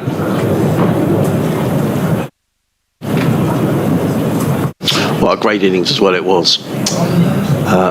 So Sussex off to a decent start. 21 without loss for the first 3 overs, but a long way to go to get the 320 they need to win. Lancashire just down to the 1 slip. Luke Wells in there as in comes Williams down the hill. Bowls to Allsop, who tucks this away, and that's going to be 4 runs. Just straying down the leg side there was Williams, and Tom also able to tuck inside the line, and with the fine leg up inside the circle, once it beats the infield here at Hove, it races away down the slope for 4 runs, and Allsop goes to 17 of 14 deliveries. Just the 2 fielders allowed outside of the circle at this stage, and that's a deep square leg, who's George Balderston, and a third man, and once it beat Tom Bailey at fine leg, there was no chance.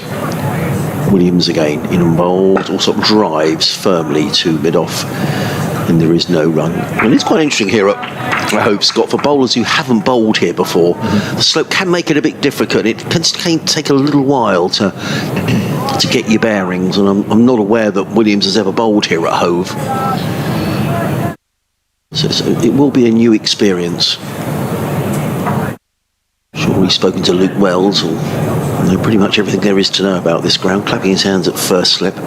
Williams in, bowls, Allsop eases that to mid-wicket. Good tumbling save there by, is that Stephen Croft? No, it is Danny Lamb. There is no run. Allsop 17 or on 8. Sussex 25 without loss here on BBC Radio Sussex, BBC Radio Lancashire. Adrian Harms and Scott Reed. Lovely hush around the ground.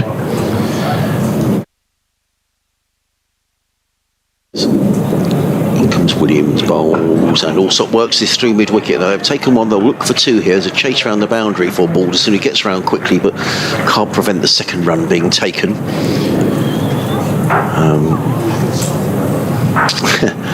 There's a message from John Kay, who's watching in the Dordogne in France, and he says, I'm enjoying the match in the commentary. Thought it was a spicy contest between curry and lamb.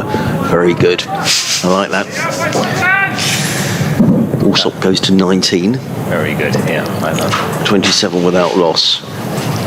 Williams in bowls. Allsop drives down the ground to mid-on. Picks up. Doesn't pick up a single on this occasion. And the total goes to 27 without loss. We've been bought in cake as well, Scott. Do you realise that?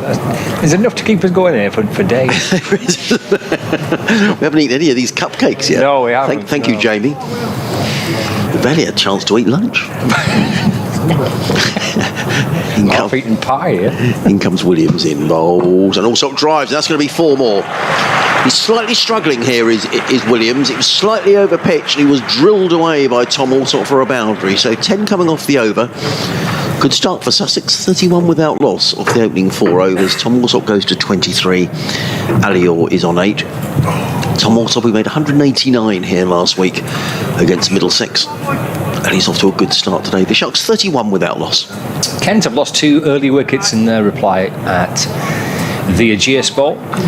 27 for 2 in the 8th. Kent have been set 311 to beat Hampshire, but 27 for 2 in the 8th over. Compton and Iverson, the 2 batters out. Here's Bailey over the wicket. To the leg side by Alior, picked up at mid-wicket by Luke Wells, and there's no run. James has been in touch. He says, what are your thoughts on the final being some 2.5 weeks after the semis, particularly when the group stages and the semis have all been played together? I says, I guess it allows for those involved in the 100 and even the England squad to be involved, but is that really fair, given they haven't been able to play in the rest of the tournament? He says, come on the Red Rose, says James. He turns from the CN, running up the slope. And comes right on over the wicket and bowls. That's muscled out through the onside, just enough to clear mid-on. It's gone over the top of Balderson and down towards the boundary for 4 runs. He went for that big shot again. He got 6 off Bailey in the previous over. It's 4 this time, out towards the wide long on boundary. 35 without loss. Yeah, he does like that shot, Alior, and he's got license to play it within the power play. Just they're going to change the field. They put the 3rd man up, Scott, and they're going to have 2 men back on the leg side. Yeah, Balderson drops back to long on, and there's a deep square leg. Barely in, and that beats Orr and through to the keeper, and there's no run. Yeah, he was just feeling it's in the 3rd man brought up inside the circle. He was looking to run that one down to 3rd man, but he's a wily operator, is Tom Bailey. He is, and he's had previous success here in the county championship for Lancashire. I think he got a 5-er here the season or 2 back. Back fully fit and running in and bowling. Pushed out into the offside by Orr. And Lavelle discards the gloves as he comes up from behind the stumps to field. Scoops it up and hands it to Stephen Croft. There's a ring of blue Lancashire shirts on the offside. Short 3rd, point cover, extra cover, and a mid-off. Short fine leg, mid-wicket, and the 2 on the leg side boundary, deep square leg and long on. 35 without loss. Bailey, a slow ball which is eased off the pads down towards fine leg. That'll be 4 more. Second boundary of the over, both off the bat of Ali Orr. And he moves on to 16 not out. And the Sussex Sharks are 39 without loss. 1 ball left of the 5th over. Yeah, nice shot by Alior, wasn't it? He's got that fine leg up inside the circle, and it was nicely played. 16 from 10 for Orr. It's Bailey to complete the over. It's defended away towards mid-wicket, and there's no runs. So 5 gone, 39 without loss. Good start for the Sussex Sharks with the bat. 320 their target to win this Monday Cup semi-final. 39 on the board from the first 5 holes.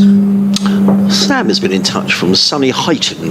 He says, I couldn't help but notice that one of the commentators, yes, it was me, Sam, I'm sorry, got his geography muddled up slightly. Pyongyang is in Malaysia, not Thailand. So that's another country we can add to our list. Scott? Anyway, great recovery from the lads to get a good score. Brilliant 100 by Dane and brilliant contributions from Danny and George, hoping our bowlers can back it up. Says Sam, who's a Lancashire fan. Thank you for getting in touch, Sam. Sussex Cricket at bbc.co.uk. Lancashire have taken the slips away now. There are 4 men saving one on the leg side in a ring.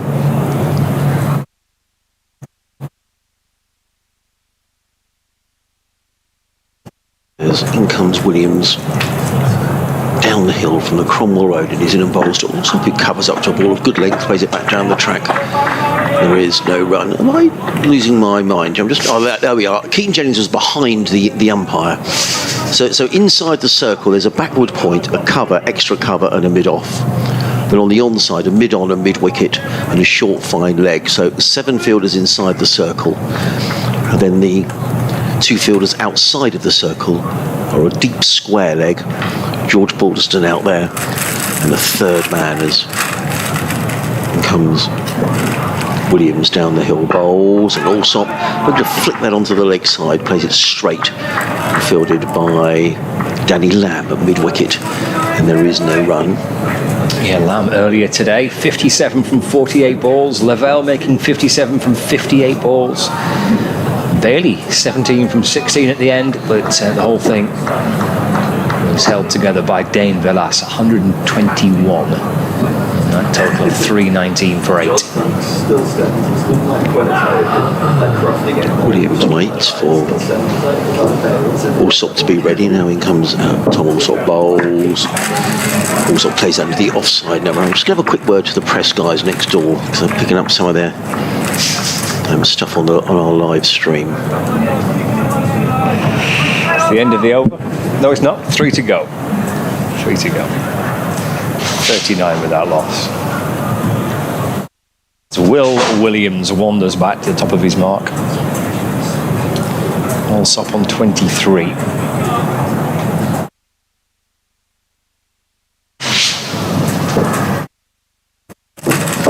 Williams comes over the wicket and bowls, and that's driven into the offside. Pick up and throw towards the stumps by Josh Bohannon, trying to run Allsop out. He didn't hit. Through for 1. The score moves on to 40 without loss. Brings Orr back on strike. The ground all bathed in sunshine now.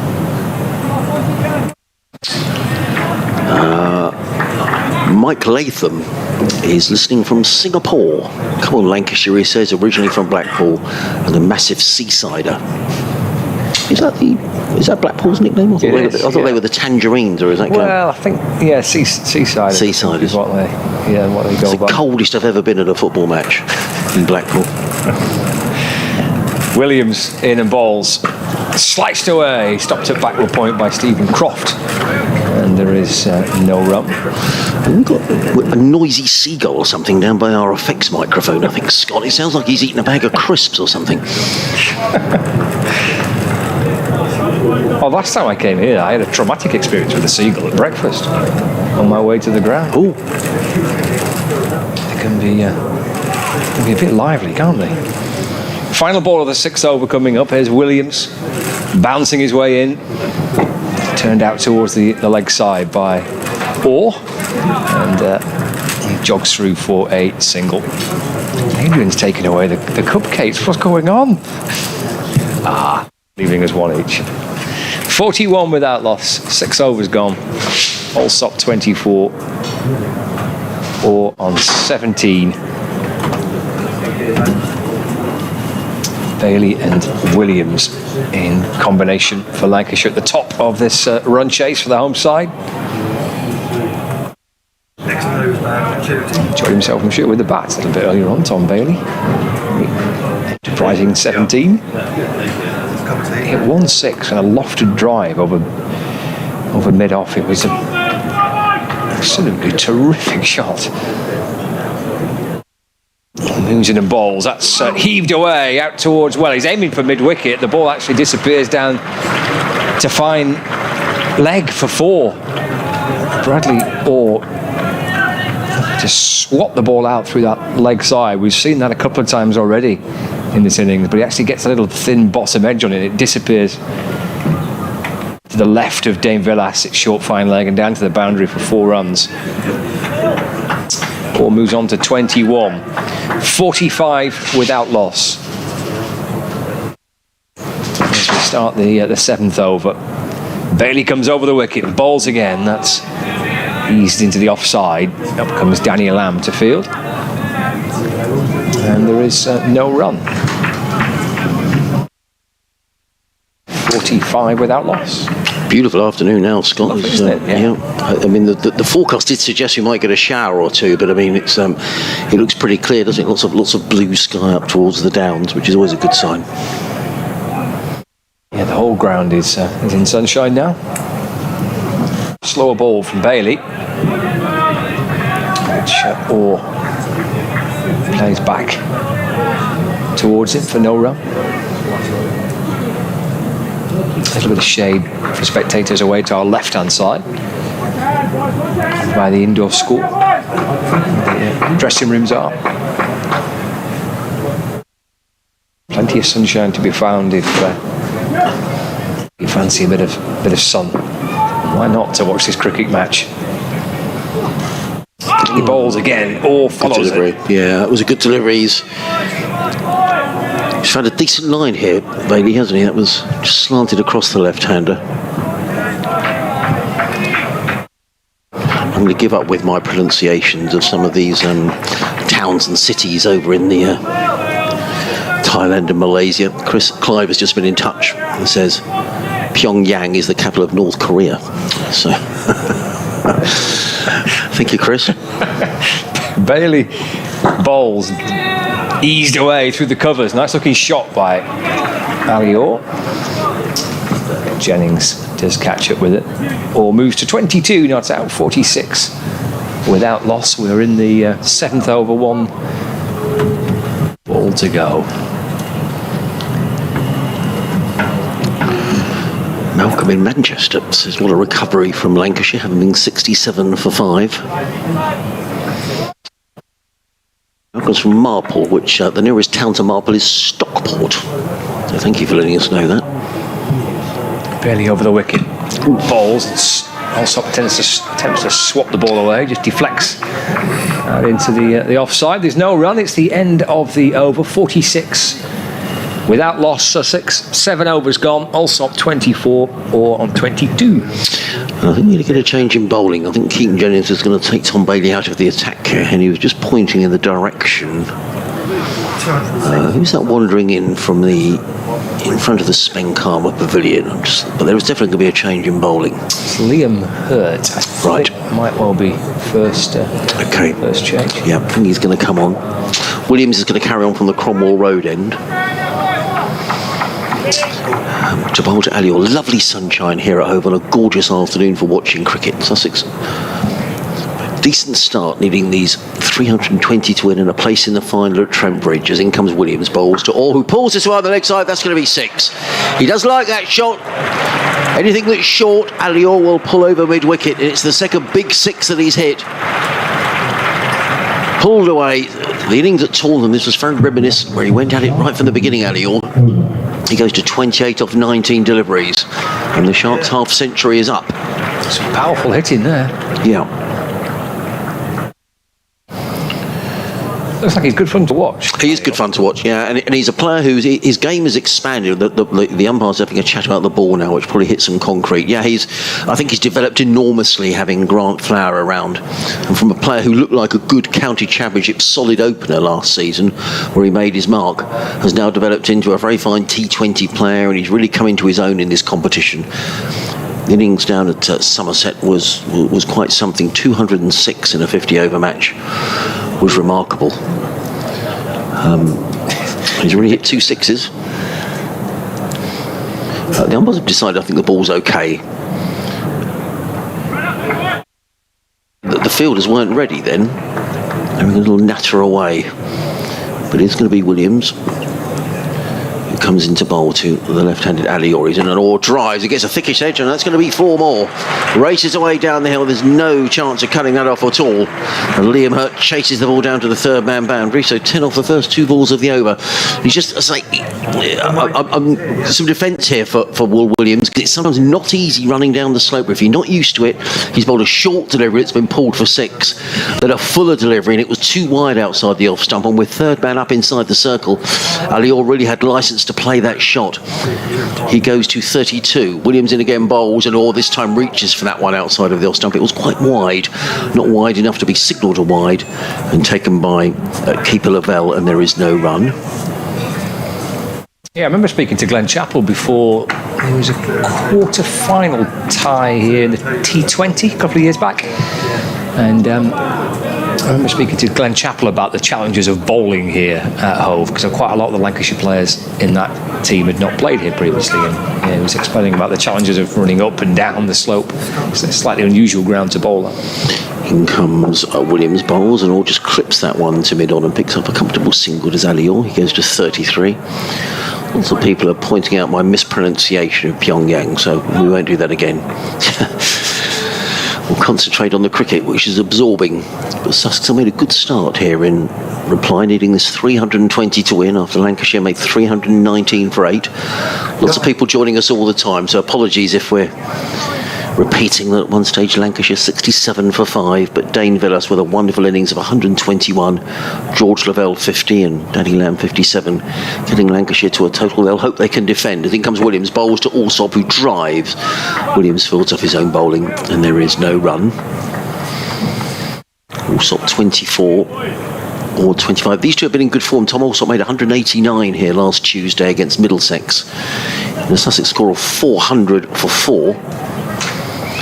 And Ali Orr with that 206 down at Somerset. So the Sussex top order have been in good form, and none more so than Cheshire Pujara, who's made 300 so far in the competition. He will bat at number 4 for Sussex. Now, changing the field, they posted a man back at cow corner as in comes Williams, bowls to Alsop, and Alsop clips this through mid wicket and picks up a comfortable single. Does Alsop? He goes to 25, and the Sharks to 58 for no wicket at the end of the 8th over. Alsop on 25 or on 32. And you're listening to live cricket on the BBC, BBC Radio Sussex, BBC Radio Lancashire. Adrian Harms and Scott Reed bringing you commentary from a sun-bathed Hove, and we have indeed, Scott, got a change of bowling from the sea end of the ground. Yeah, Liam Hurt first change then for Lancashire, wearing number 22, placing Tom Liam Bailey, 4 overs for 25. Bailey Williams 4 overs for 33. And Liam Hurt coming into the attack.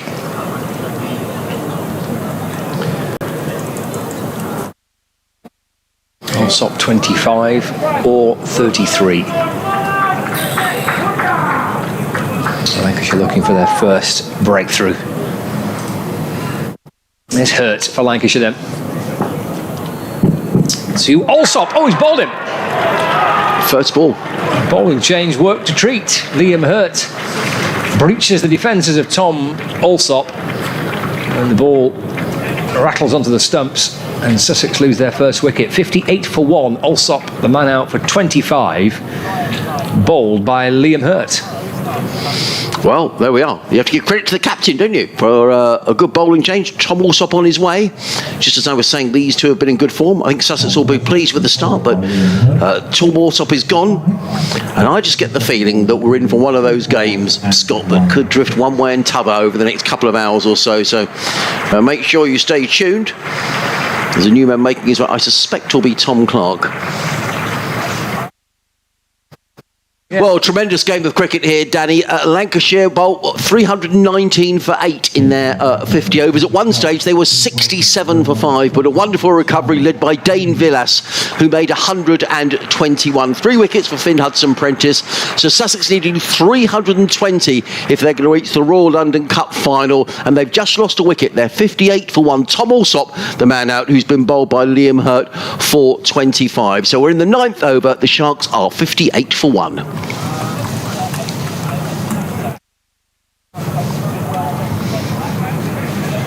Well, absolutely. I mean, Hampshire have done terrifically well in their group, so they were in separate groups, and both Sussex and Hampshire won their groups. That meant they went straight through to the semi-final, and Kent playing Hampshire today, as you say, down at the Aegeus Bowl. So, yeah, maybe cricket along the south coast is in good shape, and if Sussex could win this, it would be a terrific fillip for the county, getting through to a one-day final. But plenty of work to do, Danny, because this is a very strong Lancashire side.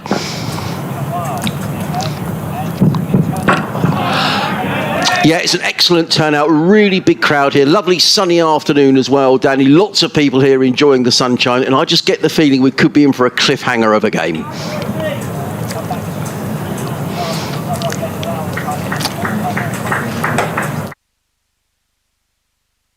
Thanks very much, Danny. Apologies for the interruption in commentary there. Now, this is a change in the Sussex batting order, and I'm a bit surprised because Tom Haynes hasn't played in the competition so far, and Tom Clark has been batting at number 3. So in comes Hurt, bowls to Haynes, who clips that one off his hip to deep backward square and picks up a single.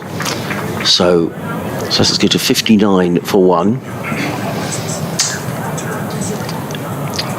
Just wonder about that changing the batting order when you've been settled on an order for so long. But Tom Haynes, who is the county championship captain, but hasn't played since breaking a hand against Leicestershire in early July. Okay.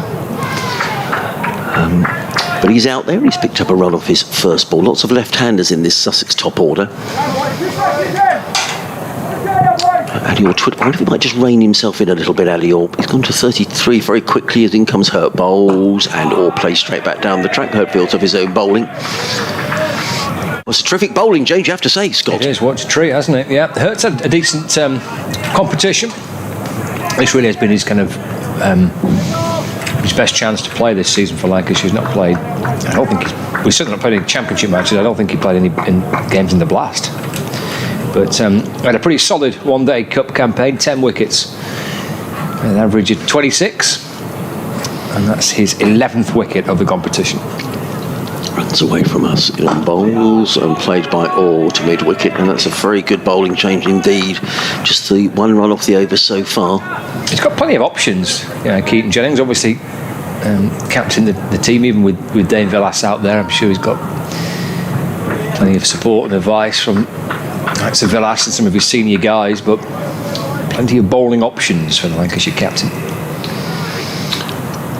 Jerry's been in touch. I'll read your email at the end of the over. Jerry is Hurt, turns number 22 on his back, runs away from us, coming into bowl to Alistair Orr. Orr looking to thump that one away on the leg side, doesn't time it, played to mid-wicket.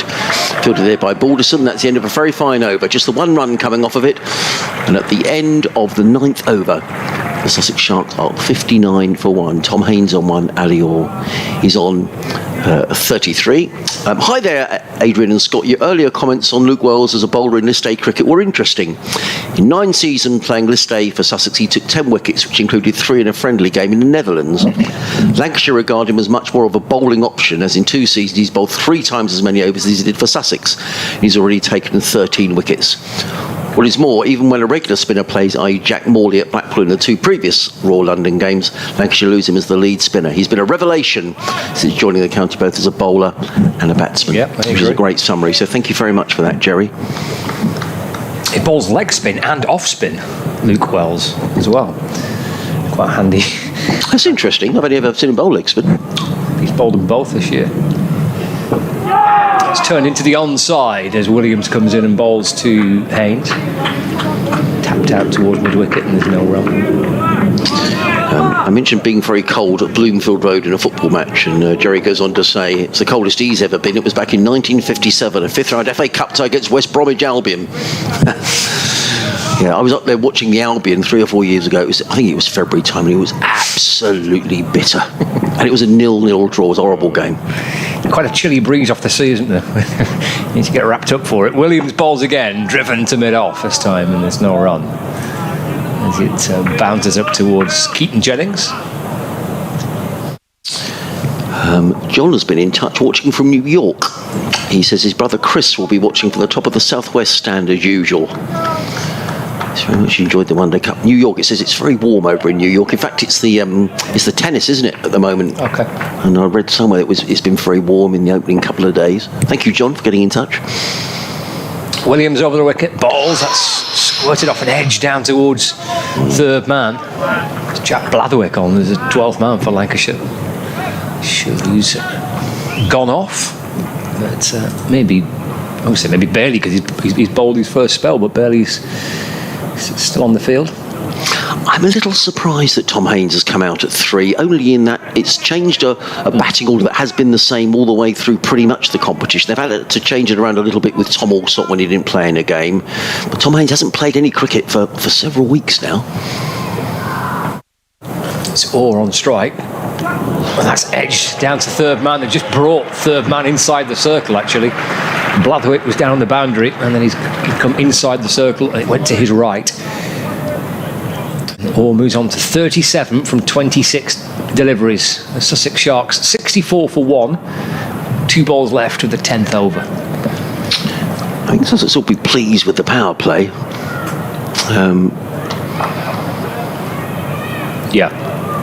Lancashire at the end of the power play were 53 for 2. And it all kind of unravelled, didn't it, really?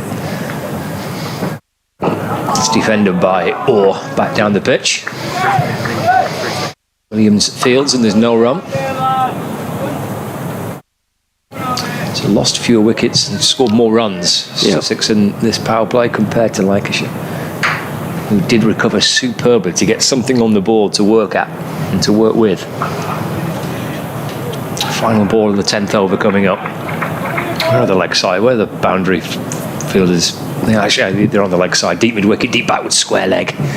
Slow ball from Williams. That's turned out towards the square leg fielder. George Balderson comes up to field, throws on the bounce into the keeper's gloves. So 10 overs gone. 65 runs scored. 1 wicket to fall. Haynes on 2, Orr on 38. 10 gone. 65 for 1. A further 255 more runs for the home side. Callum has been in touch from all the way over in Japan. He's in Tokyo, where he says it's 11 o'clock in the evening and humid, but he's got a beer in hand. So all is grand. It is going to be... Thank you very much for getting in touch, Callum. Thanks to everybody who's been in touch. It's been terrific today. Matthew Greenhow's been in touch. He says a huge out to the visually impaired Sharks, of whom I'm the wicketkeeper, who after winning the National League Division 1 title now head to the 30-over cup final on Saturday, where we face London Metro with the possibility of an unprecedented treble, with T20 Finals Day coming up on Saturday the 17th of September. It's been a brilliant season for us, and fingers crossed there's more to come. Great to see the side doing so well in this 50-over competition. He's hoping we make the final. So brilliant. Thanks very much for getting in touch, Matt in Crawley. Love to hear from you. So well done to the visually impaired Sharks side. Fabulous stuff.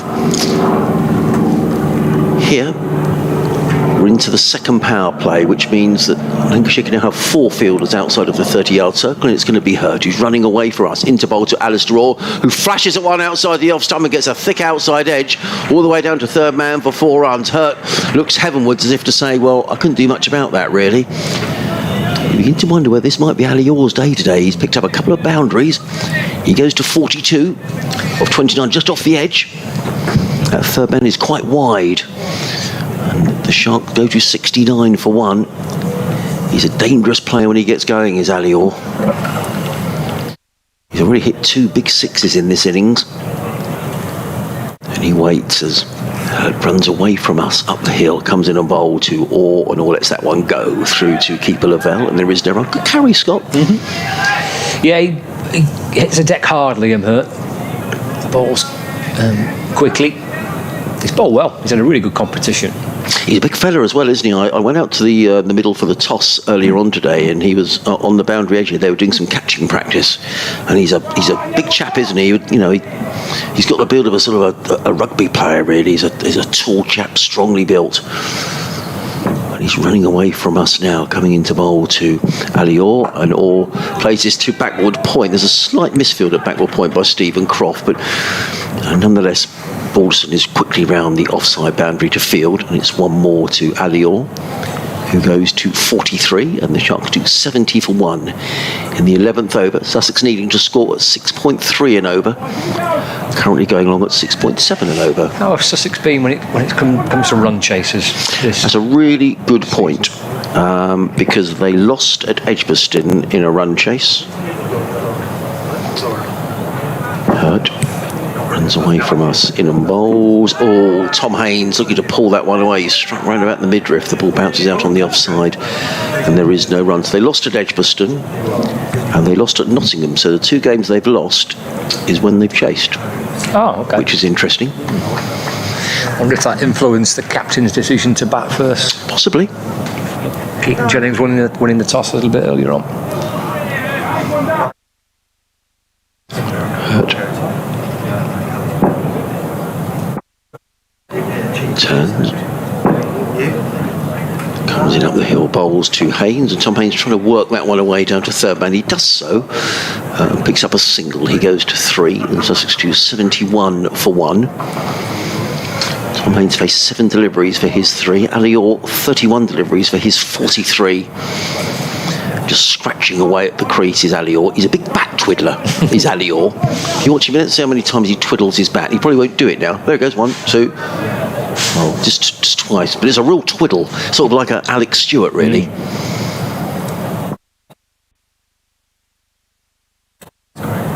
Hurt in bowls. Well, that's down the leg side, and that'll be signalled a wide. I think he was trying to bowl a slower delivery there, wasn't he, Hurt? Went through a couple of bounces to keeper George Lavelle, and there is no run. Just keep you right up to date with events in the other semi-final just down the coast, as Scott was saying. Kent 74 for 3 in the 15th. With Compton, Everson and Denley all back in the pavilion.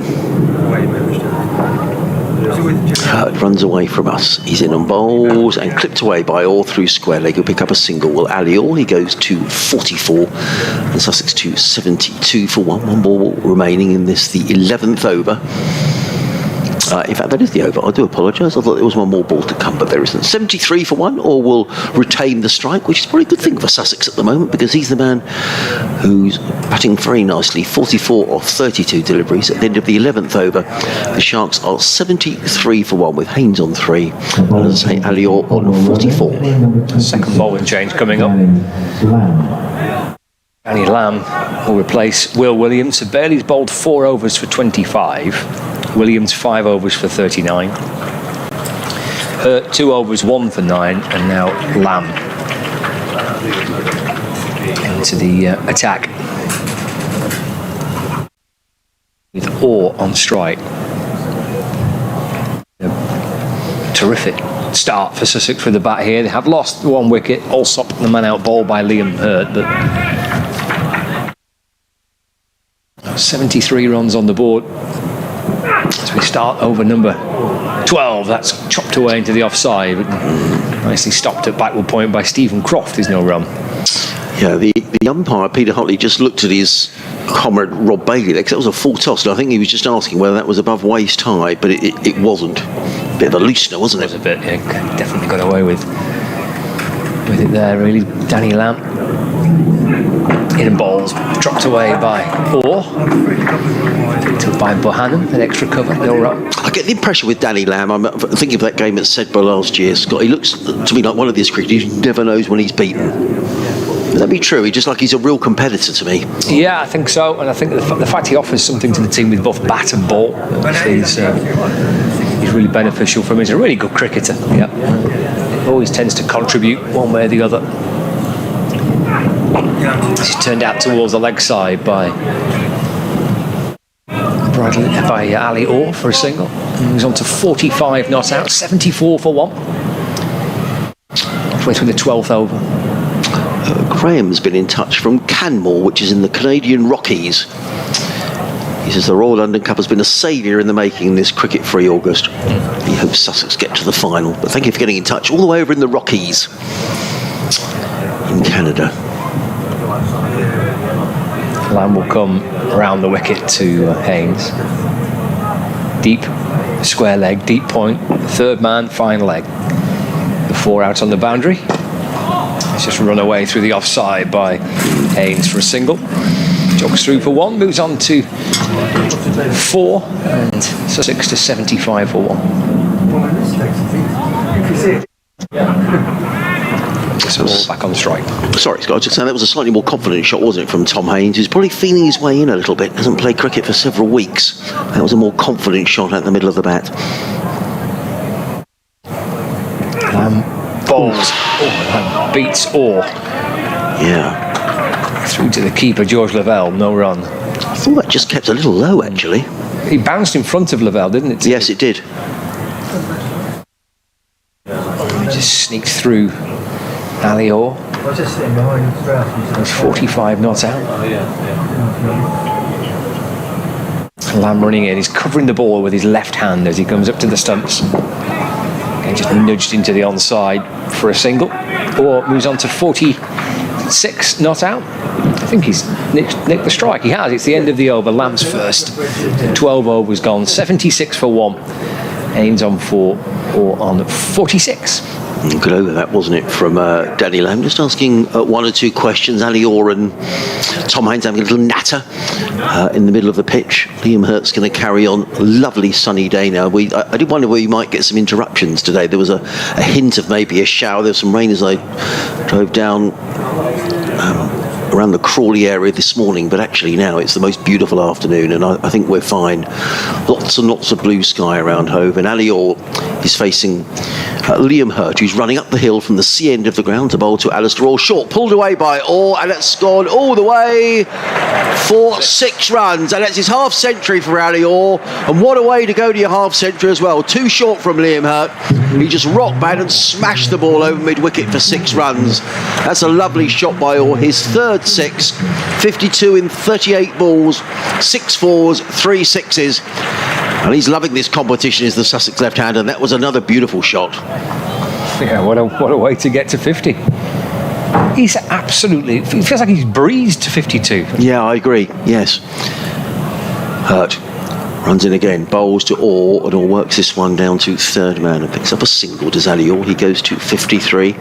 Sussex to 83 for 1. I mean, he had obviously a couple of 1-6, didn't he, off Bailey, which went out, probably the biggest 6 of the match, and that was his second 6. But he's got to 53 now. It feels like in no time he's just kind of flashed up towards a half century. It's a brilliant innings. It's a really terrific start to the reply for Sussex. In comes Hurt again, bowls to Haynes down the leg side, a tumbling take by Lavelle. I wonder if that's going to be signalled as someone that maybe came off a bit of pad, which might have saved it from being a wide. Total remains 83 for 1. Yeah, he's just 21 years of age, Ali Orr, and as I say, last season was his breakthrough season when he opened the batting, was a very steady opener in Championship cricket. But this season his game has developed to a different level. Is he a local lad? Yes, he's from Eastbourne. Nice. So, these big shots, particularly on the leg side, these lovely pickups. That one off Bailey was fantastic, wasn't it? Yeah, and he's exciting. He's an exciting cricketer. Hurt in again, bowls, and Haynes works this to backward point, fielded there by the eager Croft, and there is no run.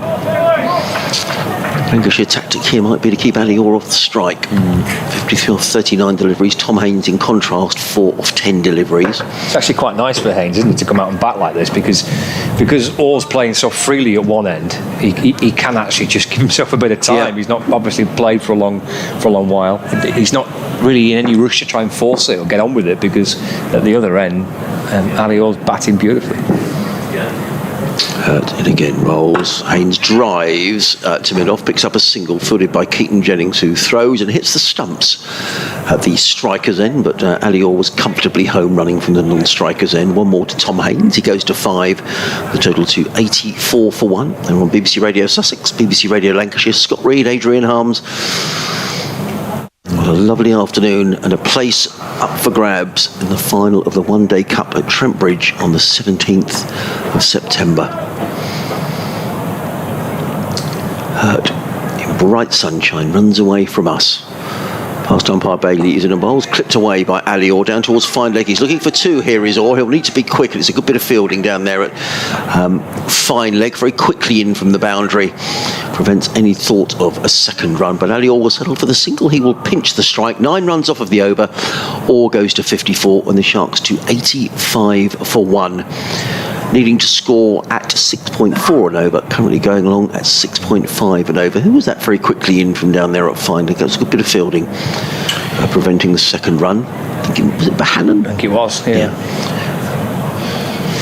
Yeah, the run rate's fine, isn't it? Absolutely right up where they need to be. You look at the Duckworth-Lewis par score, which gives you a nice gauge as to where the team should be. That's 75, so the 10 in front of that. So, yeah, it's a good start here with the bat for Sussex.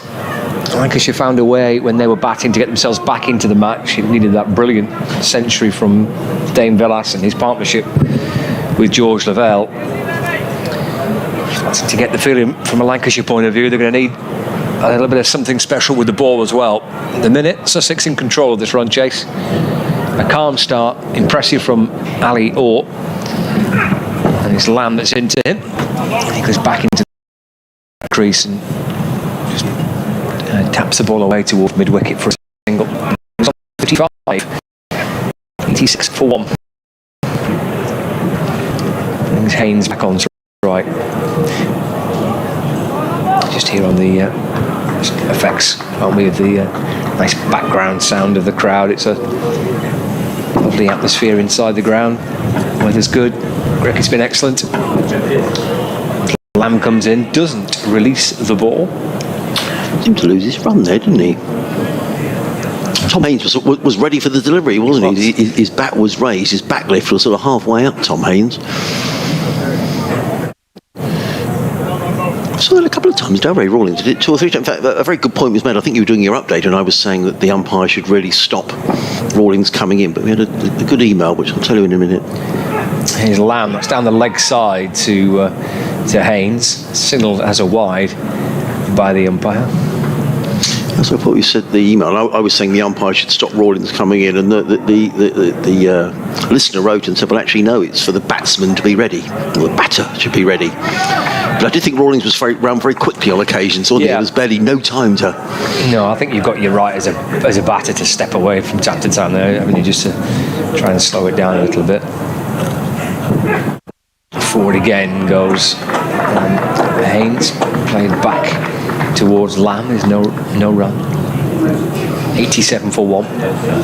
It's a tactic a lot of teams use, isn't it? Certainly when you get spinners in tandem. Yes, it is. Try and bowl quickly, get through the overs quickly. I agree. Kind of moves the game on. As a batting side, you look up and all of a sudden you're through another 6, 7, 8 overs in no time. So it is a part of the tactical side of the match. Haynes off the front foot just eases the ball away. Bohannon comes up from extra cover to field, and there's no run. Matthew's been in touch from Haywards Heath. I don't know whether the lads in the office are listening. He says the commentary is slightly ahead of the pictures. I don't know if that's anything that can be resolved, but just to let you know. But Matthew, thank you for letting us know. 87 for 1. Lamb bowls again. Haynes drives, one bounce and stopped by Lamb off his own bowling. Just finding his feet a bit here, isn't it, Tom Haynes? There's no rush for Sussex, and Ali Orr, I think, is just coming down the wicket and just saying, don't worry about it. He's just struggling to time the ball at the moment. So it's been a couple of weeks, hasn't it, since he played? Yeah. Again, that's down the leg side by Lamb. Gets the keeper on the bounce. Wide again, signalled 88 for 1. Yeah, Tom broke his hand in the game here against Leicestershire on the first day, which was the 11th of July. So it's been 6 weeks or so. Clip away to mid-wicket by Haynes. Fielded by Will Williams. And there's no run. 2 wide sent down in this over, so we're slightly extended over from Danny Lamb. 1 ball left of it. 88 for 1. Haynes just feeling his way back into the game. It takes a single to square leg this time. A flick of the wrist and the ball bounces along the ground towards George Balderson, who comes up from the deep square leg boundary. And that does complete the 14th over of the Sussex run chase. We might be in for a bit of spin. There's all sorts of hand signals being made by the Lancashire players wanting, I think, some helmets and some pads coming on. So we're going to see a bit of Luke Wells replacing Liam Hurt, who's had a 3 over spell, 1 for 18, the only wicket to fall. But Wells coming into the attack. In the other semi-final, Kent are 97 for 3 in the 19th over, hitting 311 to beat Hampshire. Ollie Robinson of Kent. It's a shame the same birth date actually as Sussex's Ollie Robinson, on the date of their birthdays, which is in December, but not the same year. He's 56 not out. And Harry Finch, who Sussex supporters will know, were released here a couple of years ago. He's 13 not out. Hampshire making 310 for 9 in their 50 overs. And Nick Gubbins making 75. So, Luke Wells on his old stamping ground here in Sussex is coming in to bowl his spin. Now, what's he going to bowl? Leg spin, off spin? We shall see. Comes in around the wicket and bowls. That looks like an off spinner to me. Driven by Haynes out into the offside and picks up a single. A slight misfield there at short extra cover by Josh Bohannon. Tom Haynes and Luke Wells will know each other very well. Now, how well Luke Wells would know Ali Orr. Wells just surveys that. Does he bowl off spin and leg spin in the same over? He has. Does he? Well, I reckon that first one was an off spinner. Just looking at his hand position, let's just see what happens now. 90 for 1. Wells in bowls right up in the block hole, dug out by Orr, back to Wells, and there is no run. I mean, I think it was a mystery why Luke Wells wasn't given more of a go in one-day cricket. He comes in around the wicket, bowls, hammered away by Orr. It's a brilliant piece of fielding. There could be a run out here. The throw comes in, and Ali Orr just about got back. It was played to backward point. It was well fielded by Williams, who got the throw in. Ali Orr was after the single. The stumps have been absolutely demolished by George Lavelle, who took the kitchen sink with that. But Orr was just about back in his ground. He was sent back by Tom Haynes. But I remember Luke Wells playing in a game here against Durham in the county championship when he made a big double 100. And he went from 200 to 250 in a matter of balls hitting sixes all over the place. So any doubts that he could play one-day cricket were certainly dispelled in that innings. But he never really got a look in. But he's suddenly making his presence felt at Old Trafford. In he comes now, bowls, and Orr drives firmly out here too long off. It's fielded by Tom Bailey. Away to our right-hand side. One more to Orr. He goes to 56. Sussex to 91 for 1. Bring Tom Haynes back on strike. Just the 2 runs off the over so far. Luke Wells waits on his way again. Bowls, and Haynes works that to mid-wicket. Fielded there by the Lancashire captain Keaton Jennings. Good tight stuff from Wells. Who's in again? Final ball of the over, bowls to Tom Haynes, who plays it down the offside of the track. Very tidy from Luke Wells. He's opening over, just costing a couple of runs. And Sussex at the end of the 15th over are 91 for 1. At the same stage, Lancashire were 68 for 5. So Sussex well on top in terms of where we are after the requisite amount of overs, but that wasn't to account for a magnificent innings by Dane Villas, if you're just joining us, making 121. Partnership 132 with George Lavelle. And it's going to be Danny Lamb who's going to carry on from the Cromwell Road end of the ground to bowl to the left-handed Ali Orr. Sussex needing to score at 6.5 and over, currently going along at 6.1 and over. 9 wickets in hand. In comes Lamb down the hill, bowls to Orr, and Orr covers up, plays back to Lamb, and there is no run.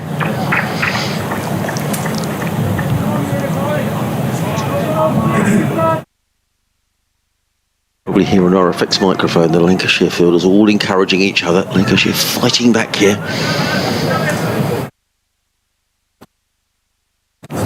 Lamb down the hill, bowls, or eases that one down to third man. Picks up a single, fielded by Liam Hurt, who hurls the ball in to Keeper Lavelle. One more to Alior, who goes to 57. The Sharks to 92 for 1. In the 16th over here on BBC Radio Sussex, BBC Radio Lancashire, Adrian Harms and Scott Reed on commentary duty on the most glorious day here at Hove. It really is.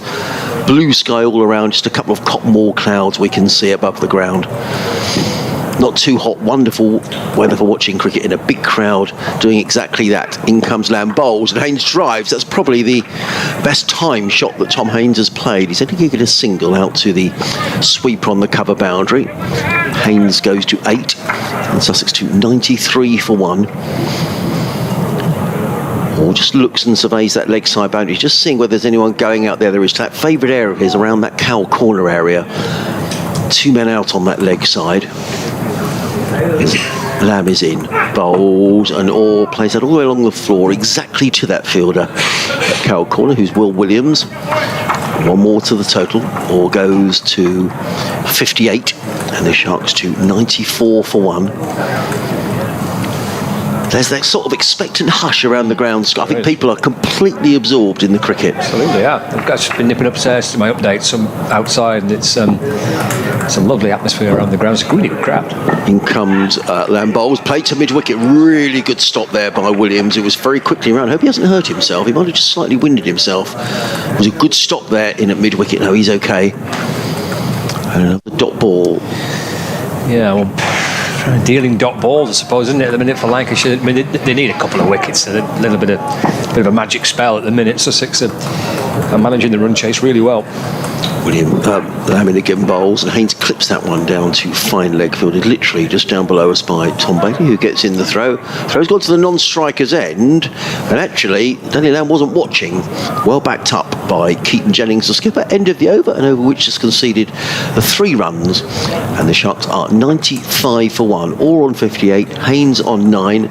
Sussex needing another 225 to win in 34 overs. Duckworth Lewis is 87, always gives some sort of a guide as to where we're going. But I think what Lancashire have done here, they've just built a bit of pressure because the run rate is now going up to 6.6 and over.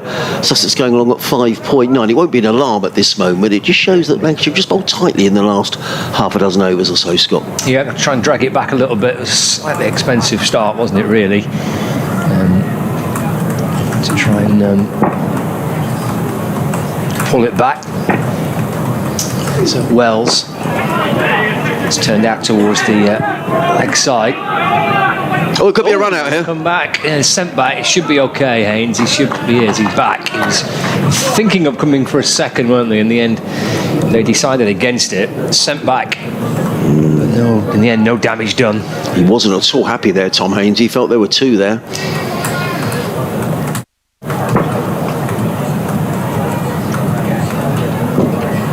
Wells.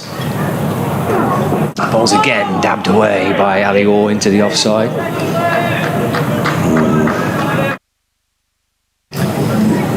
It's Wells into now. He's second over, yeah.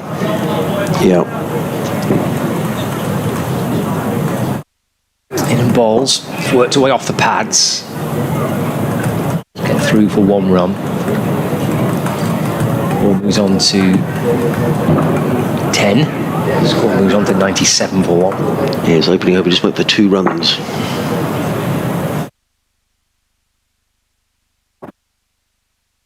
Comes around the wicket and bowls. It was in the air, wasn't it? Yeah, well, it was a cry of catch, wasn't it? Yes, there was. It was in the air. It was perfectly safe from Tom Haynes, but it was slightly in the air just for a little while. No chance of going anywhere near Keaton Jennings, who was at mid-wicket. 98 for 1. Wells bowls again. Ball goes back. This time he's playing along the ground. Up comes Liam Hurt from long on. Loses his cap actually as he jogs up from the boundary to field. It's actually quite a breezy day, wasn't it, a little bit earlier on? I think it's calmed down a fraction. Yeah. Looking at the flags, seem to be fluttering too much at the moment. Fuller ball from Wells, driven through mid-off for a single. And that's going to bring up the 3 figures, isn't it? Yeah, 100 on the board for Sussex. The loss of just the 1 wicket, so Good start here. The home side, even at this relatively early stage, 17 overs gone. They're in control of this run chase. 100 for 1 with Haynes on 12 and Orr on 60 not out. Yeah, I mean, Sussex will be delighted with the way that this is going. They'll have half an on the run rate, which is sneaked up to 6.7, but with 9 wickets in the bank. What can Danny Lamb do running in down the hill from the Cromwell Road, and he's in bowls to Haynes, who's getting the measure of things here, times that nicely out to deep backward point, picks up a single, does the Sussex left hand, and normally opens the batting in the Championship and normally skippers the side, and were it not for that hand injury would have skippered Sussex, I suspect, throughout this 50 over campaign, but that injury meant a change of plan, and Cheteshwar Pujara took over the reins of captaincy. Lamb down the hill, bowls or up on his toes and just nudges that into the onside. Picks up a single, does Ali Orr. He goes to 61 or 51 deliveries. What I like about the way Ali Orr is playing here, he's mixing things up. He's hit some big sixes, but he's also shown good defence and been happy to push the ones and twos. I think it's been quite a mature innings, really, on a big occasion. Yeah, this kind of second half of his innings so far has been very different. I would agree. He rattled to 50 in no time, didn't he? And it's a more measured approach now. And again, bowls to Haynes. Haynes picks up another single through the covers. Sussex picking up a run of ball in this over so far. Total goes to 103 for 1. I mean, this will be the biggest match of most of these Sussex players that they've ever played in. I think probably all of them, with perhaps the exception of, well, obviously Pujara and Ray Rollins, who has played at finals day at Edgbaston. But the others, this would be a big match, huge match. In comes Lamb and bowls, and Orr is looking to drive it back to the left-hander. Wraps Orr on the thigh pad. The ball bounces out on the offside, and there is no run.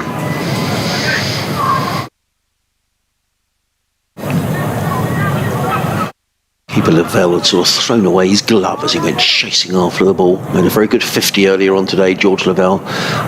Partnership 132 with Dane Villas. Lamb, right arm round the wicket, bowls to Orr, who clips this onto the leg side, picks up another comfortable single. Balderston is very quickly in from deep square leg, gets in the throw to Lavelle, one more to the total, so 4 singles off the over so far. And Sussex will be happy enough with that, keeping the scoreboard ticking along. Working the ball around the field. Haynes on 14 or on 62.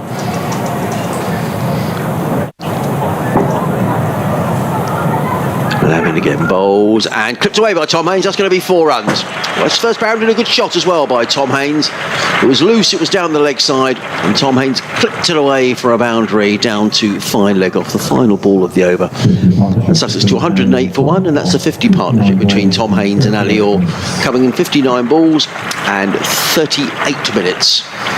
After the loss of Tom Alsop, who was out when the score was on 58, Alsop out for 25. Yeah, I mean, Haynes has been nice and steady, but he's not had to really force it, has he? He's not had to try and, he's getting back into the groove here. He's been out for 6 weeks with an injury. It's a long time to be out and then to come and bat in the semi-final of a one-day competition. But he's got the luxury of the guy at the other end in such good nick at the minute and doesn't really need to do much more, I don't think. Haynes playing his part in a very good partnership. Have the minute Sussex in control of this run chase.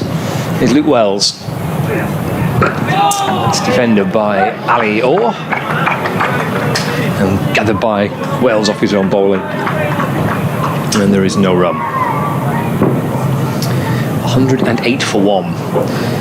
Wells in again and bowls, goes right back into the crease this time, works the ball off his pads out towards deep square leg, just backward of square I think, and plenty of grass for Croft to get across. He's at mid-wicket. Stephen Croft must have to move 30 yards to his left to stop the ball, and they're able to come back and add 2.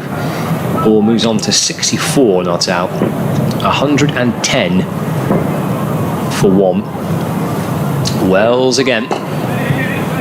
And the same outcome. This time Croft gets with just a little quicker. It was eased away just beyond the edge of the 30-metre circle at square leg. Croft comes galloping up from underneath the scoreboard. 2 scoreboards here at County Grounds in Sussex. One slightly bigger than the other. Wells is in, driven into the offside, no run. He's showing signs here, Tom Haynes, that he's starting to middle the ball, isn't he? It was a nice flowing cover drive. 111 for 1. Wells again, driven into the offside. Another good stop by Josh Bohannon. Very good. As a bowler, when you see that lifts aside, doesn't it? Two very good bits of fielding. Tumbling away to his left. Bohannon, an extra cover. Just come out to him as well. A fuller ball by Luke Wells. Decent over that, though, just 3 off it. I think at the minute that's Lancashire can do. Obviously still searching for wickets, but just try and keep the run rate scoring down, increase the run rate.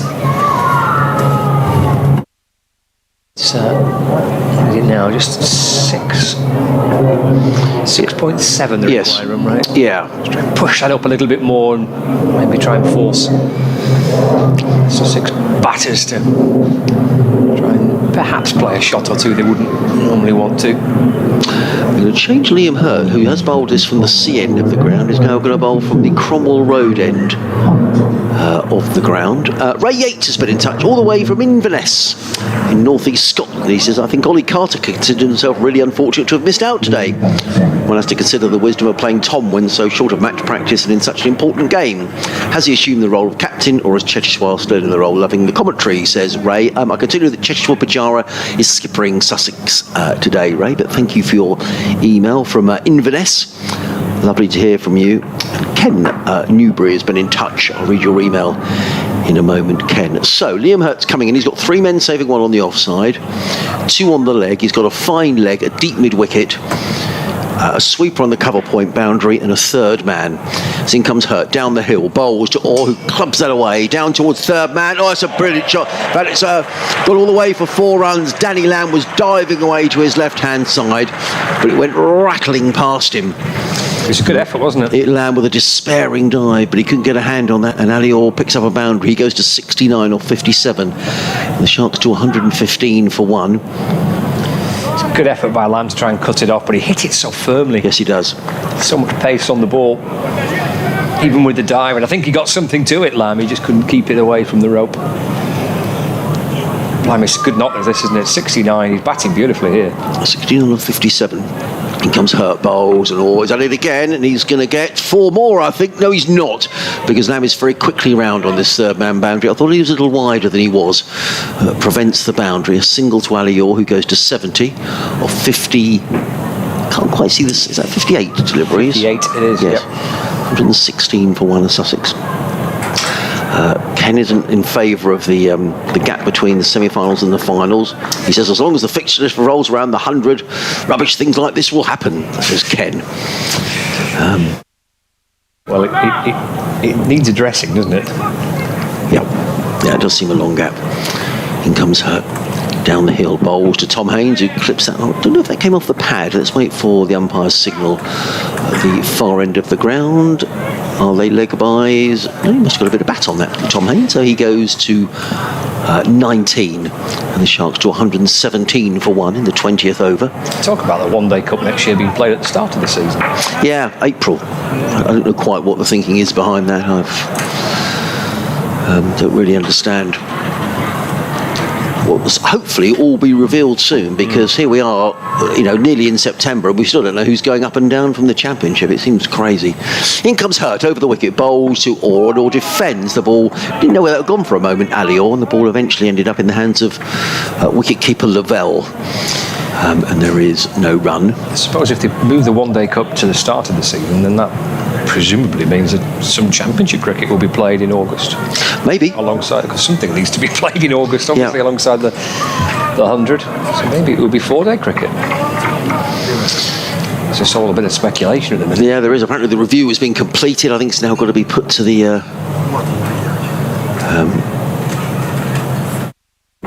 to the county chairman over the next few weeks, as in comes Hurt, bowl down the leg side. That will be signalled a wide. 1 more to the total. Total goes to 117 for 1. Matthew's been in touch and he says, thanks to the boffins, everything is much better. The pictures and the commentary are in sync. And Matthew says, fingers crossed for her historic Sussex Albion double today. If Brighton and Hove Albion win tonight at Fulham, they will go top of the Premier League. Extraordinary, isn't it? So we'll see how that goes. Of course, there's live commentary on BBC Sussex this evening tonight of that game. Down the hill, Bowles, and all looking to hammer that one. That favoured shot of his over mid-wicket. He was winding himself up for that, but he didn't time it. The ball was played to mid-wicket, and there is no run. He likes that shot, doesn't he? He does like it. So he cleared the flats at Taunton, did he? Yes, he did. Yeah, you know those retirement flats? No. He cleared those. And how far over to that side was the...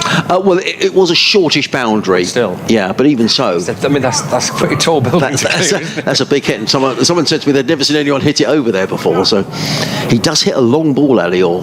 When it's hit, it does stay hit. In comes Hurt again, Bowles, and all covers up, plays down the offside of the track.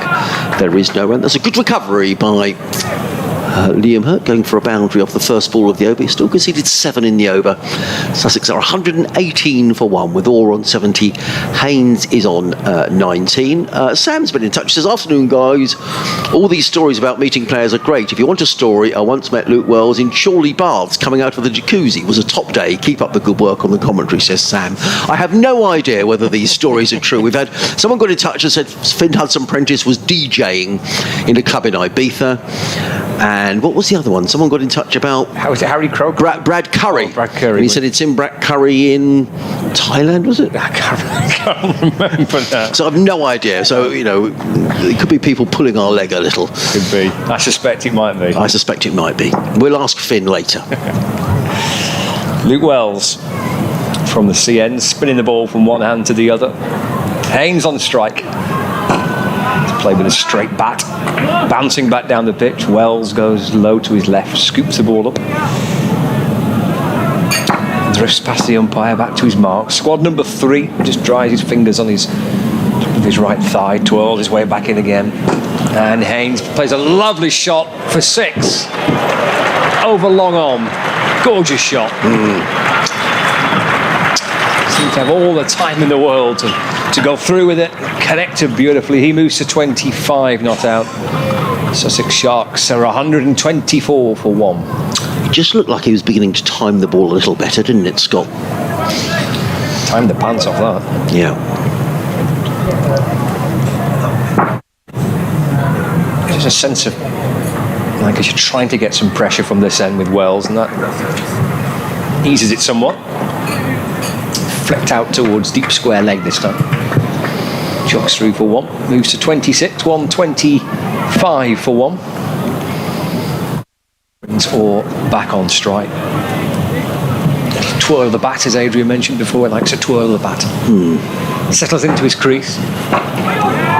Steers this delivery from Luke Wells. Out to Will Williams at backward point. No run. Lancashire have got 2 fielders on the boundary behind the bowler. Long off and long on. There's a deep mid-wicket. And there is a deep extra cover. Off the back foot, slices the ball away through the offside. Up comes Balderson from that cover boundary. Or gets through for a single. 71 not out. 126 for 1. 1 ball remaining of the 21st over. 320 is the target for the home side to book their place in the final. Forward in defence goes Haynes, and there's no run. Content with the work he's done already in this over, which included that lovely shot for 6. So 8 runs off the 21st over. 126 for 1. Need a further 194 to win. Keaton Jennings there, just having a long chat with Luke Wells, and I just wonder what that was about. Do you have another over? Would you like to change ends or come out of the attack? There's a long debate going on there. Michael's been in touch. Hello, Michael. He's a great fan of this competition and enjoying the commentary, so thank you, Michael, for getting in touch. Martin has been in touch. We were talking about seeing people doing different things. You might be pulling the leg as well, Martin. He said, I saw Peter Moores crossing the road on his way to his first game as England coach. He nearly got run over, says Martin again. Well, we'll believe you, Martin. You're a regular contributor, Martin, in Twickenham. But it's going to be Liam Hurt who's going to carry on down the hill. I think you're right, Scott. Lancashire need a wicket. That being said, the run rate 6.7 and over. Shouldn't be undue problems for Sussex at the moment, but another couple of wickets can change all that. In comes Hurt, bowls to who's hit on the pad. There's a loud appeal. More from the bowler than the keeper in reality. Yeah, looked a little leg side to me. Yeah, it did look a little leg side. It's been about the first real shout, though, hasn't it? That. I've seen too many balls wrapping the pads, not too many LBW appeals, not really offered a chance, I don't think, Ali, or nothing that I can recall. Hurt turns at the far end of the ground. Lovely afternoon sunshine here at Hove. 22nd over, he's in and bowls. Or he's bowls in, middle stump out the ground, and Alior is gone. And that's the breakthrough that Lancashire wanted. Alior gone for 71 off 64 deliveries. And just as Lancashire needed a wicket, Liam Hurt has delivered. He did in his first over from the sea end of the ground. And he has coming on to bowl now from the Cromwell Road end. Alior's furious with himself, but he's batted very nicely, Alior. He's given Sussex a really good start, and I'm sure he's going to get a good round of applause by a really big crowd at Sussex this afternoon. Let's just listen to the applause as he makes his way off.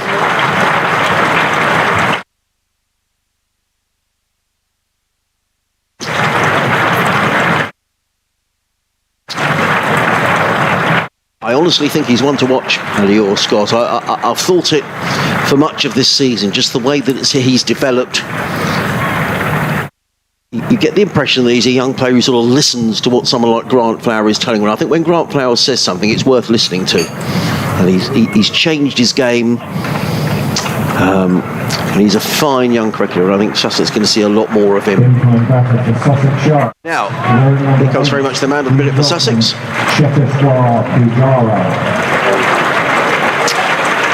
And this could be his last appearance of the season for Sussex. In fact, it may well be, because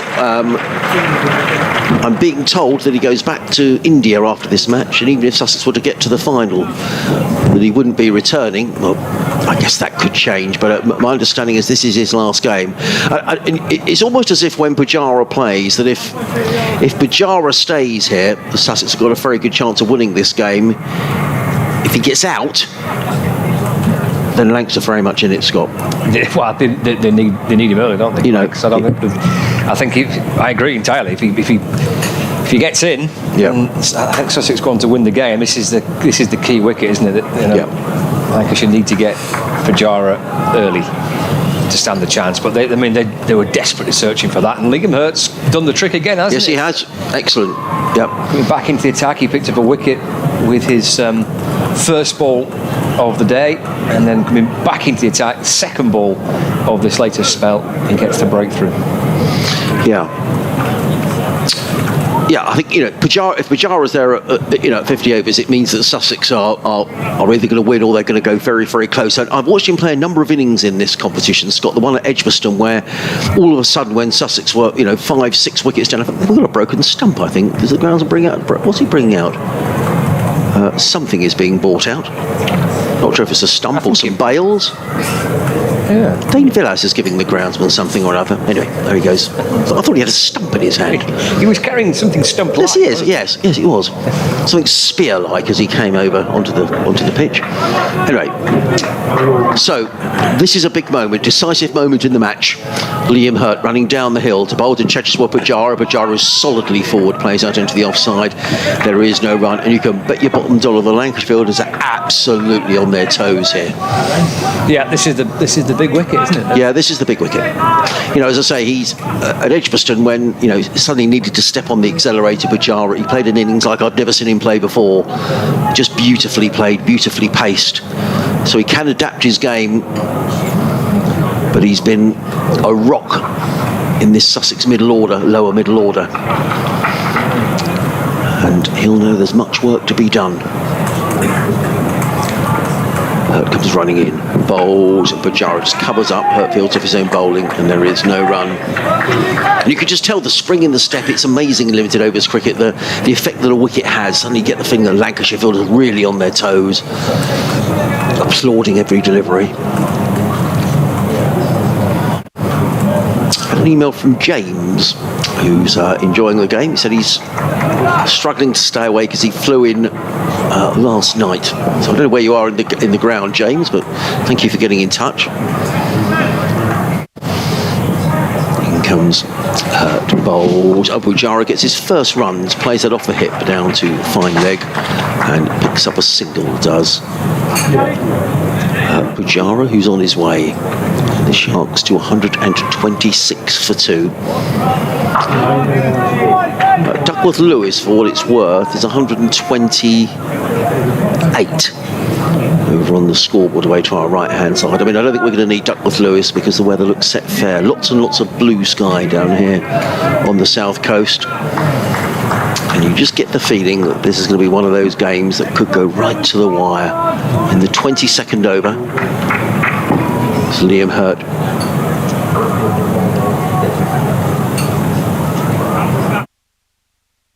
Runs towards us.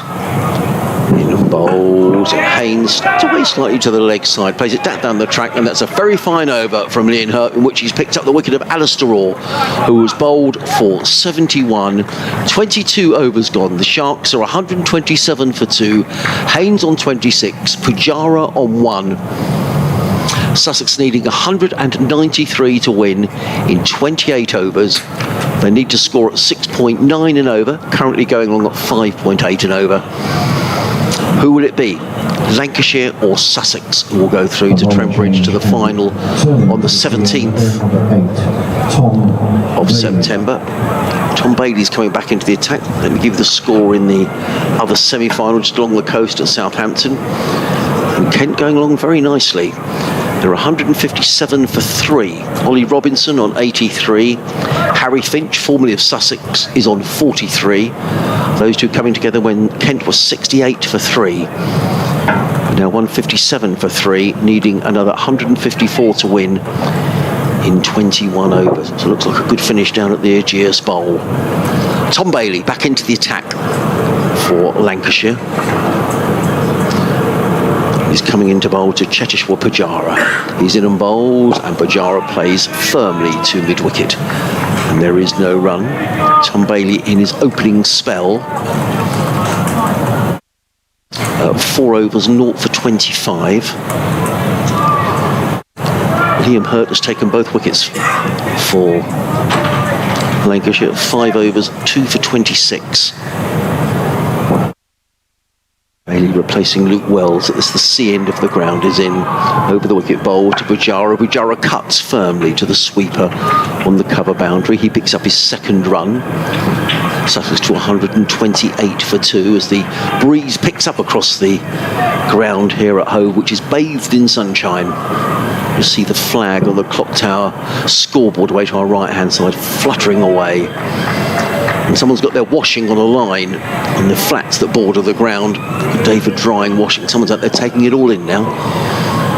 As Bailey runs away from us, bowling to left-handed Tom Haynes, and Haynes eases that one through the covers and picks up a single. Tom Haynes, he goes to 27. Chance to 129 for 2. The field changes over for the right-handed Cheteshwar Pujara.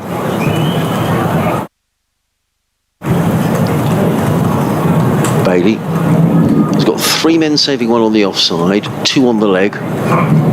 Just about to come into Pujara, but Pujara wasn't quite ready, and Bailey does an about turn and is back to his mark. Now comes in off this very straight approach to the wicket, comes in and bowls to Pujara, and now Pujara pulls away. I don't know if someone's moving behind the bowler's arm. Just behind us or on top of us there are the seats of our commentary box position, and Tom Bailey is saying, come on, sit down. Should know better than that up on the roof. I mean, a warning is, or just a message going out from over the PA system here at Hove. And now Bailey is on his way, running in. Comes to bowl to Pujara. Pujara forward, plays it to the offside and picks up a single. Well, Sussex, Danny, are 130 for 2. They need 320 to win, so that's another 190 runs they need in 27 overs here at Hove. It's been a terrific day's cricket, and I get the feeling this is going to go right to the wire. Chechua Pujara has just come in. He's on 3. Tom Haynes on 27. Earlier, Alistair Orr made 71 for Sussex, and Tom Alsop 25. But really, the story of the day was Lancashire, who were deep in trouble. They were 67 for 5 at one stage, eventually recovering to 319 for 8 in their 50 overs, really solely due to Dane Villas, who played a wonderful innings of 121. So Sussex now 131 for 2. They need another 189 to win, and they've got 27 overs in which to get them. Bailey runs away from us, comes into bowl to Pujara. He's in on bowl, so Pujara clips this one down towards fine leg. He's picked up one. They're looking for a second run here, but it isn't there. That's an excellent piece of fielding by George Balderston, who was very quickly round from deep mid-wicket to pick up and get the throw in. It is the end of the over. 132 for 2 are Sussex, needing another 188 to win. 27 overs remaining. Sussex now needing to score at 7 and over to win this match. They're currently going along at 5.7 and over. And you just get the feeling, Scott, that this is a really, really crucial stage of the match. Yep. Pujara is the key, isn't he? But so much experience there, so much calmness he brings out to the middle. The run rate will be too much of a concern at the minute for the home side. They've got wickets in hand. That's perfectly manageable, even though it's pushed up to above 7 for the first time. Only lost 2 wickets, so plenty of batting to come. Pujara on strike. Here's Liam Hurt. He's got both wickets so far. In a bowling one that swings in towards Pujara, who drives up towards mid-off. And there is no run. 1-3-2 for 2. Look at the Hampshire. I mean, you may well have mentioned it when I was out of the box, but Hampshire-Kent 164 for 3. That's in the 30th over. So need a further 147 runs to win from 20 overs, with 7 wickets remaining in the other semi-final. Comes back in towards Pujara. The ball deflects away in towards the onside, and he is through for a leg bye. So no bat on that, according to the umpire. Hurt went up. Big appeal from Hurt. Maybe more in hope than expectation. Takes the score up to 133 for 2. Pujara moves on to 4. Brings Haynes back on strike. 28 not out.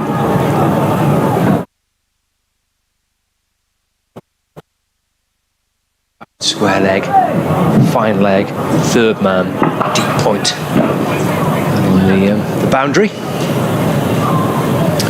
Liam Hurt in bowling. It's chipped away down towards third man. Lamb fields. Haynes gets a single, 29 to him now. 134 for 2. Pujara back on strike. Look at Pujara's stats on cricket form. It's extraordinary figures, aren't they? 96 test matches, approaching 7,000 test match runs, averaging 44 in test cricket, 18 test match centuries. Defends the ball back to Liam Hurt, and there is no run. When you watch him bat, Scott, every single delivery that he faces, he goes through exactly the same routine. You'll sit with this delivery, just as he's waiting, he holds the bat out almost horizontally, as if to check his grip. You watch. He does it with every single ball that he faces. Just watch. There you go. Every single ball he does that. All little routines and little quirks that batters have to get themselves set. He's on 4. Hurt striding in over the wicket. That comes off the inside edge. It deflects away towards the leg side. He's bowling really well here, Liam Hurt, isn't he? He's racing, and I thought for a minute he might have played that on Pujara. Looked a little bit like that, didn't it? It did, yeah, it did. You wouldn't, for a moment I thought he had. There's a slight and frantic look over his shoulder as well at one point. Yeah. I agree with you. I think Hurt is bowling well, as he has done through the competition so far for Lancashire. One ball left of this spell. This is 3 overs. He'll have bowled 1 for 9 in this second spell. The captain going back to Hurt. Defends does Pujara. Very good. Right in behind it. Full face of the bat. And make sure he sees that one through. Completes the 24th over, so edging towards the halfway stage of the innings. 134 for 2. Need a further 186 to win from 26 overs. 12th man is coming out with some drinks. I just think what you get when Alior is batting for Sussex, Scott, you get the unexpected. So all of a sudden you'll see a good length ball disappearing for 6, and the scoreboard sort of is rattling along. I think what we're going to get with Haynes and Pujara is more pushing the 1s and the 2s. Tom Haynes hits a lovely 6, and Pujara is capable as well. But I think that Lancashire might feel that the runs are going to be scored in more orthodox areas. That's what I mean, rather than you're not quite sure with Alior, because he picks the ball up and it disappears to all parts. And I think Keaton Jennings will have more of an idea of where he wants to set his field with these two. Probably find out Tom Haynes comes dancing down the wicket and hits a couple of 6s. But and I have to say, I have eaten my cupcake, and it was absolutely. When did you do that? It comes Bailey and bowls, and Haynes drives into the covers, fielded there by Will Williams. Will Williams, thank you. And there is no run. I have to confess, Scott, in an over that you were commentating on, I could resist no longer. And the lovely cupcakes provided by Fiona Richards, the honorary treasurer of Sussex, was devoured very quickly, and it is lovely. I recommend you do the same. How stealth eating was that? In comes Bailey, bowls, and Haynes works this to backward point, and again there is no run. So I was commentating, and you ate that. I didn't even notice at all. Ah, there we are. That's impressive, is that, Adrian? Impressive.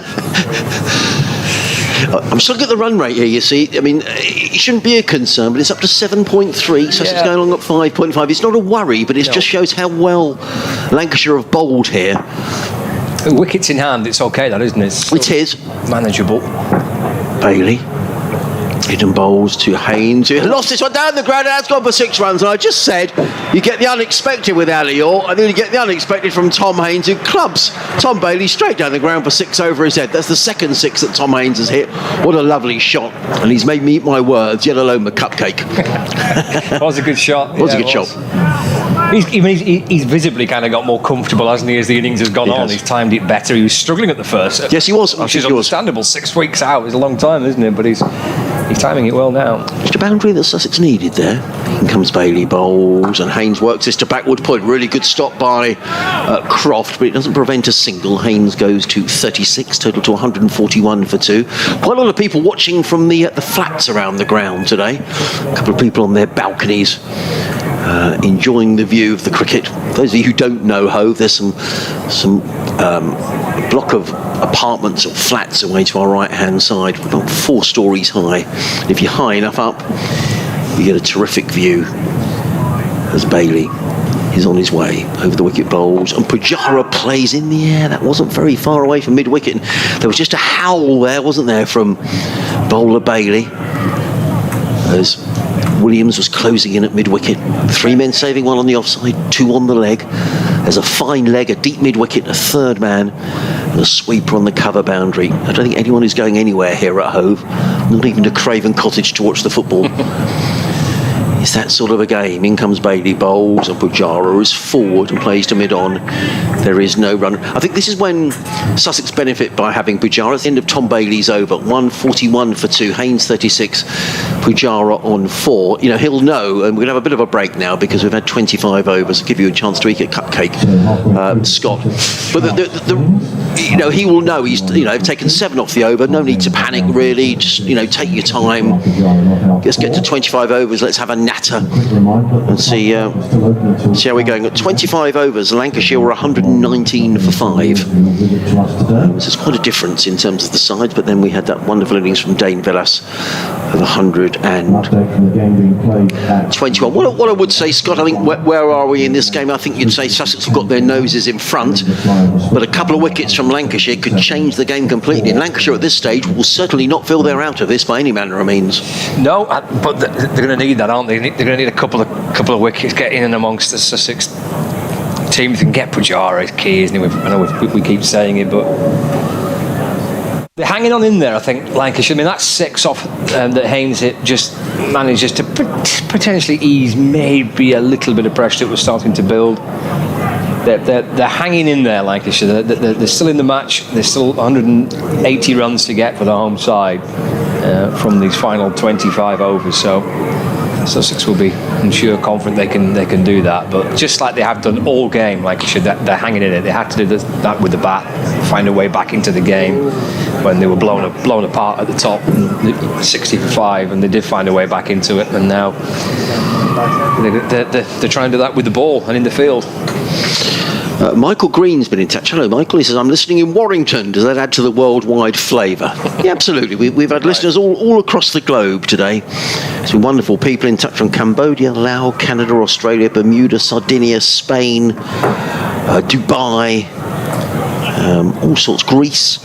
So thank you, everybody, for listening. And I don't know what you're all doing for the next hour and a half, or hour and a half, do you reckon, Scott? Or maybe slightly more, but I just sort of get the feeling that this game's going to ebb and flow a bit. I think this is far from over, and we might be sitting here in sort of the 48th, 49th over, with Sussex still needing a few, and Lancs maybe needing a couple of wickets. I may be completely wrong, but it just has got the feeling of being a really good game. Been some belting games in the One Day Cup. I'm sure you've had that with Sussex this season as well, but games invariably going down the last 2 or 3 overs, right into the last over in some cases. There's been some really good finishes. Ollie Robinson out for Kent for 95. Kent 177 for 4, needing another 134 in 18 overs to win down at the Aegis Bowl. In comes Liam Hurt, racing in down the hill from the Cromwell Road and bowls to Tom Haynes, and Haynes eases that through the covers, picks up a single. Does Haynes? He goes to 37. Sussex to 142 for 2. Tom Haynes has faced 43 deliveries or 45, Scott? I can't quite see the angle I'm at. 45, thank you. At the field, there are 3 men saving one on the offside for Pujara. As a backward point, cover mid-off, a mid-on, a straightish mid-wicket, then the 4 men outside of the circle, a third man, sweeper on the cover boundary, a deep square leg and a fine leg. As in comes Hurt down the hill, bowls to Pujara. Pujara eases that through mid-wicket, fielded at mid-on by Keaton Jennings, who gets in the throw. But Pujara's gone through for a single. He goes to 5, 143 for 2. One thing when you watch Pujara bat is his placement. I think that's something that you know, he's a fine player, but oftentimes he finds the gap. And I don't think that's luck, is it? I think he knows where the field is, and he knows when to pick up the runs. Tom Haynes, the left-hander, waits. Liam Hurt is at the end of his run at the Cromwell Road end, the ground completely in sunshine now, and Hurt comes racing down the hill, comes in and bowls. Oh, that's a wild shot by Tom Haynes. I don't know if he completely lost concentration then. It was pitched out. I mean, I guess you could say in Tom's defence that it was a swinging half volley, and I guess if he gets his foot across and crashes that through the covers for 4, you say what a shot. But if he gets a nick to that and gets out, you say it's a poor shot. It's not a shot that he's really played, is it? No. In the innings. Walked away to square leg, didn't he? Yeah, I think he knew it wasn't the shot to play to that delivery. But he's still there. He's on 37. So this is 143 for 2. And Hurt is on his way down the hill. Bowled to Haynes. Clips in the air. Down to deep square leg, fielded up there by George Balderson. Hesitated slightly. It was in the air a little longer than I think Tom Haynes would have hoped. In fairness, it was a safe shot. And it's the 3rd single off the over. Not seen Balderson bowl yet. Are we likely to, do you think? Will he? Yeah, I think he's bowled in every match so far. It's a they've used 5 bowlers so far. Hurt is back to his mark. Comes into bowl to Pujara. He's in a bowl to Pujara. Clips that onto the onside and picks up a single. Again, it was just in the air for a little while. The throw comes in. That's Luke Wells all the way out there in front of the Spenkarma Pavilion. I'm sure he's enjoying coming back to Hove, is Luke Wells. First time back, isn't it, for him? Something was said then. Now, Liam Hurt is not happy about something, and I think he's having a word there to Cheteshwar Pujara. The umpire is getting involved as well. He's not happy, is he? And Keaton Jennings is having to have a word with Liam Hurt. Now, I don't know whether Pujara ran down the line of the trot, quite what happened, but something has happened there, and the umpire at that far end, I think that's Peter Hartley, he's just having a word with Cheteshwar Pujara. I have to keep an eye on that, Scott. It just looked as if Liam Hurt was pretty agitated about something. He's coming running in, racing in, bowls to Tom Haynes, and Haynes is forward and plays that firmly to mid-off. They think about a single. Throw comes in from Jennings. It hits the stumps. I tell you what, the Lancs fielders are pretty wound up out there. It was played to mid-off. Jennings' throw hit the stumps. It was backed up. There is no run. It is the end of the over. And Sussex are 145 for 2. Haynes on 36. Pujara is on 6. That's a good over by Liam Hurt, though the umpire is having another word with him. He just gave him a bit of a tap on his shoulder. I think he said, yeah, you get to your fielding position, but something has clearly riled Liam Hurt. They're not sure what it is. No, it could be something now. Could it? Maybe just Lancashire might just want to try and get into Pujara. Yeah, quite possibly. Get into his comfort zone and in and amongst him and try and put him off a bit, because it could be a bit of kind of gamesmanship, really. You never know. Kent have lost a 5th wicket down at the Aegeus Bowl. Now 181 for 5. Harry Finch, formerly of Sussex, out for 52. So you'd have thought the advantage in that game has swung the way of Hampshire. Kent needing 130 in 17 overs. It's Danny Lamb to Pujara. Chopped away just backward of point. Well stopped by Stephen Croft. No down to his left, and there's no run. Hampshire having a great season, aren't they? They are. Obviously already won the T20 Blast.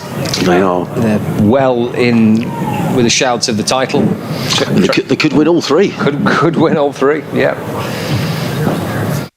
In some season, Hampshire. And to Pujara, who looks to dry. The ball deflects up to mid-on, and there's no run. Still got Darren Stevens in. I wonder if there could be a little swan song from Darren Stevens down at the Aegeus today. And Grant Stewart, who I think is a fine all-rounder for Kent. So Kent not out of it, and they've got a couple of big hitters down the order, so we'll keep an eye on that. But we're really keeping an eye on this. This is a good contest.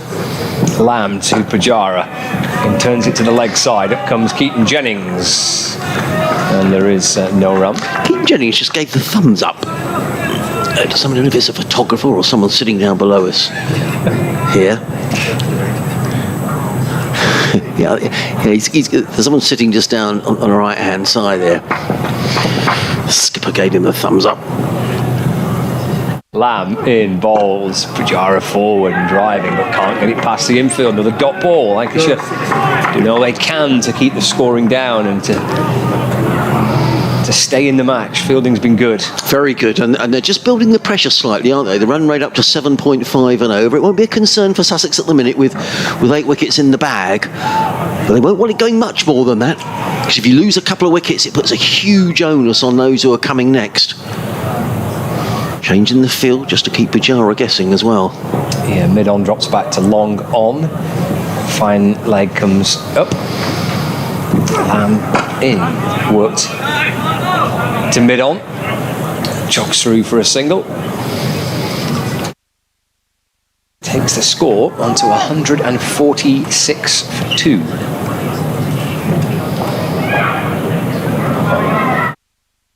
One ball remaining of the 27th over. I mentioned Balderson before, not seen him bowl yet. He's just warming up away to our right on the point boundary. Lamb in, full length ball to Haynes, which he squirts away into the offside. And get through for another single. In fact, just the second single of the over, so just 2 off it. 147 for 2 at the end of the 27th. 173 more needed for a victory. And it's small margins, but I've just spotted, I think perhaps certainly the first time I've noticed that the Duckworth-Lewis par score actually is now above the Sussex total. Just a little indication as to where we are with the run chance. Duckworth-Lewis Stern says 150. Well, you said George Balderson hadn't bowled yet. Well, he's going to bowl now from the Cromwell Road end. Duncan's been in touch. He said it's looking more and more like this game will be decided by the decision that Villiers was not caught by Pujara when he was on 92. Difficult to see how Lancashire would have got beyond 260, but for that, says Duncan. It was an interesting decision that Pujara claimed the catch. The umpires decided it wasn't out. In comes Balderson around the wicket. Bowls to Haynes, who carves that one away down to third man, and that's a welcome boundary for Sussex. Bit of a loosener from George Balderson. It was wide outside the off stump, and Haynes just leant back and eased the ball away through backward point for 4 runs. Nice shot by Haynes. He goes to 43. The Sussex 150 is up.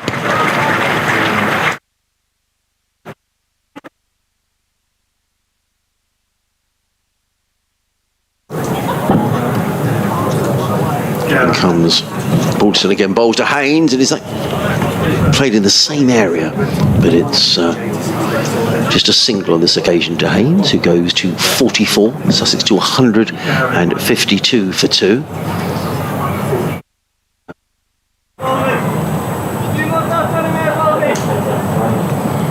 George from Kings Lynn in Norfolk and his dad Bill from Romford are listening to us as they drive from Manchester to London. Nice. In comes Balderson, bowls to Pujara, who clips this one away on the leg side. He's going to pick up a single, will. Pujara down to fine leg. Pujara goes to 8 of 22 deliveries, 153 for 2. We had tickets for the first 4 days of the Test match and booked a hotel for 6 nights with the plan to watch all 5 days of the Test match for the first time in our lives. Happily, England won in 3 days, and so we had to entertain ourselves in Manchester for a couple of days. So they stayed and enjoyed the Lowry Art Gallery, amongst other things. Comes Balderson, bowls to Haynes, who's playing beautifully now, plays that through the covers, picks up a single to the sweeper on the cover boundary. One more to Haynes, who goes to 45, Sussex to 154 for 2. Haynes to 45. We know a bit about that, Scott. The Lowry Art Gallery, the Imperial War Museum North. Strolls around Media City. We also took the tram to the centre of the city and enjoyed seeing the fantastic architecture. Comes Balderson over the wicket, bowls to Pujara. That looks very out to me. Oh, he's not given. Well, you wouldn't have been surprised if the finger had gone up there, Scott. No. I think Lancashire thought they'd got his man. Maybe it was just slipping down the leg side, but it did look like a very good shout. And I think for a minute, Pujara, the way he twisted around. Good delivery, though. It was well pitched up. Pujara looking to clip that away through mid-wicket. Hartley deciding not out, thinking going down the leg side. Thank you. Just looking back on the replay. Good decision. Balderson in bowls to Pujara, who leans on that and plays it through mid-wicket, picks up a single, does. Pujara's 8 runs coming off the over without undue alarm. Well, I say undue alarm, well, that one hitting the pad, but Scott's had a look at the replay and my call was wrong. It wasn't close. End of the over, 155 for 2. Pujara 9, Haynes on 45. They go on to say, as Sussex fans, we hope the Sharks can see this through to the end. But as Brighton fans, we're sad the final game clashes with the home game against Crystal Palace, if Sussex were to get there, of course. But thank you for listening. That's George and his father. Michael Bradshaw's been in touch from Glossop in Derbyshire, and he's finding that the cricket coverage keeps him going day by day. So that's great, Michael, and I hope we're bringing some enjoyment to you this afternoon. Here's Daniel Ann bowling. Forward goes Pujara in defence, and there is no run. And a long email as well from John, who says I should have a detention from my pronunciation of some of these foreign cities. Yes, I do apologise, John. I do my best. But yes, I think that's harsh. I think you've done well. There's been some tricky ones there. That's driven to mid-on by Pujara, and there's no run. 5 for 2.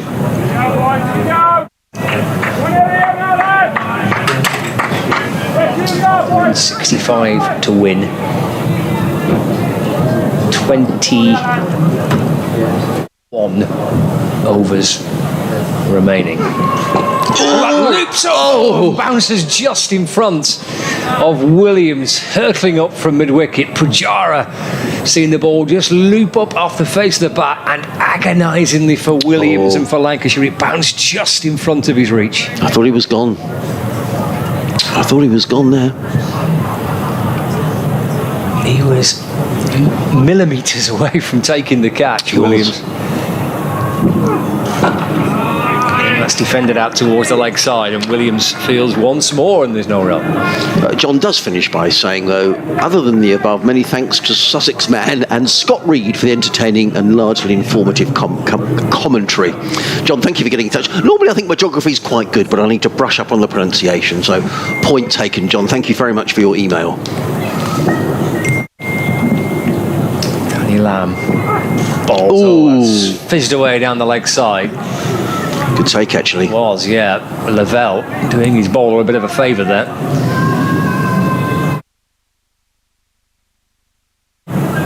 In the end, it was kind of low, full toss down the leg side from Lamb. Yeah. This is, run rate now up to 7.7 and over.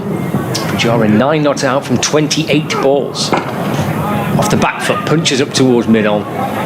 Gets a single. 1-5-7 for 2. One thing about Pujara's batting is that his ability to pace an innings as well, and bags and bags of experience. So he'll know it's not time to panic in any way, shape, or form here. But he will be keeping an eye on that run rate. Final ball of the over. Lamb will come around the wicket to Haynes.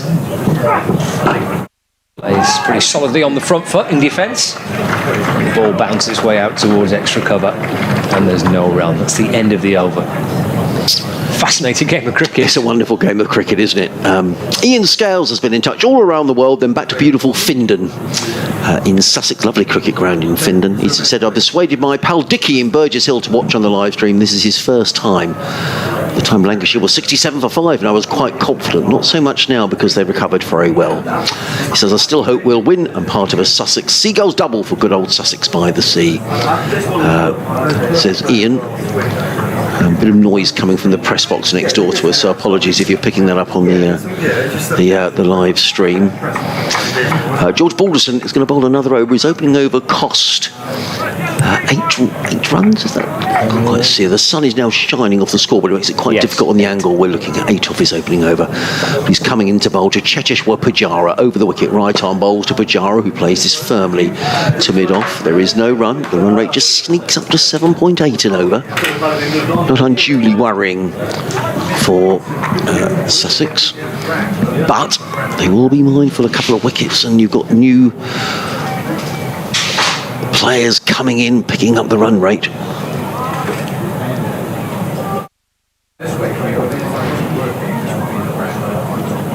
In comes Balderson again. Bowled. And Pujara, now that does look closer. Pujara is given, and that's a massive breakthrough, a massive wicket for Lancashire. And Cheteshwar Pujara is gone for 10. He survived a big appeal in the previous over, but on that occasion, looking to tuck the ball away through mid-wicket, he's LBW. Pujara has gone. Sussex are 157 for 3, and that puts a whole new complexion on the game. Pujara, who's scored 300s for Sussex in this competition, makes his way off. He's been the linchpin for Sussex in their batting order, and Sussex, if they're going to get to the final of the One Day Cup, are going to have to do it without the master Indian batsman. He makes his way off, and probably almost certainly the last time we're going to see Pujara this season, as he makes his way off towards the pavilion going back to India. He's been a wonderful acquisition for Sussex this season as Cheteshwar Pujara, but he's gone LBW. Balderson picks up the wicket, and that could be a vital part of this match. So Tom Clark is the new man coming in, and it was the point we were making in commentary just a little earlier on, that the run rate is sneaking up now towards 8 and over, and it does put a bit of pressure on the incoming players Two young men who play their club cricket, or have played it down at Horsham, coming out to the crease now. So Tom Haynes, who's been in for a while, he's on 45, and Tom Clark. But that's a huge wicket. Pujara gone for 10. And Sussex 157 for 3. And I think, in fairness to Pujara, he knew he was out. He barely looked at umpire Hartley. So the wicket goes down, and suddenly you feel that the pendulum in this match has perhaps swung the way of Lancashire. We shall see. A chance for the young Sussex side to see what they can do without the influence of Pujara in the side. It's Tom Clark who takes strike, as in comes Balderson around the wicket. Bowls to Clark. Oh, very nearly. I thought he'd played on to his first ball. The ball wrapped him on the pad and dribbled out in front of him. And there is no run. Interesting email come in from Ray, who says that he was talking with his son, who said there wasn't much atmosphere around the game for these 50-over games with no music, etc. He wonders whether that's a good or a bad thing. I have to say, Ray, I think people are just completely absorbed in the cricket, and have been in most of these 50-over games. As in comes Balderson again, bowls, and Clark works that into the offside. There is no run. It's another dot ball, and the dot ball's just starting to mount here for Sussex now. But the run rate has sneaked its way up to 8 and over. Sussex currently going along at 5.3 and over. Tom Clark just surveys the field. Keaton Jennings, I think, has done a good job here for Lancashire. In comes Balderson around the wicket, bowls to Clark. Clark clips that one and gets his first run through square leg. So the young Sussex left-hander is on his way. He picks up a single. And Sussex to 158 for 3, needing another 175 to win. 20 overs remaining after this. We felt all the way along that this was going to be a tight game. Balderson on his way from the Cromwell Road end. He's in on bowls, and Haynes clips that through mid-wicket, and he picks up a single off the last ball of the over, an over that just cost a couple of runs, and the precious wicket for Lancashire of Cheteshwar Pujara, picked up by George Balderson. Sussex 159 for 3 at the end of the 30th over. Haynes on 46, Clark on 1. Sussex needing to score 175 to win in 20 overs. They need to score 8.1 and over.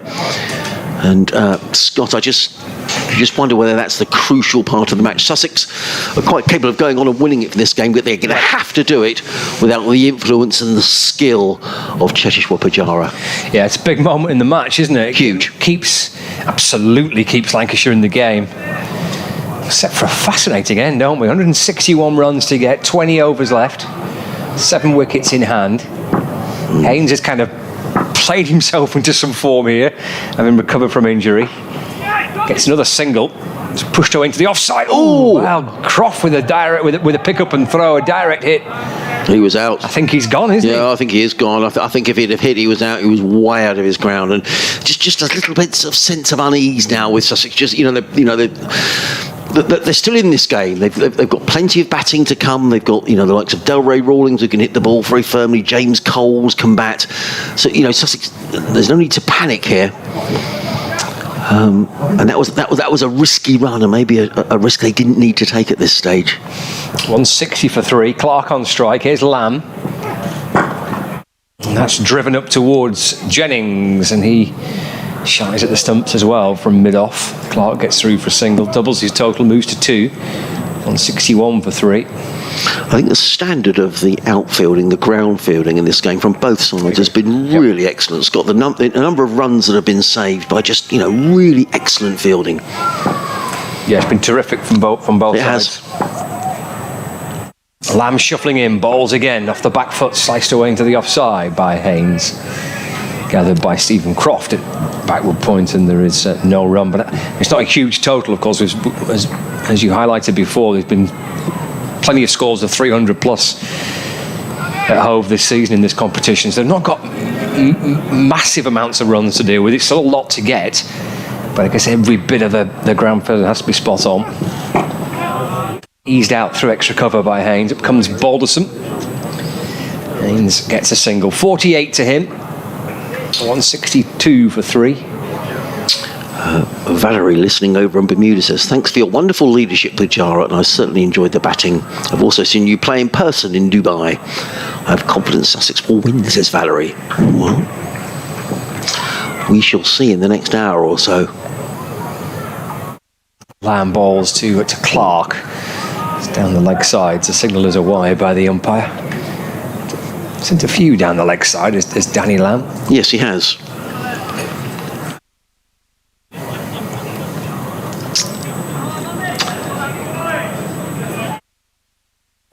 6-3 for 3. 2 balls left of the over.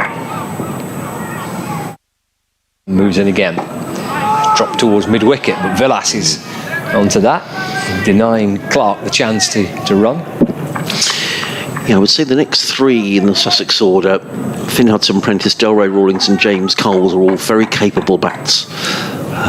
Harry Cavella's come back. Henry Crocombe can... You'd have thought that the next 3 in the order are key now for Sussex, and these 2, of course. Maybe only need these 2. These 2 are both very fine players, but their run rate is just beginning to ease up. 8.2. Lam in, that's off the back foot, sliced away through the offside. Has he timed it well enough for 4? No, Balderson gets well fielded across the ground. Yeah, terrific work from Balderson, coming from deep point to deep extra cover. Puts the dive in, saves a couple of runs for his side. And that completes the 31st over of the Sussex innings. 165 for 3. 19 overs left. 155 more runs required. Well, it's anybody's game. That's the great thing about this. You just might have Lancashire slightly with their noses in front, but it just takes a couple of big overs for Sussex. It's going to be a tight finish. Now, George Balderson's going to carry on, having picked up that wicket of Pujara, bowling from the Cromwell Road end to bowl to the left-handed Tom Haynes. Both left-handers. Haynes clips this through mid-wicket. They picked up 1 as Tom Haynes goes to 49. Sussex to 166 for 3. I know Tom's brother Ollie is a listener to the commentary. He might be on the ground today, Ollie, I don't know, but your brother's doing a good job for his county. 49 of 58 deliveries for Tom Haynes. Great effort. 6 weeks out with an injury. Yeah, and he's come back in, and he'll be absolutely key now for Sussex. As Balderson, the ground half in shade, half in sun, comes running in around the wicket, bowls to Tom Clark, and Clark eases that through the covers. They picked up 1. He's run the first one very quickly as Tom Clark, but there was never a chance for second, and the throw comes in from Liam Hurt, who picked up the first couple of wickets, the wickets of Allsop and Orr. And he will no doubt be back to bowl. He's bowled 7 overs, 2 for 31, Liam Hurt. Tom Bailey, 0 for 37 in 6. Will Williams was rather expensive, 5 overs for 39. That was when Ali Orr was really going strong at the top of the order. Balderson in, bowls to Haynes, and he's caught behind. Is he gone? Yes, he is gone. Tom Haynes is gone. He's gone for 49. It was just the shot that he'd played a couple of overs ago, that wide delivery. He had a go at 1, then he got away with it, but this time he's got a little nick through. Keeper George Lavelle does the rest, and that's another big blow for Sussex. And George Balderson has come into the attack. He's picked up Pujara and Haynes, and now this match has swung the way of Lancashire. He's got a habit of doing this, George Balderson. I mentioned before when I was looking at Lancashire who they'd use, and George had not bowled a matter of time before he comes into the attack. He's got a habit of taking wickets. He's got a habit of making moments in the game count, whether it's with the bat or with the ball. It's been more often with the ball this season with the bat. He's got a brilliant century the other week in Canterbury, his first for the club. But he just has a habit of making things happen, Balderson. Fine young cricketer. And he's picked up, the key wicket in Pujara. He's now got another. And Lancashire, after an explosive start, the way that Allsop and Orr came out to bat, and you mentioned Williams' figures. He bowled 5 of those opening 10 overs, didn't he? And went for 39. They've wrestled control back here. They've bowled really well, tight bowling, backed up in the field, And the game is beautifully in the balance now. I think a bit of credit as well, actually, to Keaton Jennings, Scott. I think he's captained Lancashire really well because, as you say, Sussex were off to an absolute flyer with Ali Orr back, particularly looking in terrific form. But he's changed his bowlers around. He's made bowling changes at the right time. I think his field placing has been good as well. So the new bat is Finn Hudson-Prentice. Don't despair, Sussex supporters. Still plenty of batting to come. They're keeping the explosive Ray Rollins back for later on. I still think this is going to be a close finish. But in comes Balderson. Down the hill, bowls to Hudson-Prentice, who's hit on the pad. Ball comes out into the offside. There is no run. Is he a little bit quicker than he looks, George Balderson? Yeah, I wouldn't know what pace he bowls at. Maybe it's kind of a little bit skiddy, maybe. Yes, I would agree. That's exactly, I think he is. Because compared to some of the others, he looks quite slight, doesn't he, compared to Tom Bailey and some of the taller Lancashire lads. Yeah, maybe. But he's bowled a very nice spell. He comes in and bowls to Hudson-Prentice, who nudges that down to third man. He's going to go for 4 runs. Nothing Bailey can do about that. And Hudson-Prentice gets a very welcome boundary for Sussex, if a rather fortunate one. Edge down where first slip would have been. The ball runs away. And it's 4 runs to Finn Hudson-Prentice. Sussex to 171 for 4. Needing another 149 to win. And there are 18 overs left after this one. Bailey just down below us here at third man. What a lovely afternoon. This ground looks a picture. As in comes Balderson. Over the wicket bowls. Hudson-Prentice is forward. Play to backward point fielded by Stephen Croft. And there is no run. It's a dot ball. It is the end of the over. So 32 overs gone. George Balderson has picked up a couple of vital wickets, particularly that of Cheshire Pujara. Now Tom Haynes. Sussex needing 149 to win in 18 overs. And Hudson-Prentice on 4, Tom Clark on 5, and you're listening to live cricket on the BBC, BBC Radio Sussex, BBC Radio Lancashire, Adrian Harms and Scott Reed. And thank you to all of you for all your messages throughout the day. We had lots, and it's been great fun, Scott, regardless of, I'd like Sussex to win, you'd like Lancashire to win, but whatever happens, it's been a cracking game of cricket. Certainly has, set for a great finish, aren't we, as well? 18 overs left. Will Williams is going to return. He's going to return from the C end of the ground. I think his 5 overs all came from the Cromwell. Yeah, they did, and it's, bowlers do talk about bowling down the hill and just how difficult it can be if you haven't done it before. And I just wonder whether this is a good move by Keaton Jennings. A couple of wickets have gone down. He's gone for 30 odd, hasn't he, in his 5 overs? Perhaps getting back on bowling up the hill, which is a little easier in terms of balance, just while there's 2 new players at the crease. It's Clark on strike. Here comes Will Williams over the wicket in the balls, and it's stabbed away into the offside. Yeah, 5 overs for 39, Scott. Joe, you wouldn't bet against Kent winning that game at their GS. Darren Stevens is on 28. What do they need? Grant Stewart that they need 76 off 10 overs and 4 balls. Grant Stewart's played a game for Sussex this season on loan, actually, from Kent. He's a fine all-round cricketer. Williams for Lancashire comes over the wicket. Flicked away through the onside by Clark. Up comes Liam Hurt. Clark restricted to 1. Moves to 6. 172 for 4. Rate just sneaking up, isn't it? Up to 8.4 and over. Sussex just need a couple of big overs here. I mean, there's still, another 18 overs to go. So at some stage, they're going to need, you feel they're going to need a sort of, couple of 10, 12 overs just to get themselves. At the minute, Lancashire are calling all the shots. Chance for someone to make a name for himself. Absolutely, yep. Williams in, that's crunched away through the offside. Yeah, he's timed that beautifully. That's a lovely shot for 4.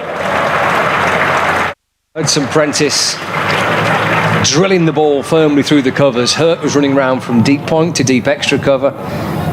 He's quick, he's Hurt. Quite across the ground, but he couldn't catch up with that. 4 runs for Hudson-Prentice. He moves on to 8. 176 for 4. Lovely shot. Williams in again. Oh, it's played back down the pitch, and Williams went diving away to his right. I think that went to him on the full. Yes, I'm not sure whether that was I don't think he quite got there, did he? No, Unfortunately, we were so. obscured by the non-striker. But I thought for a minute it had gone to hand. I don't think he was too far away from it. Got through for a single, though. 177 for 4.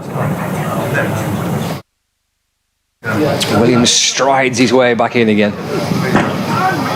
It's nudged back into the onside by Clark, and Williams, tall man, reaching away to his left, sticks out his left hand, grabs the ball, stops the run. 177 for 4. 143 more required for the home side. They've got 6 wickets to play with. And they'll have 17 overs once Williams sends this delivery down. It's run away towards backward point. Terrific from Croft. Very good. He's so good, isn't he, in that position, Stephen Croft. Fields again, stopping and saving more runs for his team. End of the over, 17 gone. 177 for 4. Gary Knight's been in touch. Hello, Gary from Horsham. He says, I've been working today, but luckily finished earlier than planned, so I'm now ensconced in front of the live stream. Unbelievably, the very first ball I saw resulted in Ali Orr being clean bowled. And now with the loss of our linchpin Pujara, I'm wondering if I'm a bad omen. Yeah, go back to work, Gary. However, I've got faith in our strong batting lineups. All is not lost. On another matter, I was interested to read some of the proposals contained in the Strauss report. I'll just break off as in comes Balderson down the hill to bowl to Hudson Prentice, who eases that out and jumps over. He's going to move on here. The throw comes in for Croft. If he hits the stumps, then Hudson Prentice is run out by a country mile. Well, it didn't miss by much. It wasn't a well-judged single. It was played into the offside. Stephen Croft was very quickly round from point, picked the ball up, hurled at the stumps. It missed by a whisker. And I think Hudson Prentice would have been long gone. Absolutely well gone, yeah. Yeah, he was absolutely stone dead, was it, if that hit the stumps? Wasn't far that, neither was it from Croft. He's not missed by much. It's a great effort. I mean, he got to the ball so quickly, and he was almost running as he picked it up and continued to run as he threw. Balderson in bowls to Clark, who turns this wristily to mid-wicket, and there is no run. You'd back Croft more often than not in that situation. But it was so close, you could tell by the reaction of the fielders that it must have whisked by a coat of varnish or whatever they put on the stumps these days. It was a slightly frantic single, though, It was, and you just get the feeling there's a slight edginess now. The run rate's gone up to 8.5 and over, and it makes it very difficult for new players coming in who haven't really got time to have a look. In comes Balderson, around the wicket bowls to Clark, who tries to steer that through backward point, and there is no run. And they're just beginning to turn the screw here, Lancashire. Run rate up now to 8.6 and over. Tom Clark kicks away at the crease. Whether Sussex gone to win or Lancashire gone to win, I mean, it's been a really good game of cricket, but the way that Lancashire have pulled themselves back into this with the ball and in the field after a blistering start with the bat by Sussex has been really impressive. Balderson in bowls, Clark drives straight right, and then ground Balderson fields off his own bowling, and there is no run. And Keaton Jennings is continually changing the field around here. He's now bringing up his fine leg up inside the circle of fine leg. He's putting out his mid-wicket out to deep mid-wicket, so he's allowing Tom Clark to have the single, but he's just protecting that boundary. He's thinking, right, 4 balls gone. They're probably thinking they need a boundary here, so we'll get another fielder out on that leg side boundary. I think it really is excellent captaincy here by Keaton Jennings. He's thinking about everything that's going on in the field. I guess all that valuable experience that he's got. He's coming to have a quick word here with George Balderson, who turns at the end of his run and runs into bowl to Tom Clark. He's in on bowls, and Clark plays a nice shot through the covers. They set off for 1, they'll think about 2, but it isn't there. There was never 2 there, and the throw comes in from Hurd, who's fielding on that cover boundary. 1 more to the total. He just struggled a little bit there with his run, didn't he, Balderson, coming down the slope, and he just lost it a little bit. I don't think he had played here before. Certain of that. Didn't play in the Blast quarter-final a couple of years back, so it is unusual, isn't it? Glenn Chappell was telling me this before that game a few years back, how difficult or unusual it is. Balderson in bowls to Hudson Prentice, who drives into the covers. There is no run. That's another good, tight, accurate over from George Balderson. It just yields 2 runs. The run rate required up to 8.8 and over. Sussex are 179 for 4. Hudson Prentice on 10. Tom Clark on 7. Just to finish this email from Gary Knight, who says, I was interested to read some of the proposals contained in the Strauss report, including the possibility of this competition being played in April with 4-day championship cricket being played alongside the 100 later in the season. The reasoning being that most players involved in the 100 won't be playing 4-day cricket. To my thinking, anything that results in more championship cricket being played in the height of the summer is fine with me. Be interested to know your thoughts, says Gary. Well, we discuss that as we go through. Sussex needing 141 in 16 overs, Scott. Yeah, Williams about to send down his 7th over, the second of this spell, running up the slope from the C end of the ground. Clark on strike. It's pushed out to the offside, and they scamper through for a single. Clark moves on to 8, 180 for 4. Gary is a regular Sussex supporter living up in Horsham, and a West Ham supporter as well, so we'll be very pleased and won a game at the weekend. But I mean, I think the more cricket we get in August when the weather's good and school kids are on holiday and more people can come to watch games. I mean, there's a terrific crowd here today, Gary. There really is. Williams balls, that wraps him on the pad. It wasn't massively convincing. No, from it Williams. wasn't. No, I got the feeling that was perhaps a little high, maybe going down the leg side as well, was my first thoughts. He kind of joined in a bit, didn't he, Williams? Yeah, he did. But I'm not sure about the 50 over being played in April. I just don't know. You can get good Aprils, you can get wet Aprils, can't you? It's got to be a shame if you had a one-day competition where half the games are washed out.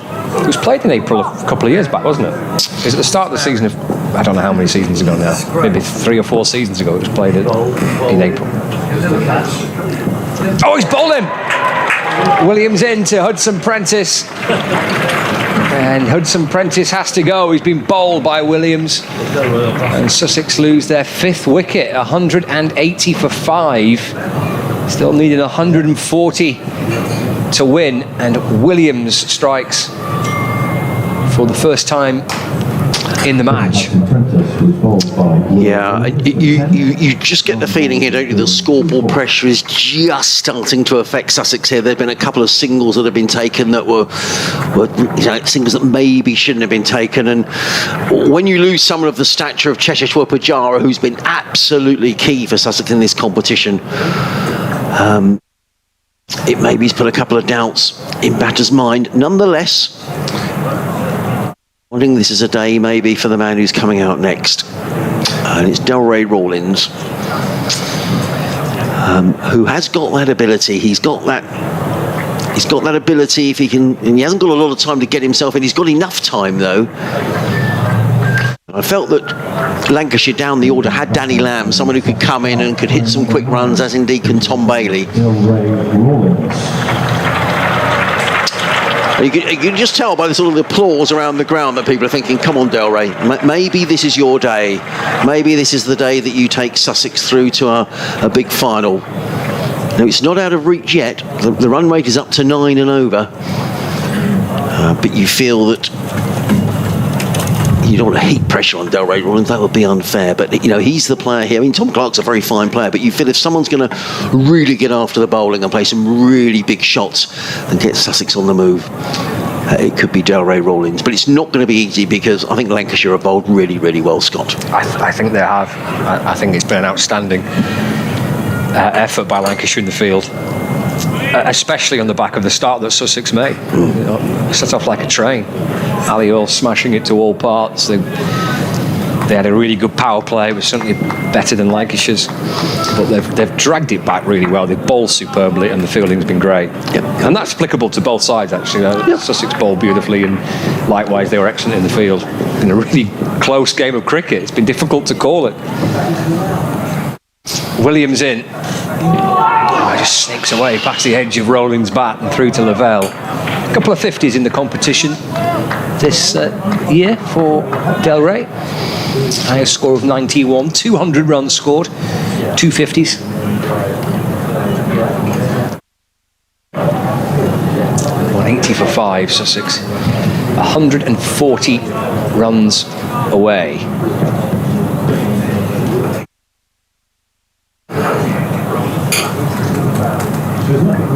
Once again, and that sneaks through past Rollins, who's kind of half forward, half back. He can stuck a little bit in the crease there. Yeah, and it's the point we were making, Scott, wasn't it, about the run rate sneaking up when Pajar and Haynes were batting, that it's all right, the run rate sneaking up, but it then does put a lot of pressure on players who are coming in, and Rollins here knows he needs to get on with it. I mean, the run rate up to 9.2 and over. He hasn't got a lot of time to look at the bowling, and there's just one or two little groans around the ground now. He needs time, though, just to have a quick look, surely. Final ball of the over. It's bat on ball this time. Just pushes it back along the pitch, gathered by Williams off his own bowling. And there's no run. By far and away, the best over sent down by Will Williams in the match. Just a one run off it and the wicket. 180 for 5, 15 left, 140 to win. Yeah, so it's a tall order now, 9.3 and over Sussex knee, but Tom Clark and Ray Rollins, I think you'd like to think the chat is here. Look, come on, we need to make sure we're still in this game with 5 overs to go. If 9 and over, if you can pick up, some singles, a 2 here and there, maybe the odd boundary, and just if Sussex with 5 overs to go still need 50 to win the match, you still feel you've got a chance if you've got some wickets in the bank. So, but I don't think it's desperation stakes yet for Sussex by any manner of means. George Balderson is going to come in from the Cromwell Road in, bowls to Clark. Clark plays that straight to cover, and there is no run. 180 for 5 here on BBC Radio Sussex, BBC Radio Lancashire. Adrian Harms and Scott Reed. Thanks for all your messages from all corners of the globe today. We really have had messages right across the world from people, so thank you for listening, and who knows, maybe there's a little more drama to come in this game as Balderson makes his way in bright sunshine around the wicket. Bowls to Clark, who hammers that one away, only down to third man, straight to Danny Lamb, who gets in the throw. Tom Clark goes to 8. Sorry, to 9. I apologise. The sun is glinting off of that scoreboard away to our right hand side. Sussex to 181 for 5, which brings Ray Rollins on strike now. He just surveys that leg side field. There's no one where Ray likes to hit his favourite shot, a sort of over cow corner, over long on. As in comes Balderson, bowls, and Rollins plays that to mid-off and goes through for a single. Well taken single by Rollins to Keaton Jennings at mid-off. Rollins is on his way, 182 for 5. Sussex needing 138 more runs to win. Balderson turns and runs towards us, bowls to Tom Clark, short, pulled by Clark only as far as mid-wicket. They think about a single, it isn't. There's a very good stop by Josh Bohannon, who was very quickly round from mid-wicket to field. Mindful that people are joining us all the time here on commentary, so just a quick resume of the day was that Lancashire won the toss this morning, decided to bat first, and were in all sorts of trouble on 67 for 5 at one stage. As in comes Balderson, around the wicket, bowls, and Clark eases that one over point. They've taken 1, they'll think about 2, and in fact it's run away for 4 runs. That's a really, really poor bit of fielding by Liam Hurt. That was really poor. Was played away by Tom Clark. Liam Hurt came racing around the boundary, got his hand down to the ball, and the ball just ran underneath it, and it's gone away for 4 runs. So a welcome boundary for Tom Clark. He goes to 13 of 20 deliveries, and the Sharks to 186 for 5. Bit of welcome relief for Sussex. Balderson around the wicket, bowls, and Clark clips this down the ground. He's going to pick up another single to mid-on. End of the over. Sussex 187 for 5. Clark on 14. Rollins on 1. We've had 36 overs, so 14 overs remaining. Sussex needing another 133 to win. So, 67 for 5. Then a partnership of 132 between George Lavelle and Dane Villas. Really got Lancashire back in the game. Lavelle was eventually run out. A brilliant piece of fielding by James Coles at mid-wicket. But Dane Villas was imperious, and just a fantastic innings of 121 innings, including 6 sixes off just 99 deliveries. And then late runs from Danny Lamb, who batted beautifully, making 57 before he was run out off the penultimate ball of the innings. In comes Williams to bowl to Tom Clark, who's beaten outside the off stump, taken by Lavelle, and there is no run. Then Sussex getting off to a flyer. Tom Alsop out for 25 when Sussex were 58 for 1. Ali Orr making 71. When he was out, the score was 126 for 2. But since then, Sussex have struggled rather. Tom Haynes made a good-looking 49. But perhaps the key wicket, Cheteshwar Pujara, who was out for just 10. And that may be keen. As in comes Williams, running away from us to bowl to Tom Clark. He's going to bowls and Clark hammers this through the covers. That's 4 runs. Lovely shot by Tom Clark.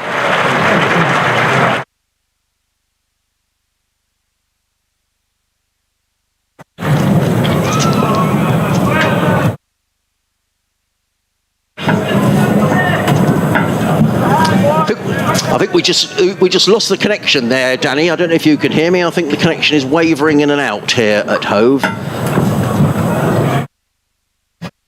Yes, I can hear you now, Danny. Sussex 191 for 5. Tom Clark is on 18, but Sussex up against it here, Danny. They need to score at something like 9.4 and over. They need 128 to win, and they've just got 13 overs and 3 balls left in which to get them. Ali Orr made a very good-looking... I think we've lost the connection again.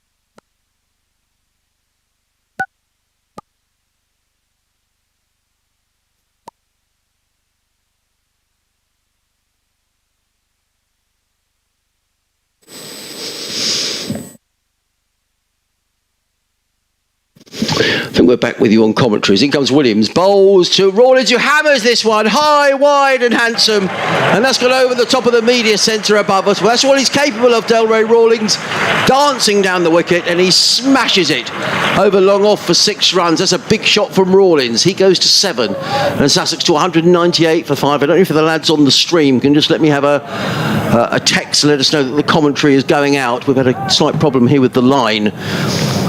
And it's going to take a little while to retrieve the ball, I think. So let's just... we can just make sure that the commentary is indeed going out around the ground and also on the live stream.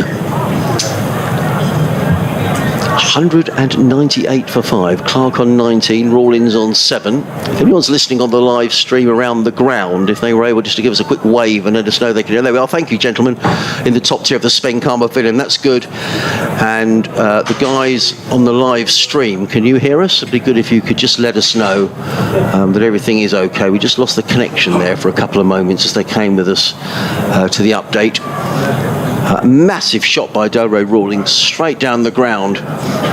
Scott have popped out to do an update to the listeners on BBC Radio Sussex, BBC Radio Lancashire, I should say. And I think we are going out on the live stream, which is good news on the BBC website, and I hope we are on the Sussex live stream as well. Big shot by Rollins. That's what he's capable of, Scott. Well, I was up there just doing the update, and it flew right over my head. Cleared the stand into the car park behind. Yeah, it's a monster hit, wasn't it? He can do that, Rollins. Sussex need a bit of that now. They do. In comes Williams, running in over the wicket, bowls, and Rawlins pulls down towards fine leg. They've taken a single, and that's all they'll take.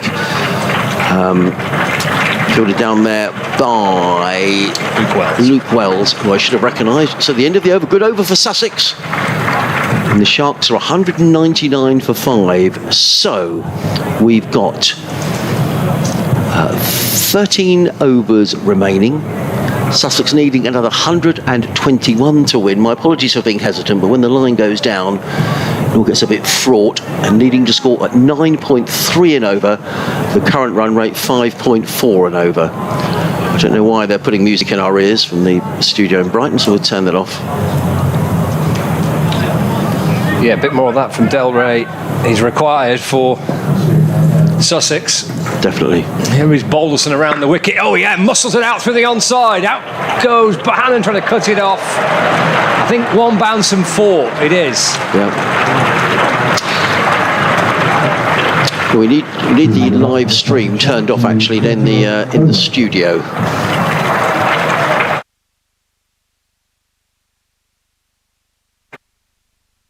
203 for 5. Rollins now 12 from 7. Pushes into the offside, just gets underneath Blatherwick out towards the cover boundary. Jennings will catch up with it. They come back. Oh no, they're going to run 3. That's excellent from Rollins. They've run 3. Super reaction too from the Sussex supporters. 206 for 5. We're coming through loud and clear in High Wycombe, Martin. Thank you for getting in touch, which is good news. It looks like order is resumed. Well, we did say, could this be Ray Rollins' day? Who knows? Start. Balderson comes around the wicket, balls to him, flashed away through the onside, but this time picked out in the deep by Josh Bohannon at mid-wicket. Rollins gets a single. He moves on to 16, 207 for 9. So it's almost down into double figures for Sussex. It's still 113 more runs to win. 12.3 overs remaining. Yeah, 9 and over required.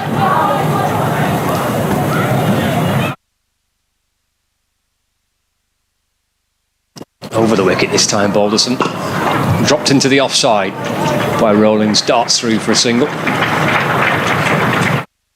208 for 5. He's just trying to wrestle the initiative back here, isn't he, Ray Rollins? Very quick between the wickets. He's playing that pretty much straight to Keaton Jennings, and as soon as he's played the ball, he's setting off for the single.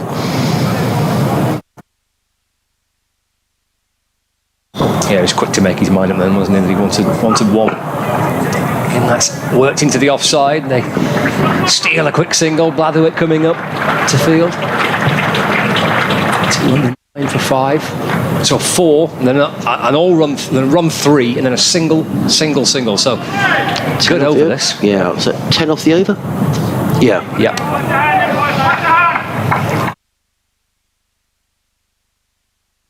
209 for 5. Final ball of the over coming up. Balderson is in. That's driven. Oh, and they're going to get a single there. It just gets through Blatherwick. Should have been stopped. In truth, it wasn't. Bonus run for Sussex. 210 for 5. 38 overs gone. So 12 remain. 110 runs to win. At 9.2 and over. Down at the Aegeus Bowl, an exciting finish. Kent at 281 for 6. They need 30 to win in 5 overs and 3 balls. Darren Stevens, 61 not out in 54 balls, 8 fours and 2 sixes. I just wonder whether that's going to be his swan song for Kent, Could be, yeah. I wonder how many more swan songs Darren Stevens going to have. I wonder whether we're going to get a really good finish here as well. 210 for 5. Rawlins 17. Clark on 21. Ray Rollins 17, who've just come in 10 deliveries. And he's going to be facing Tom Bailey, who he hit for an enormous 6 over the roof of the media centre here. Straight drive, straight down the ground. So,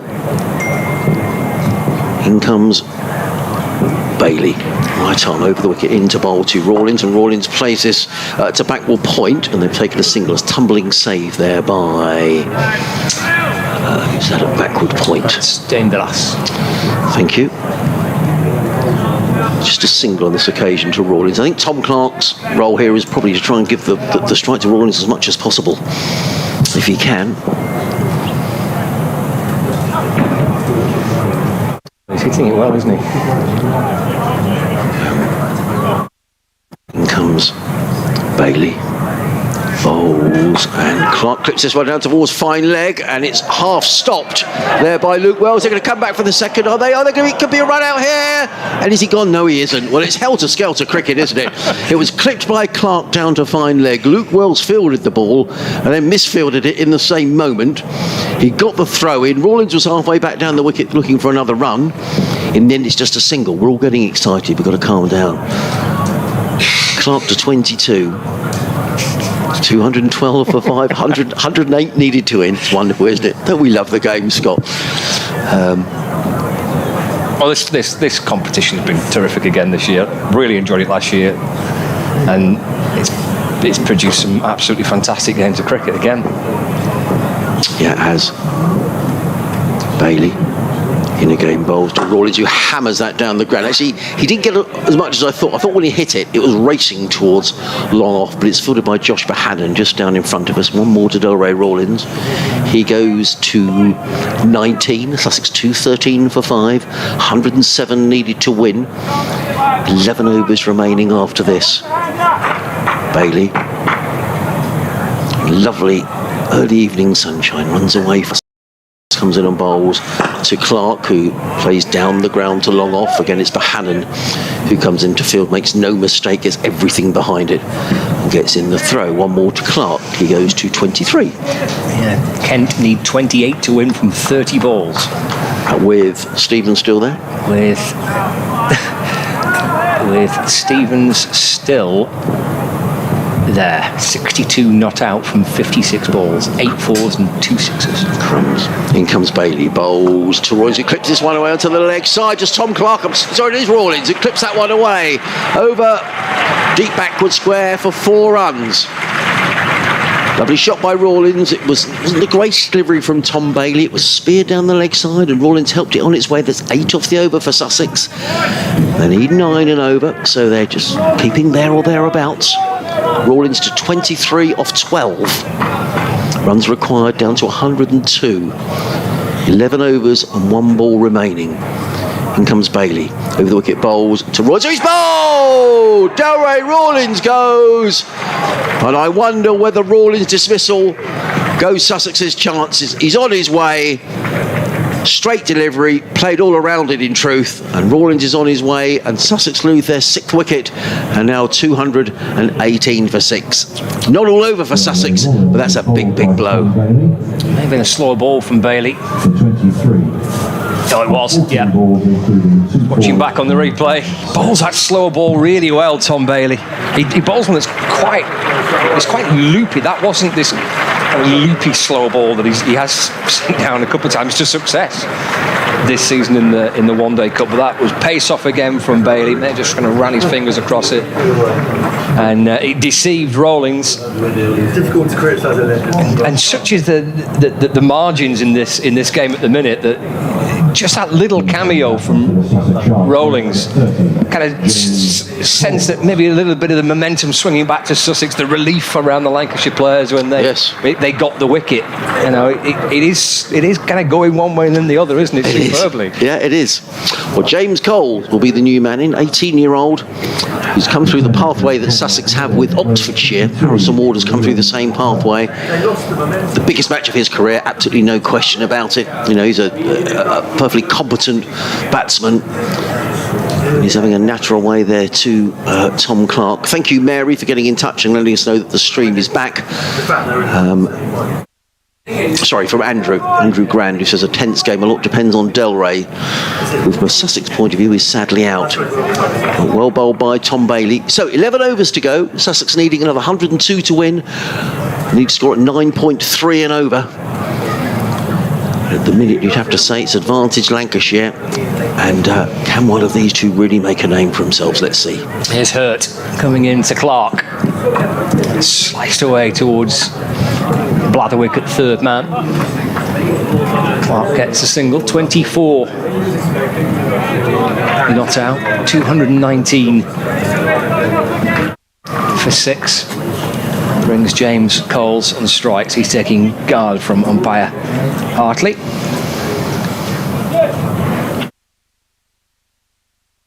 As we approach the final 10 overs. This is the 40th over of the Sussex innings.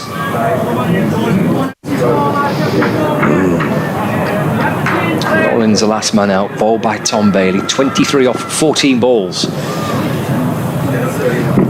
In. Just nudged out towards the leg side by Coles, up onto his toes, works it off his hip. Williams fields at mid-wicket, no run. Lancashire's 4 fielders on the boundary. Deep point, deep square leg, fine leg, third man. 3 inside the circle on the offside. 2 on the leg side, mid-wicket, mid-on. Hurt running from the far end of the ground as we look, running in towards us down the slope. Cole's on naught. Still on naught. Tries to work it into the offside, but Croft fields no run. He's technically a very good player, James Cole's, but I'll say just 18 years of age, and this is difficult now. There's not a lot of time, is there, to get used to the wicket. But as I say, I just feel Sussex need to keep themselves in the game. If they're still in the game with 5 overs to go, you just never know what's going to happen. But I'll say it again, I think Keaton Jennings has skippered Lancashire really well here, particularly as Sussex got after such a flyer. Again, trying to flash the ball away towards the leg side. Just deflects somewhere off his thigh pad, I think. Out to mid-wicket, no run. I just wonder whether Tom Clark is going to come down and say, look, just pick up the single. There's plenty of singles around. Perhaps get Tom Clark on strike, 3 dot balls. I'm just thinking if this was a T20, you're needing 10 overs to go, you're needing 100, so it's 10 and over with only 4 wickets in the bank. That's a tall order, isn't it? It is a tall order. You've got to score at 10 and over. However, it's hurt. It runs this time for Coles, flashed away towards the leg side. Wells picks it up out in the deep. Get through for once. 220 for 6. Need exactly 100 more runs to win. The home side, 5 wickets. So 4 wickets in hand. And Hurt, for the final time in this over, then the final 10 of the match. Drilled away through extra cover by Clark for a single, keeps the strike as well, so he's up to 25. And Sussex Sharks are 221 for 6. It's down into double figures. It's 99 to win from the final 60 balls with 4 wickets in hand. The game at Hampshire, Stevens is still going. They need 18 from 20 with 3 wickets in hand. Right, you'd fancy Kent in that, wouldn't you? Tight finish down the coast at Southampton. But you're listening to live cricket on the BBC, BBC Radio Sussex, BBC Radio Lancashire. Adrian Harms, Scott Reed on the most glorious day here at Hove. Barely a cloud in the sky. And Lancashire in the ascendancy. Sussex needing to score a 10 and over as in comes Bailey to bowl to Tom Clark, who hammers that one away into the offside. Fielded an extra cover by Keaton Jennings. Tom Clark is annoyed with himself. He felt he should have put that one away towards the boundary. Nonetheless, Jennings fields, 1 more to the total. Clark goes to 26. Sussex 222 for 6. At one stage, 126 for 1.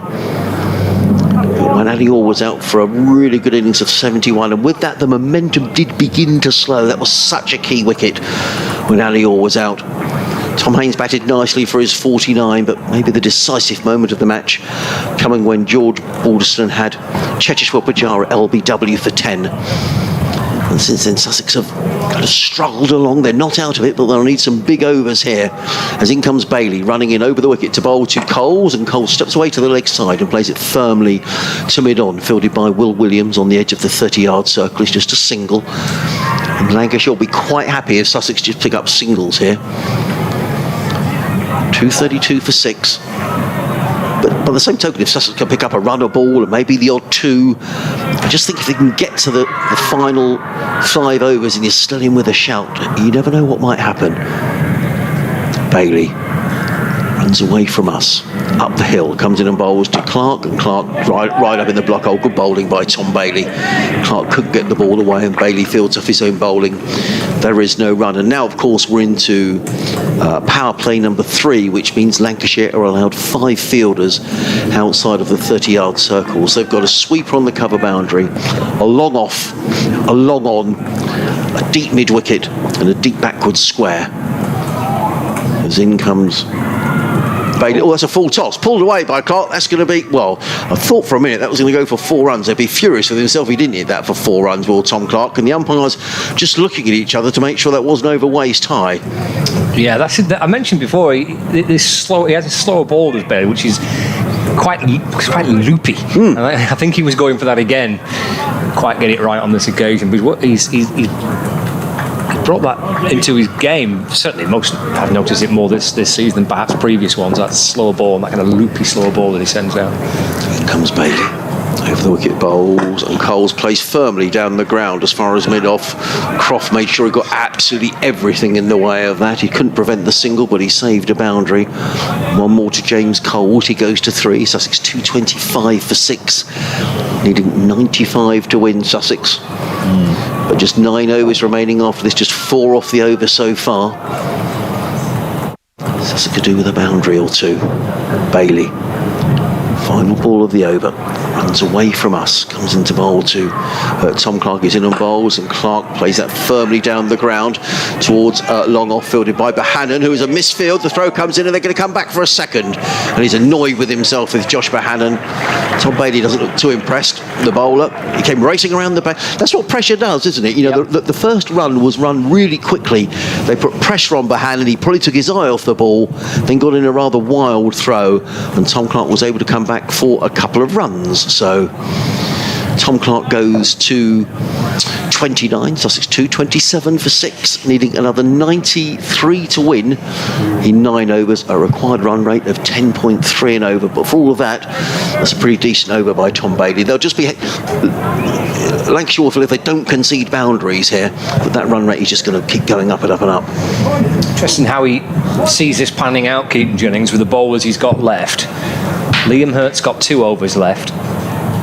Bailey's got 2 overs left. Williams has got 2 overs left. I wonder whether he fancies maybe Lamb and Balderson at the end. They've been the most economical of Lancashire's bowlers. He's going to stick with Hurt, so he's going to bowl 9. So he'll have 1 remaining after this. Ticking through the mind of the Lancashire captain, Keaton Jennings, who's looking up towards the scoreboard behind him, actually. It's Hurt. This is down the leg side. It's a wide signal by the umpire. Jennings again walking back towards the boundary, staring at that, staring at the scoreboard. All the details on there: the current run rate, the required run rate, DLS score. Yeah, it's all there somewhere, isn't it? And he's looking over his shoulder, Jennings, at the scoreboard, working things out. Tells you who's got what to bowl left, number of overs remaining for each bowler. Captain having to measure it all up. Hurt bowls again, flicked away, it's up in the air, but it'll land safe out towards deep mid wicket. Get through for 1 run. Coles moves to 4, 229 for 6, 91 needed. Kevin's been in touch. He says, I'm listening on a day off in sunny Wigan whilst doing some gardening. Close game, but hoping for a Lancashire win. Thank you, Kevin, for getting in touch. Well, Lancashire's certainly in the box seat here. The run rate going up to that 10.3 and over, I think it is. Yes, yeah. So it's needing a couple of big overs. Clark back on strike. Hurt. Bouncing in, slapped away into the offside, but massively timed. It just about bounces up towards mid-off. Get through for a single. 230 for 6. Kent need 14 runs to win from 12 balls. They are 7 down, with Stevens still there. 69 not out from 61 balls. Crumbs. That's a good finish. What a great competition it's been. It's been really good stuff, hasn't it? Good crowds, good cricket. Is what we might have here yet. Hurt over the wicket, bowls him. Ooh. Cole steps right across his stumps, trying to target the leg side, and he goes too far across, and I think it's his middle stump uprooted, and Coles departs for 4. Lancashire pick up the 7th wicket, the 230 for 7 now. Sussex still needing 90 runs to win from 8.3 overs. Yeah, disappointment from James Coles. Look at hooked that one away, wasn't he, down towards fine leg, but he goes, and you feel that realistically Lancashire have probably got a foot in the final here. And credit to Lancashire, you have to say, this morning you're 90s, you're 67 for 5 and in a real pickle, and somehow they've managed to get out of that poster score which they felt they could defend. And despite Ali Orr's excellent 71 at the top of the order, his dismissal and then that of Cheteshwar Pujara absolutely key as Sussex began to fall a bit behind the pace. And I think that's been the key to this, really, Scott, that the new players coming in have had to almost immediately get on with it. So you have to credit here Lancashire, who have turned the screw at just the right time. So Harry Carvelos is the new batsman, who made a very good half-century at Lords in the county championship and has made runs in this competition too, batting down the order, but it's going to need something really quite dramatic from him today. It was the game at Edgbaston. He runs in at 16 not out at Edgbaston, so he not prolific by any manner of means, but it's a tall order now for Sussex, let's be honest. 7 down, needing 90 to win. Kent need 8 off 8. Oh, fancy Kent to win that. Stevens 74 not out. It's hurt. Bowling that's played back down the pitch by Carvelos. Up to mid-on, and there's no run. He went with another over from Liam Hurt, Keaton Jennings, which I thought was really intriguing. He had 2 left. He's gone with Hurt for another, and it's worked a treat for him. He's picked up the 3rd wicket. Again, Keaton Jennings looking out towards the scoreboard, weighing up the options and the equations. Yeah. He did his job when the ball was going around the park a bit earlier on, I thought.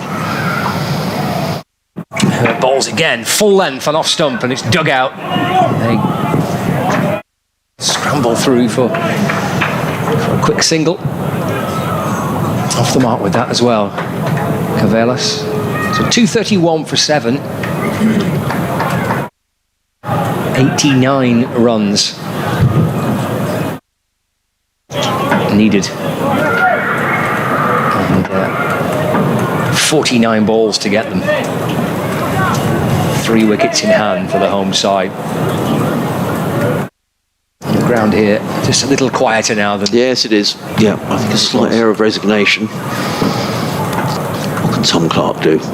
He waits for Hurt, who's in and bowling. The ball deflects down towards 3rd man. Off the pad, no bat.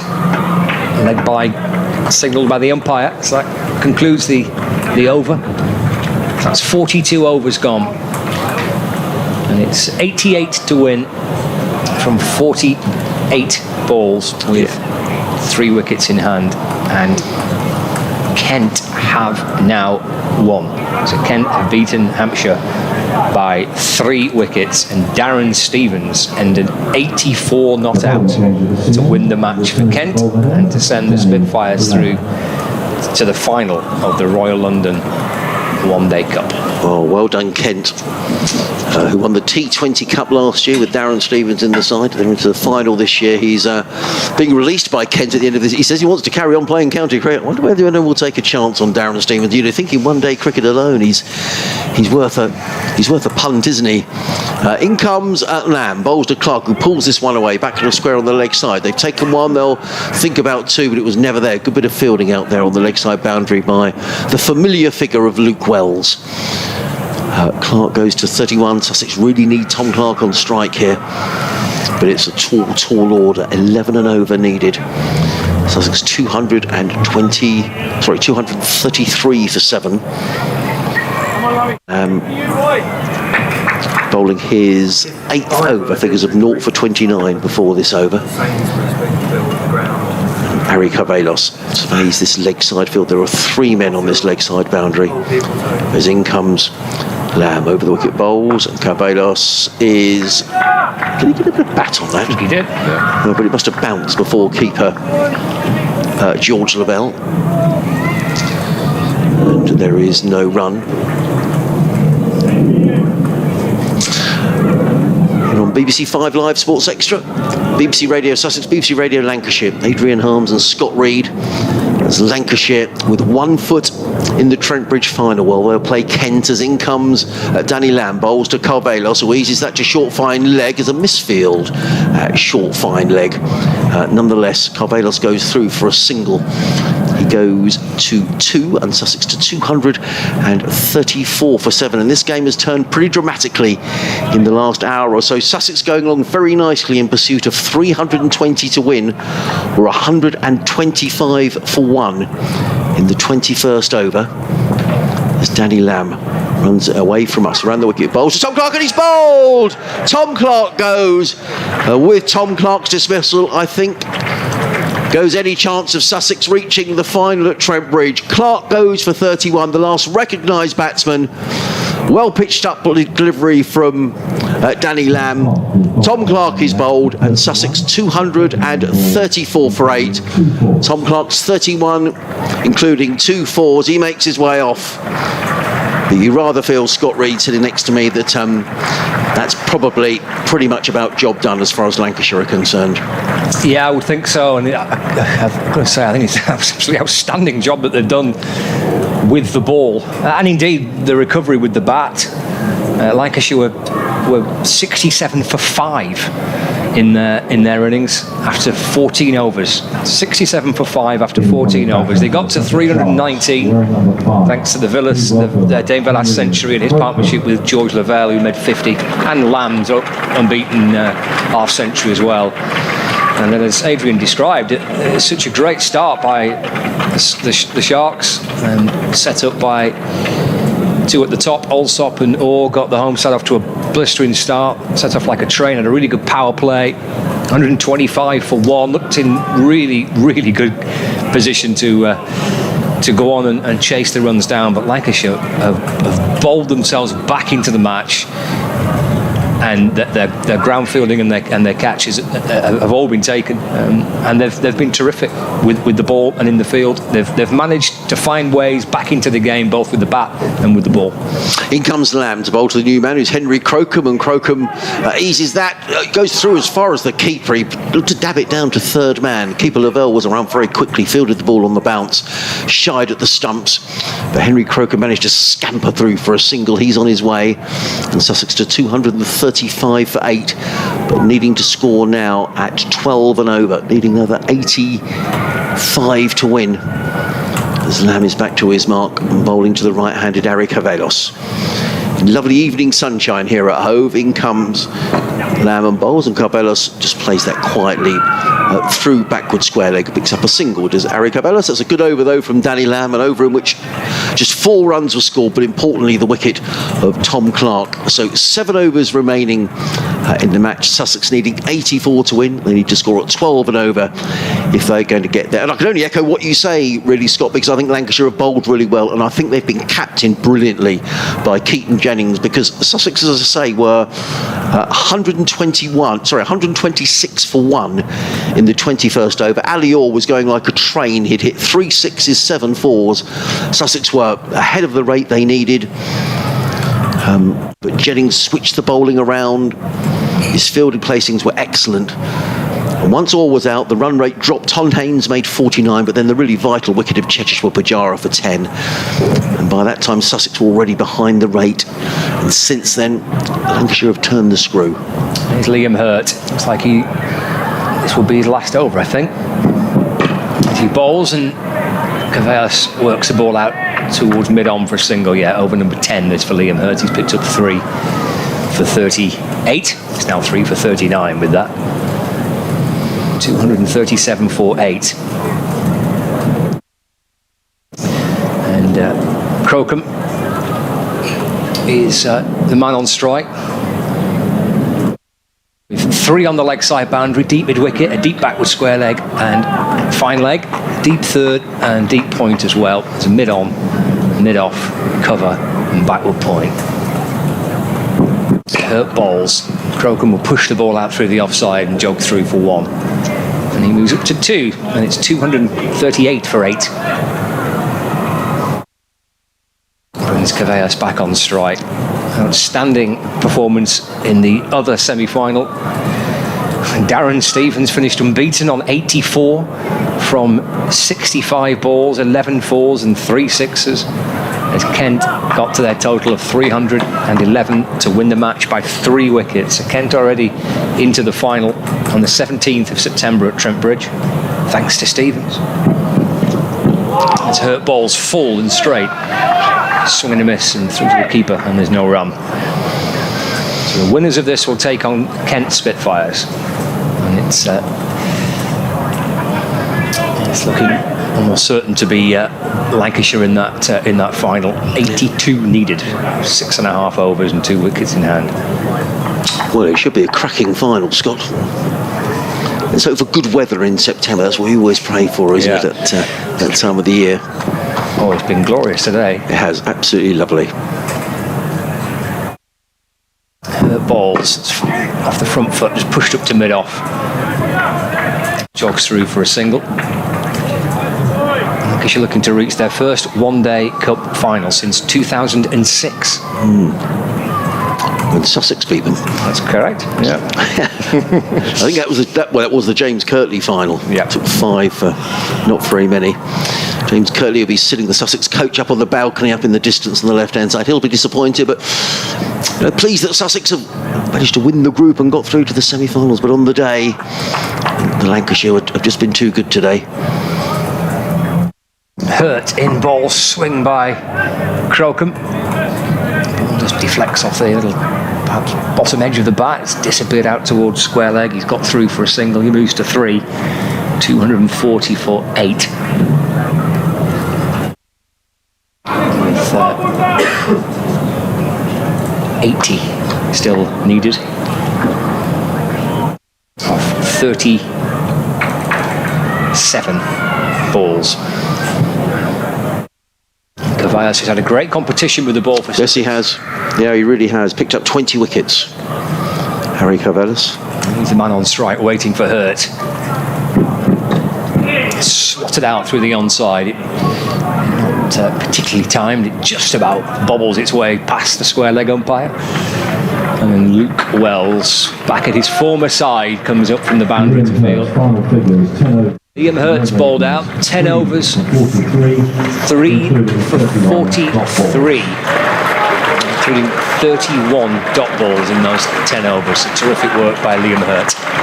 Well, it really is, Scott, terrific. And the important wicket, the key wicket, when he bowled Ali Orr for 71, I think that was perhaps we'll look back on as being a decisive part of the match. He's bowled really, really well. Liam Hurt, he's bowled from both ends of the ground.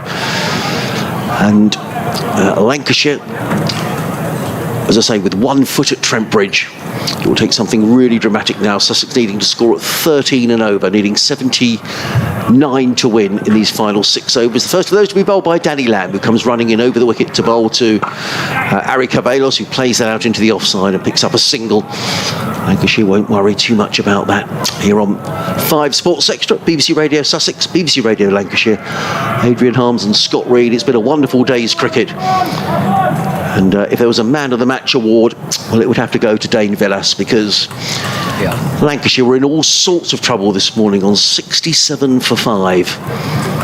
As in comes Lamb and bowls, and Henry Crocombe dabs that backward to score on the offside, fielded by the ex-Sussex man Luke Wells.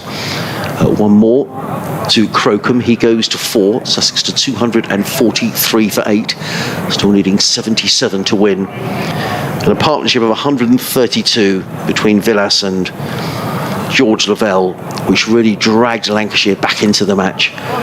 Villas going on to make 121. And Danny Lamb with an excellent 57 at the end of the innings. There's that man Lamb, who's in again, full toss, driven away through the offside by Cavallas, but it's just a single fielded by Keaton Jennings, who's quite happy with that. Cavallas goes to 8 and Sussex to 244 for 8. Yeah, it was an outstanding partnership, wasn't it? Villas and Lavelle. Yeah. I mean, that's just... You don't often recover, do you? I mean, 67 for 5 after 14 overs and still go on to win the match. It's that you need something special to happen, don't you, from that position. Lamb in again, bowls right up in the block hole, and Crocombe, I think they came off the pad to short fine leg. Let's wait for the umpire's signal. Yes, indeed, they are signalled as a leg by. Sussex go to 244 for 8. A few spectators starting to drift away now, but it's been a really good crowd here at Hove today. as Lamb runs away from us. In bowls and pulled away onto the leg side, and that's going to go away. I thought it was going to reach the boundary, but it's not a good stop on that leg side boundary. George Balson out there, who's fielded really well, gets in the throw. And just one more to Carvelos, who goes to 9. Sussex to 246 for 8. Sorry, another 74 needed to win. This will end a sequence of semi-final defeats in the one-day cup for Lancashire. I'll come back to it. Lamb again. Over the wicket bowls to Carvelos, who's down the wicket, high and wide, and is that going to be caught on the boundary? Yes, it is. Harry Carvelos goes. The 9th wicket goes down, taken there by Will Williams, just away to our right-hand side. My apologies, it's Henry Crocombe who goes, but he's caught on the boundary by Williams. Crocombe goes for 4, and the Sussex Sharks 246 for 9, and Lancashire with 1 7/8 feet in the final at Trent Bridge. Yeah, coming into this semi-final, Lancashire played 36 domestic semi-finals altogether. But they'd lost their last 6 semi-finals in this competition. So that ends a sequence of 6 semi-final defeats on the bounce for Lancashire in the Day Cup. Their last List A semi-final success through to the final in 2006 rather, but that was directly into the final. There was no quarter-final or semi-final played that year. They won their group and got into the final of the C&G Trophy in 2006. So their last semi-final win was back in 1998 against Hampshire in a 43-run victory at Northland Road before the Aegeus Bowl had even been built. Yep, the old... So they've not won a semi-final since 1998. They've lost their last 6 on the bounce. But that sequence is on the brink of now coming to an end. Yes, it is. Well, that was the end of the over, Scott. 246 for 9. 5 overs to go. Sussex needing 74 to win. And Brad Curry has come out, but it's Harry Carvelos who's on strike. Yeah, and that looks like Tom Bailey out in the distance as he returns to the attack. He's got 2 overs to bowl. Bailey's in. A slow ball to begin with. It's pushed out into the offside and they get through for 1 run. 247 for 9 now, Sussex. Well, there's a bit of doubt about whether Tom Bailey would play in this match, Scott, but he made valuable runs down the order as well for a partnership with Danny Lamb. Yeah, he chipped him with something like 16 or 17 in balls. Another slow ball from Bailey, which he's dealt with by Brad Curry. There's no run. Yeah, he hit 17 off 16. Yeah. One absolutely glorious shot for 6. Yes, over extra cover, wasn't it? Beautiful shot. Lamb made 57 from 48, Lavelle 50 from 58, but it was Villas that was the star of the show, 121 from 99 balls. Got Lancashire a total on the board to try and defend. 2 slow balls sent down first up by Bailey. Not on this occasion. It's worked away down to 3rd man where Lamb fields. They get through for a single. And the atmosphere, which has been excellent all day, has ebbed away, understandably, from the predominantly home supporters. Yes, it's rather muted now, isn't it? There's been a lovely buzz and a hum around the ground all day today, but the last hour has very much belonged to the visitors. Two cries of old lanky. It's clubbed up to mid-off. It's worth a run for Carvelos. He moves on to 11. 249 for 9. Still 71 needed. Sign of a good side, though, Scott, when you don't know when you're beaten. You know, as you say, 67 for 5, you begin, you think another wicket and Sussex are really in business, but Lancashire weren't to be denied. Bailey bowls, a slower ball. It's been given a wide. Yes, it has. Looped down the leg side from Bailey. Offside signalled by the umpire. That brings up the 250 for Sussex. Gentle ripple of applause around the ground. Actually gains a bit of momentum as it's flashed up on the scoreboard. Been lots of high scores here this season in the One Day Cup. Oh, they have, absolutely. There have been good wickets here at Hove for this competition. Bailey bowls again. Dropped into the offside. They dart through for another. Curry moves on to 2-5-1 for 9. Winners, which Lancashire almost certainly will be taking on Kent in the final on September the 17th. So there's a little bit of time for Lancashire supporters to get themselves to Trent Bridge or to plan their weekend for a final of the One Day Cup on the 17th of September. Driven out towards deep point where Balderson comes up from the boundary to field, and that completes the over 4 remaining. 252 for 9 and Sussex. At the end of the 46th over, live across the BBC, the BBC Sport website and app, 5 Sports Extra as well. We've been enjoying a mixture of Royal London One Day Cup cricket and 100 cricket as well today. So Darren Stevens, a remarkable effort from Stevens to get his team over the line and win the match for Kent. To have put their place already at Trent Bridge in a couple of weeks' time.